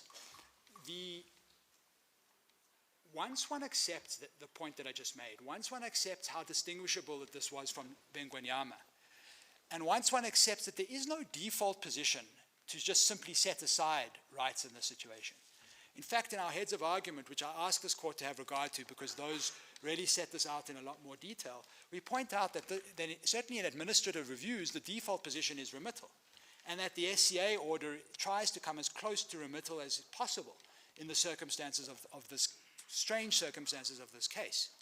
But the point is that if one acknowledges all of those, then one has to ask, if it is true, of course if the court's against me on this, that's the end of the matter, but if it is true, if the court is with me, that properly interpreted, Section 81 is wide enough to allow the minister to actually, in the renewal phase, decide, I'm not going to authorize the seismic survey anymore because I've decided that I've heard what the appellants have said and I don't think it's appropriate.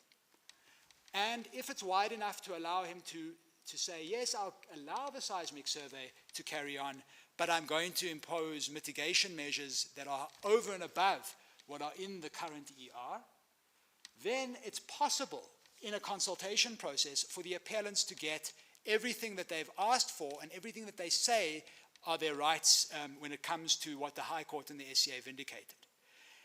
And then I would say, if that is so, why wouldn't the court wish to make an order that balances everybody's interests and takes account of the investment that the appellants made? I mean no disrespect to some of the questions and also to my appellants' arguments, but there is a almost dismissive tone sometimes about the R1 billion of expenditure.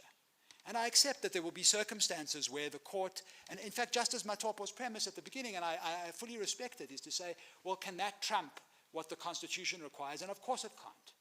But if there is a possibility of crafting an order which says, keep that investment intact and also vindicate the rights of the appellants, what would be the reason not to go ahead and do that? And the only reason I've heard that so far, with respect in substance, is criticisms of the SCA's order being too vague. But again, I reiterate, that's easily fixed. And Justice Rogers' formulation, in my respectful submission, would solve that problem. If the court's with me that Section 81 is wide enough to allow the court to make such an order, Justice Rogers' formulation would be sufficient. And simply to save myself the indignity of letting that buzzer go off, I'll stop there. But those are my submissions.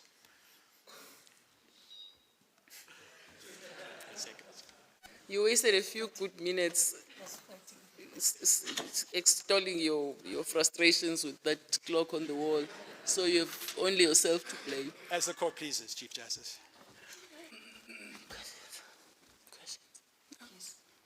Okay.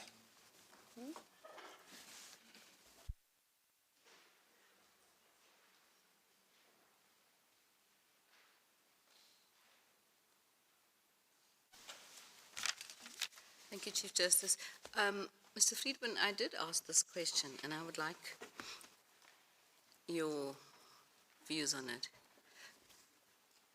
Given that the third renewal application was submitted in July after the High Court had delivered their judgment,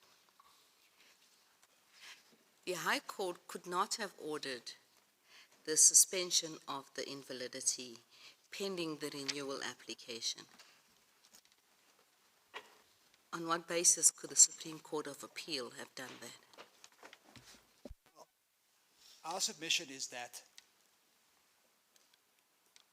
we certainly know that there is, and my learned friends accepted this, I think, there's certainly provision for new evidence to be submitted on appeal in certain circumstances. I'm not saying that that's what happened here, but it is possible.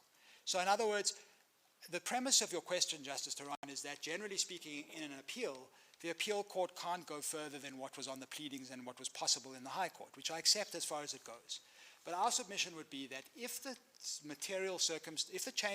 the circumstances have changed in a dramatic and a material way by the time it comes before the Supreme Court of Appeal or this court, and there is evidence on record to support the relief that is being now sought or being now considered, it is within the scope of this court's powers under 172(1)(b) to grant just and equitable relief that's appropriate.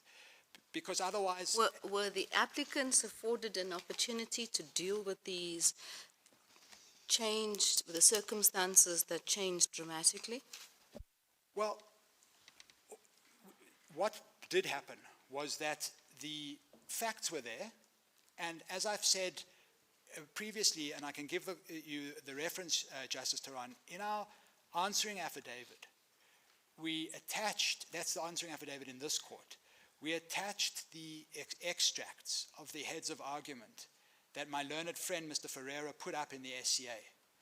And I'm not trying to make light, they're very important, because if the court reads them, one will see that in 3 pages that we've annexed there, my learned friend said there exactly what he said here.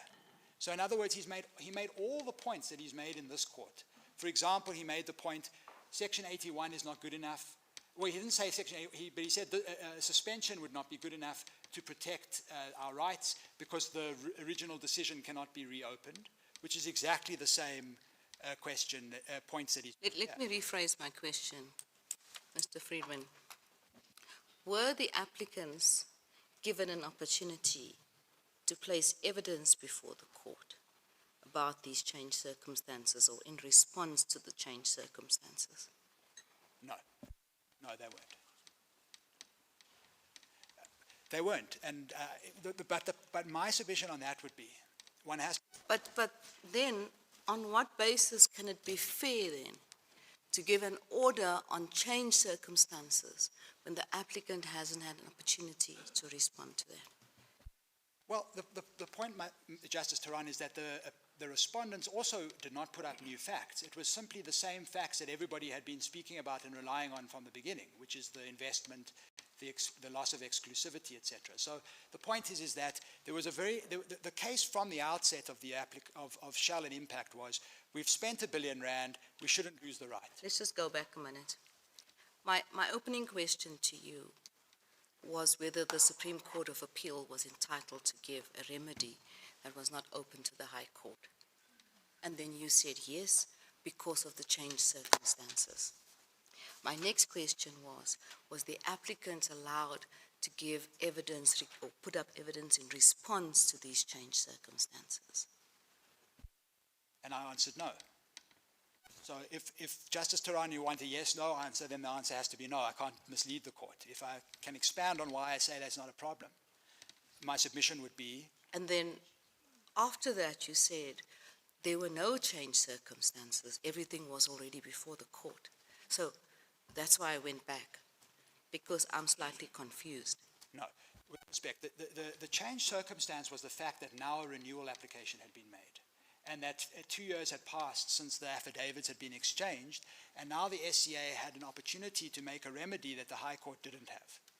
But the factual circumstances hadn't changed because the facts on which the SCA relied in its judgment were the same facts that one will find in the very first answering affidavit that Shell and Impact filed in the Part A application. Because from that stage they were saying, we're relying on our exclusivity, we're relying on our R1 billion investment. So those facts hadn't changed. If, Justice Tehran, one could postulate a situation where Shell and Impact filed a new affidavit in the SCA and now relied on facts that weren't in the record, and then the SCA hadn't called for proper submissions on that or proper evidence on that, well, that's clearly would be a fundamental failure of justice. But what happened here is that they took facts that were ventilated in the record and they adopted a remedy which was now competent given what had happened in the time since then. And it boils down to what this court considers is, you see, with respect, one cannot, in my respectful submission, separate too easily the nature of the order and the question of the fairness here. Because the SCA obviously considered its order to be fair to all interests. It obviously considered that on the facts before it, the order that it was proposing was a win-win situation. And it obviously reached that conclusion on the 4 considerations it mentions in its judgment. Other than the moratorium, the others were all pleaded. My learned friend, Mr. Loxton, points out the moratorium is in the Government Gazette. One can have a debate about the extent to which it should have been pleaded. But the point is that the SCA obviously thought the appellants would not be prejudiced because all of the facts that they would want to place before the decision maker, they could still place before the decision maker. Where does it appear from the judgment of the SCA that the appellants would not be prejudiced because all of the facts are already before it? It doesn't expressly. On what basis do you make that submission to this court? Because what they do say in the judgment is that you have to fashion a remedy that's just and equitable. They had already acknowledged that the appellants had a right to be consulted and had their right violated.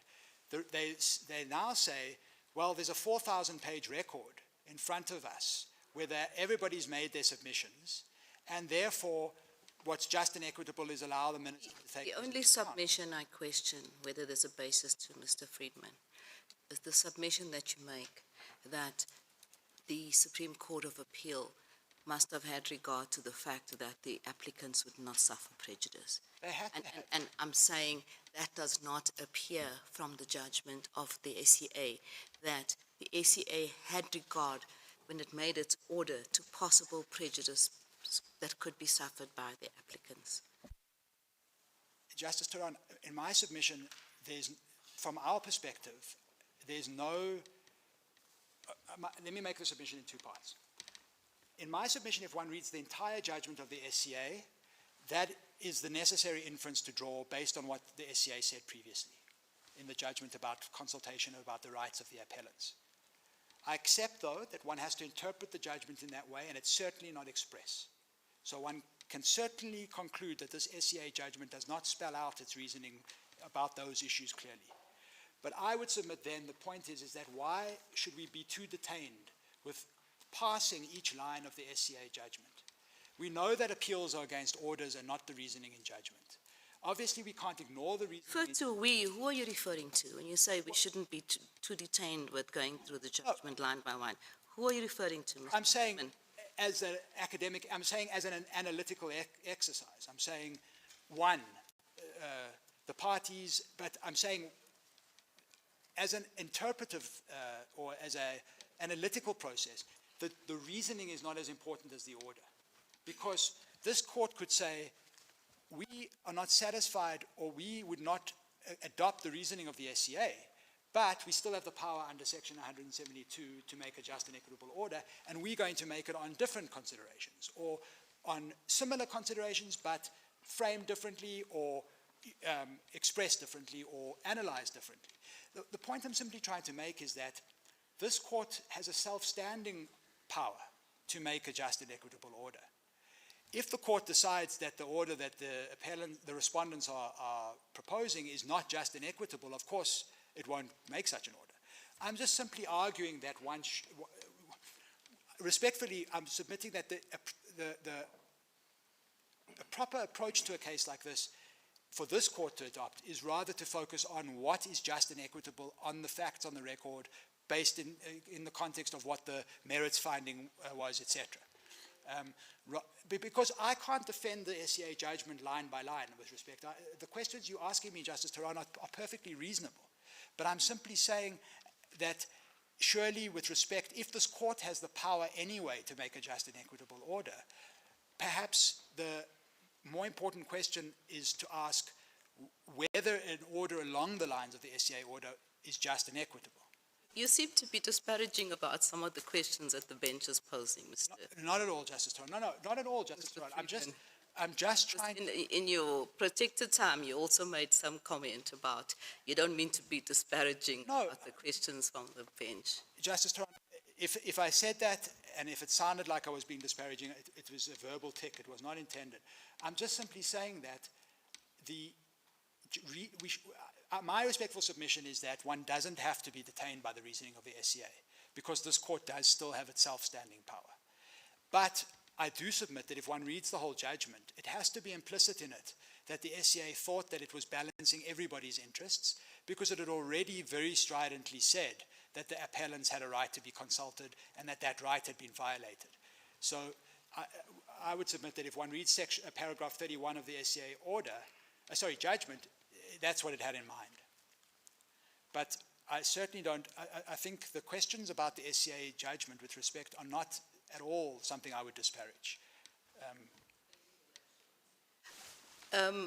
Shell says that, or it has undertaken not to act on the exploration right until the renewal application has been finalized. And I think in the submissions prepared on behalf of Impact, they go further and they say that the Supreme Court of Appeal order, in fact, prohibits further exploration. Do you share that view? Or is it necessary for this court to make an order to clarify what the position should be? I don't mean disrespect to my learned friend for Impact. I don't see that from the SCA order. The SCA order, if one reads it literally, suspended the declaration of invalidity. If that is true, then in theory, the parties could act on the right, because as things stand, the right stays in force. But That's why Shell went on oath, and I think Impact and Fairness also went on oath to say they don't have, they're saying on oath that they won't do it until the renewal application is granted. But the court could go further and say, look, we can't take the affidavits into account only, we can actually make an interdict. We can actually make an order that says you can't do it. That would be fair, I expect. Thank you, Mr. Friedman. Thank you, Chief Justice.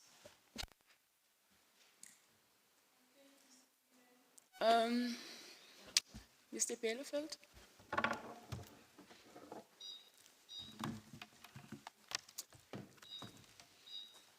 You do confirm that you waived your protected time, so Yes, you can be yes, asked questions right away. Justice.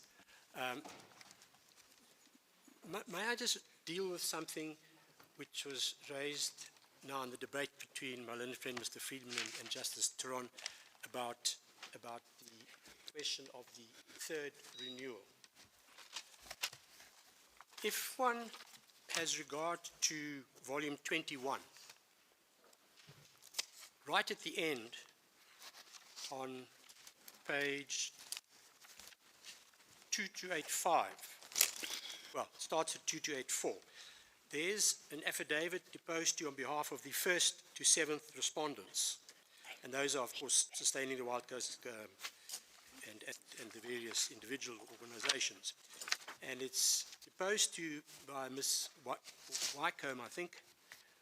And on page 2285, there's reference to the directive from the SCA, the presiding judge, dealing with, I think we've dealt with it before, about the renewal, because the first two renewals had expired, what's the point, is it not a moot issue?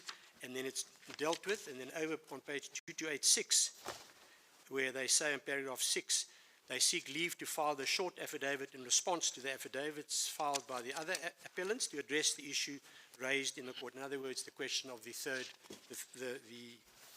third renewal.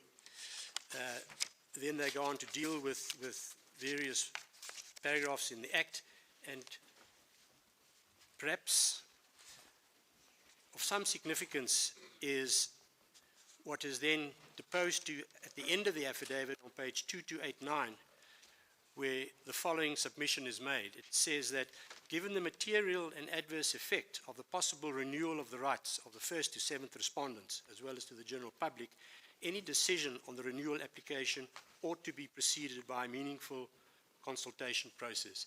So I don't think it's quite correct to say that the issue of a renewal was not dealt with in evidence, because that evidence was before the SCA, and the applicants in this case chose to deal with it in that manner. Then perhaps a second general issue is the question or the suggestion that Section 172, I know the suggestion is, or the submission is quite correctly made, that Section 172 was not raised in the court a quo by anybody, and I'll just come back to that briefly. And Section 172, of course, was expressly raised in the SCA, and we'll find that in volume 24 on page 308 and 309, as well as volume 26 on page 2289, 5.504 to 5.507. So it was expressly raised. And what was further raised, if one perhaps has a look at volume 24, and this is the affidavit deposed on behalf of the Minister. It's on page 2289.308. There's the heading, non-consideration of a just and equitable remedy, and it deals with the usual submissions of what the law says about a just and equitable remedy, and it deals in paragraph 75 on 309 with the length of the time that has elapsed, planning, etc., etc. And then in 76, the following submission is made.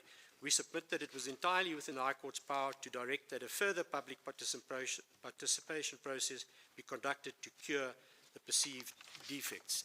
So it's not as if this issue was not generically raised. I accept that the argument of a suspension order was raised by me during oral argument in the SCA when I referred the SCA to the Joubert, Gilpin and Searle decision, but it's in a sense in line with the general argument. Then, as I think an important issue is the question of section 51 and whether it's competent in a just and equitable remedy to allow a process which goes outside that. Now, in the original application, the applicants there and the appellants here argued quite vociferously that a box-ticking exercise is not sufficient. They said that even if you ticked all the boxes, you have to go further. And in fact, what they argued really was what my other colleagues for the respondents argued, is that Section 6 of the Act imposes an obligation which goes further than Section 81, which deals with PAJA and to take into account other constitutional issues. But on a practical level, the minister's position is this. I am quite happy to entertain an application and to have a look at it and decide whether a case has been made out or not, which goes further than an application, strictly speaking, in terms of Section 81. I'm quite happy to accept that I will apply standards that should have been applied at the initial. So we have a situation where it seems to me that nobody, even the portion that I've read from the appellants, the one affidavit from sustaining the Wild Coast, nobody's really averse to a situation where there is a process of further consultation. And yes, I think the SCA perhaps didn't formulate properly what it intended, but I think the gist of what they wanted to do was simply to say that the consultation process is flawed. I'm giving you the opportunity in terms of determination, in terms of 172, to cure the defect and to undertake a comprehensive consultation and evaluation. And my submission is that if the renewal is granted and the consultation process is unimpeachable, the exploration rights that were in place remain as a fact, and that the registration of those prior rights also remain as a fact, and therefore the renewal is based on a fact, albeit the declaration done by the court à quo. I've listened to the interaction, particularly between Justice Savage and Justice Rogers, and I think there's much to be recommended for the suggestion. There are obviously slight differences. Justice Savage had in mind a situation, as I understand it, is to go back in terms of an order by this court, to go back and evaluate in terms of what you should have evaluated in the first instance, and give directions as to the manner in which it should be done. Justice Rogers perhaps narrowed that down, which I think is a good suggestion, is to say that the minister must be ordered to undertake the renewal process and take into account everything he should have taken into account and what is expected to be taken into account in an initial application for such a license.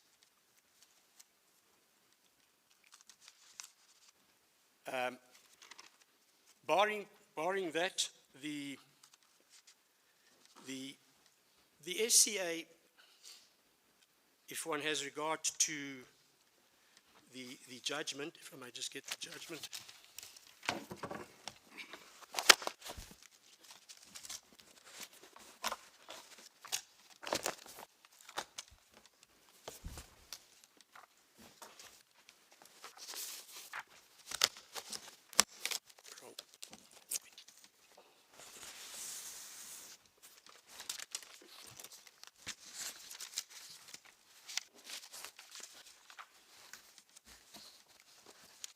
There was a lot of debate regarding paragraph 31 of the judgment, which appears in volume 22 at 2289.57. I think one should also read paragraph 31 in conjunction with what the SCA says in paragraphs 28 and 29, because one must read the three of them together. In 28 deals with the question that the High Court did not weigh up any relevant factors, etc., etc. It talks about the lapse of the expiry of time and in paragraph 29 it goes further. So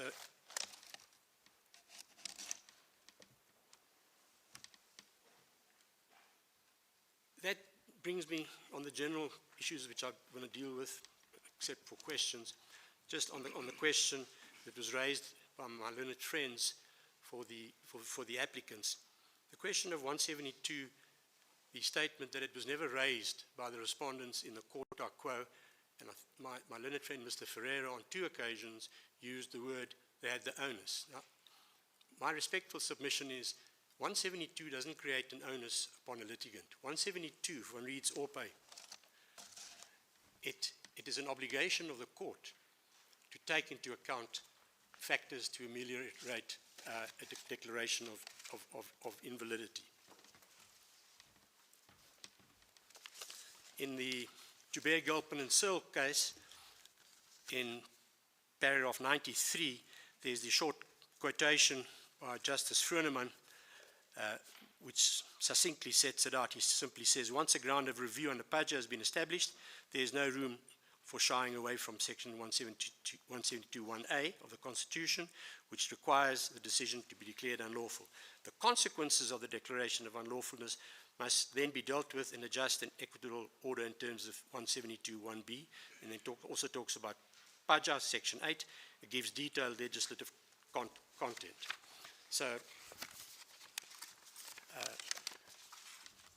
it's one can't simply say that there was an onus in the true sense as we understand in litigation on the respondent litigations to raise that issue. It was an issue that should have been taken into account by the court. Perhaps I can use, by way of analogy, an example. If I don't plead prescription, as I understand the Act as it stands at the moment, the court doesn't raise it, it's got to be pleaded. But if from the pleadings or from the evidence that is laid before court, it becomes apparent that there is a breach of the public mores or public policy, the court is entitled of its own accord, without it being raised in pleadings, to deal with it. And I would submit that similar as this, the court a quo should have dealt with it. I accept it's correct that the renewal application was made after the court a quo. The renewal application was, of course, made after the judgment in the court a quo, but subsequent to the lodging of an application or the lodging of the appeal, which of course suspended the order because the appeal had been noted. But I would submit to you, justices, that to go back now and to say what would the court a quo have done if it had known of this, which it didn't, the fact remains they didn't have regard to anything. So one must perhaps skip that process and go straight to the SCA, and that's what the SCA had in front of it. Barring those submissions and barring questions posed to me, that is the submissions which I wish to make on behalf of the Minister.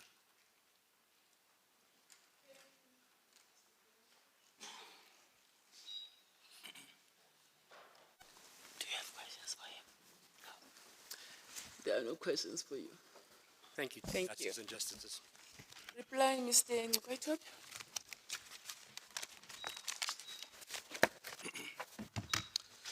Thank you, Chief Justice.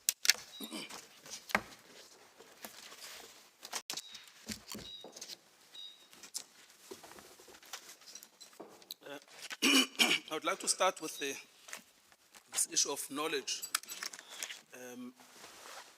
on the part of impact, knowledge of my clients and their interests. And also just to show the court where this appears in the various parts of the record. The first one is in volume 3 at page 246, which is the EMPR itself. In the third bullet point, it records, and this is dated the 26th of June 2013, it records the East Coast, particularly the Transkei coastal area, is home to a large poor rural community that is directly reliant on the coast/marine resources to supplement their livelihoods. So they themselves know about them. And then in addition to that, in the minutes,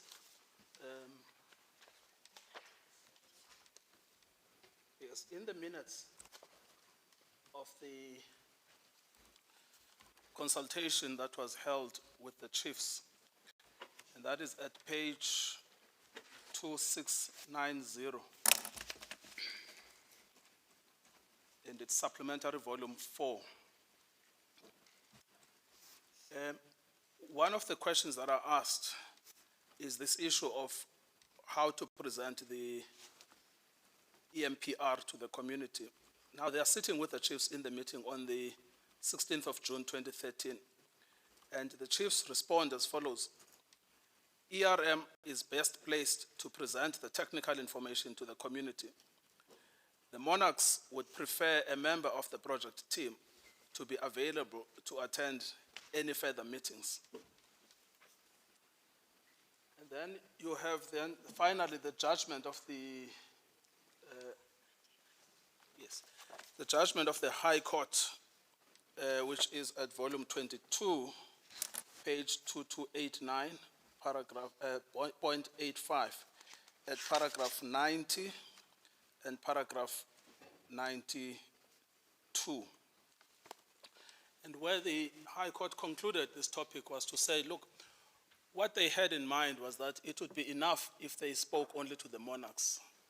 But they can't say that they were not aware of these interests. But quite apart from the record, it's just common sense. You know, we know for a long time, a lot of people, thought South Africa was res nullius. No one lives there. It's the same argument that along the coast, this big area, 250 kilometers, 42,000 square kilometers in total that you will be exploring, to actually have this mindset that nobody lives there, it's just outrageous. So that's the first thing on knowledge. So there was direct knowledge. And once there was direct knowledge, then it was intentional that they didn't consult with them, because their view was that let them speak only with the chiefs.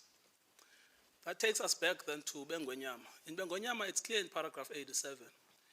If you know of the people and the interests that they represent and you elect not to consult, don't come to court later and say, I've spent a lot of money, because it's a self-inflicted injury. And then the second thing I just want to address is, I think it's Mr. Friedman. If you actually listen carefully to what he is saying, he says, listen, don't worry about this issue of the consultation. Just ask yourself whether or not the process dictated upon by the SCA is capable of influencing the decision of the minister. But influencing the decision in what? In the Section 81 process. You know what this is? It's really a scenario in which you look at the outcome. This is a case about process, not outcome. What my clients get is their dignity is affirmed by participation in the process, even if their views are dismissed, it's the participation in the process. Now that's what Bengwenyama affirms, is that the dignity derives from participating in the process because it impacts on your rights and interests, regardless of what the outcome is. So I'm afraid you can't start from where Mr. Friedman wants to start, which is at outcome. You have to start at process, which is they want to be in the room, and they want to speak when they are in the room. Now the question, and now this is the third point, comes back then to Justice Rogers' point, which is there a way of getting this at a Section 89 process? It is just impossible to see how a meaningful process could commence at the renewal. It's just impossible. A meaningful process can only commence at Section 79. At Section 81, everything that had to be decided in Section 79 is already cast in iron. It's fixed, it cannot be changed. Why? Because the subject of the consultation, which is the exploration right, has been granted. What we are evaluating in Section 89 is whether or not it should be extended. What my clients want an opportunity for is to influence whether or not the right ought to be granted in the first instance. They have been foreclosed from making that submission by the order of the Supreme Court of Appeal. I listened to all of my learned friends, Mr. Friedman, Mr. Bielefeld, and Mr. Loxton.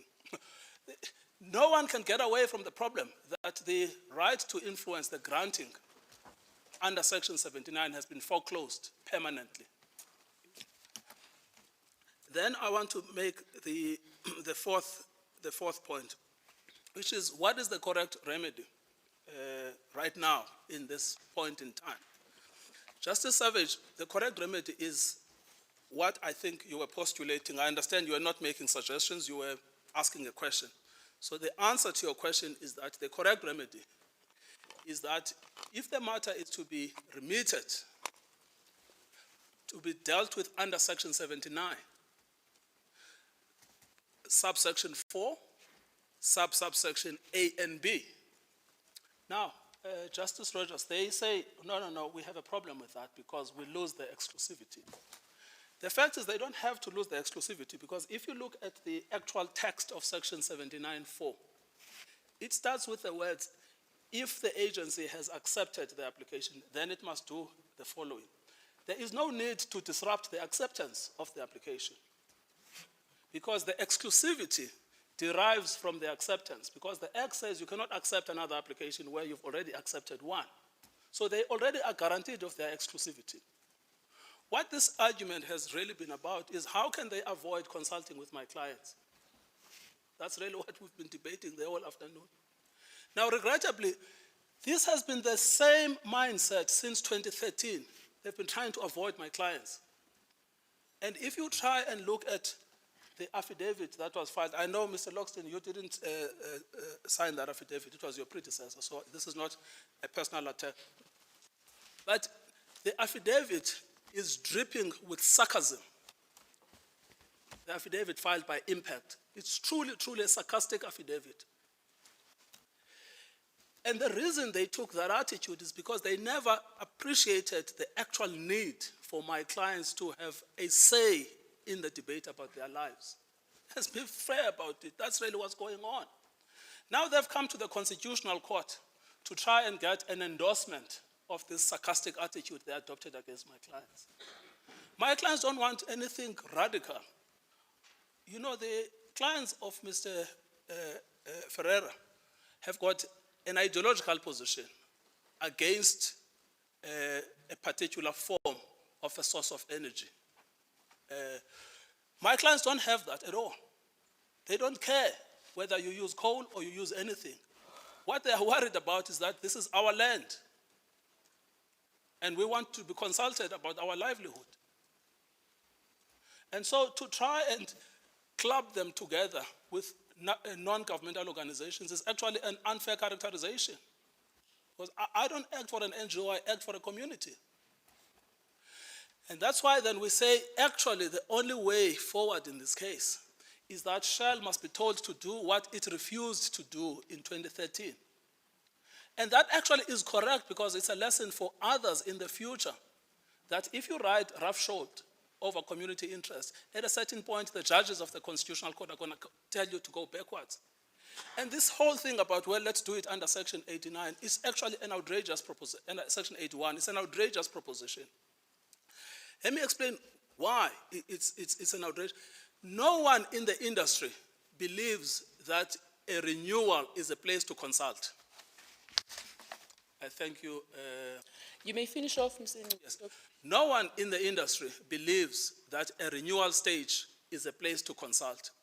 Everybody accepts that the place to consult is the initial application, and a renewal is a bureaucratic process that only connects the department with the holder of a right. And that's why the beginning of Section 81 assumes that you are already a holder of a valid right. Thank you, Chief Justice. I could give you a minute or more. You did have how many opponents? Yes, thank you. Let me take Just a couple or more. Yes, let me take that minute. Now, so to complete then the point I'm making, if you look at the text of Section 79.4, it says if the agency accepts. So what that means is that that remedy doesn't preclude your exclusivity. You already have that exclusivity. So that point, to clarify that. Then again, to respond to Mr. Loxton about the Supreme Court of Appeal, this is now point number 5. It is common cause that in the Supreme Court of Appeal, there was no debate about a suspension. No debate about a suspension. The only debate that was held in the Supreme Court of Appeal was a debate about mootness. Now, why is this an important point? The default position in an administrative law context is that you remit. If you want a different remedy, you then bear the onus to show why that remedy should be granted. It is equivalent in the context of constitutional declarations of invalidity to the default position being retrospectivity. And the case law in this court is clear that if you want a departure from the principle of retrospectivity, you must produce the facts that would substantiate and justify a departure from the default position. Nothing changes just because you are in an administrative context. If you want a departure from the ordinary rule, then produce the facts. Here, they never asked for the suspension. They could never have asked for the suspension pending a determination of the third renewal because it did not exist. In fact, in the High Court, they did not ask for the suspension at all. I wanted to see Mr. Friedman saying, well, it was raised. Well, the reason he can't show us in the record where they asked for the suspension is because it's not there. The same thing I wanted to wait and see if Mr. Loxton will show us, but he also can't show us. In the Supreme Court of Appeal, that problem was exacerbated because we were debating one issue, which is the issue of mootness, and then we found an outcome, which was an outcome about suspension. But the principal point on the suspension is that because the suspension is tied up with the rule of law and the respect of judicial orders, it must be expressly debated, and that never happened. Thank you, Chief Justice. I have. Thank you, Mr. Itobi. Mr. Ferreira? Sorry, can I just... Oh, sorry. It doesn't really arise from your reply, but it has just struck me, and I'm not sure if it's been clarified anywhere. There appears to be a missing word in the official version of Section 181, 3A. Section 81. 81, 3A. That's the provision which says the minister must grant the renewal. And it says, if the application complies and the holder of the exploration right has complied with A, terms and conditions of the exploration right is not in contravention. It doesn't make grammatical sense, and a similar formulation appears in several other instances for other types of renewals, and the word "and" appears between right and is. And perhaps before yes, Mr. Ferreira finally closed, the parties can just agree that we should read "and" between right and "is"? Yes, that is what I noticed when I was reading to the court initially, and then I thought it was just me. It turns out there are two of us. But it's clear that there's a problem there. There's a whizzing mad after right. Yes, I noticed the same formulation, but with the "and" present was in section 18.3a and 24.3a. Yes, that must be so, because the first part is whether you've complied with the terms and conditions of the exploration, and terms and conditions of the right, The and is holder not in has contravention. complied and is not. And is not in contravention. So I think that's correct, but I haven't got the original. This is the Safely version of the. Yes, I'm looking at the original, the Government Gazette, when the original version of the Act was promulgated. Well, this is the Minister's Council. He must know. And I see, by the way, that parties have quoted it incorrectly, exactly, but ungrammatically in their affidavits and submissions. No, the problem persists. I'm afraid I can't help. Yeah. Thank you, Justice Rogers.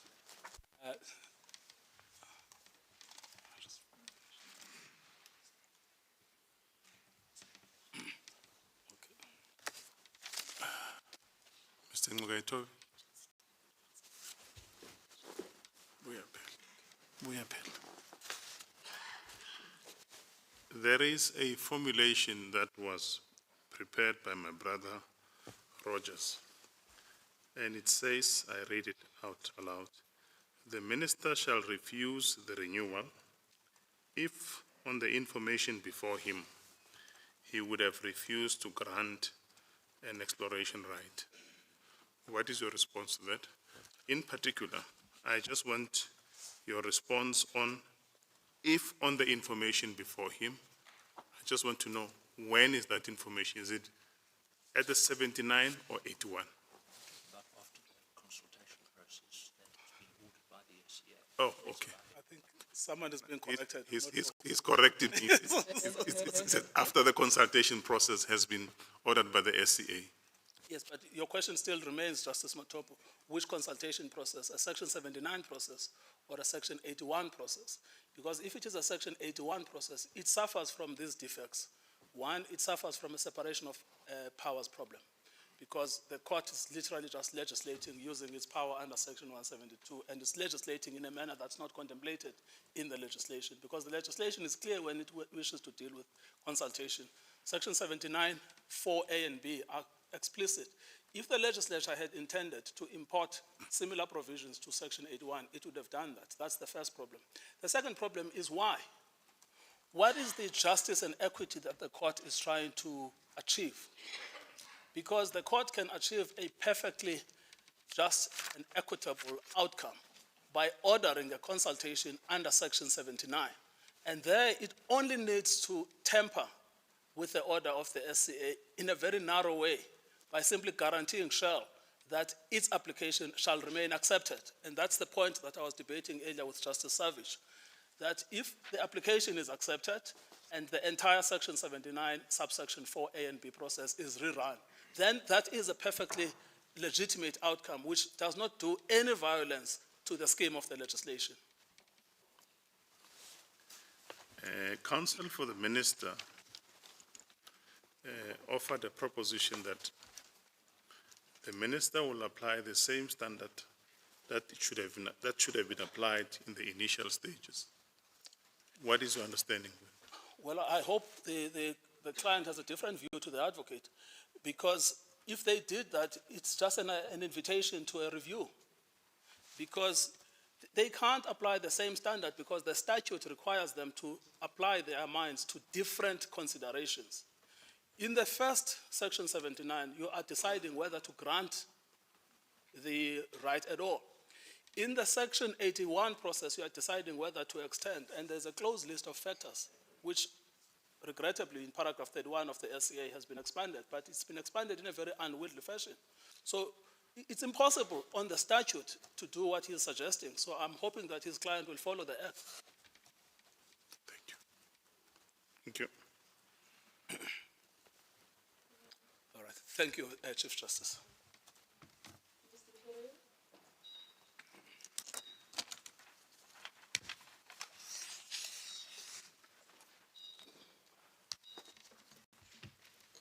Justice Rogers, to start with the easiest question, I understand that Judicial has actually inserted the missing "and" in square brackets under section 81, and I understand as well that Professor Dale addresses the question of that missing "and" and explains that in fact there is an "and" missing precisely where you identify the lacuna. Chief Justice, if I may address my points in reply under two separate headings. Firstly, the question of what I called in my main address our first prize, which is that the High Court order we submit with respect should be revived. I won't belabor this point, but what we submit is that section 172(1)(b) of the Constitution does give this court extraordinarily wide powers, as has been held in Mhlope and other cases. But our submission is that exercising that power goes too far when it is done in the absence of any facts justifying its exercise in that direction. And we submit that when courts exercise judicial discretion in a vacuum, absent properly pleaded facts to sustain that exercise, there are fundamental difficulties that arise for the rule of law and for legal certainty, because it becomes impossible to predict as a litigant and as a legal advisor what courts are going to do when in public law cases. And this court has held, for example, in the Aba case, that predictability of court proceedings, a reasonable degree of predictability, is an element of the rule of law. What this court held is that in the context of respecting precedents, is that precedents must be respected in order to ensure legal certainty and equality before the law. This is essential for the rule of law.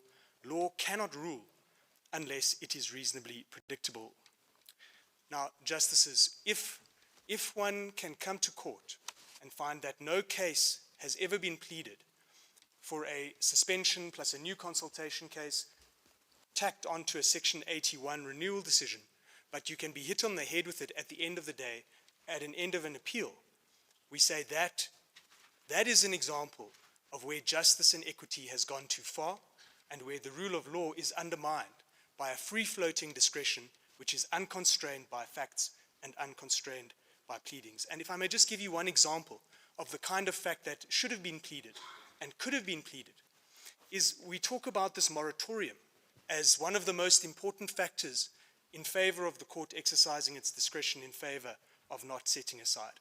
That moratorium enters the record by way of judicial notice, if my memory serves me correctly, for the first time in the application for leave to appeal in the High Court. Never pleaded, never relied upon by any of the parties.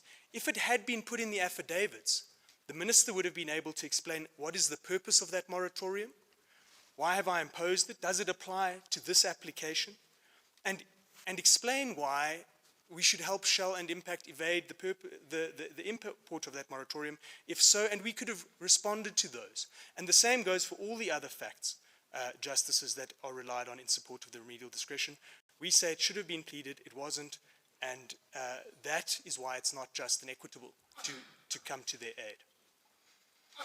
Justices, Mr. Friedman submitted that there was a hearing on remedy in the Supreme Court of Appeal, and he said, just look at Mr. Ferreira's heads. He had made a whole argument about remedy. With respect to Mr. Friedman, he was mistaken in that submission.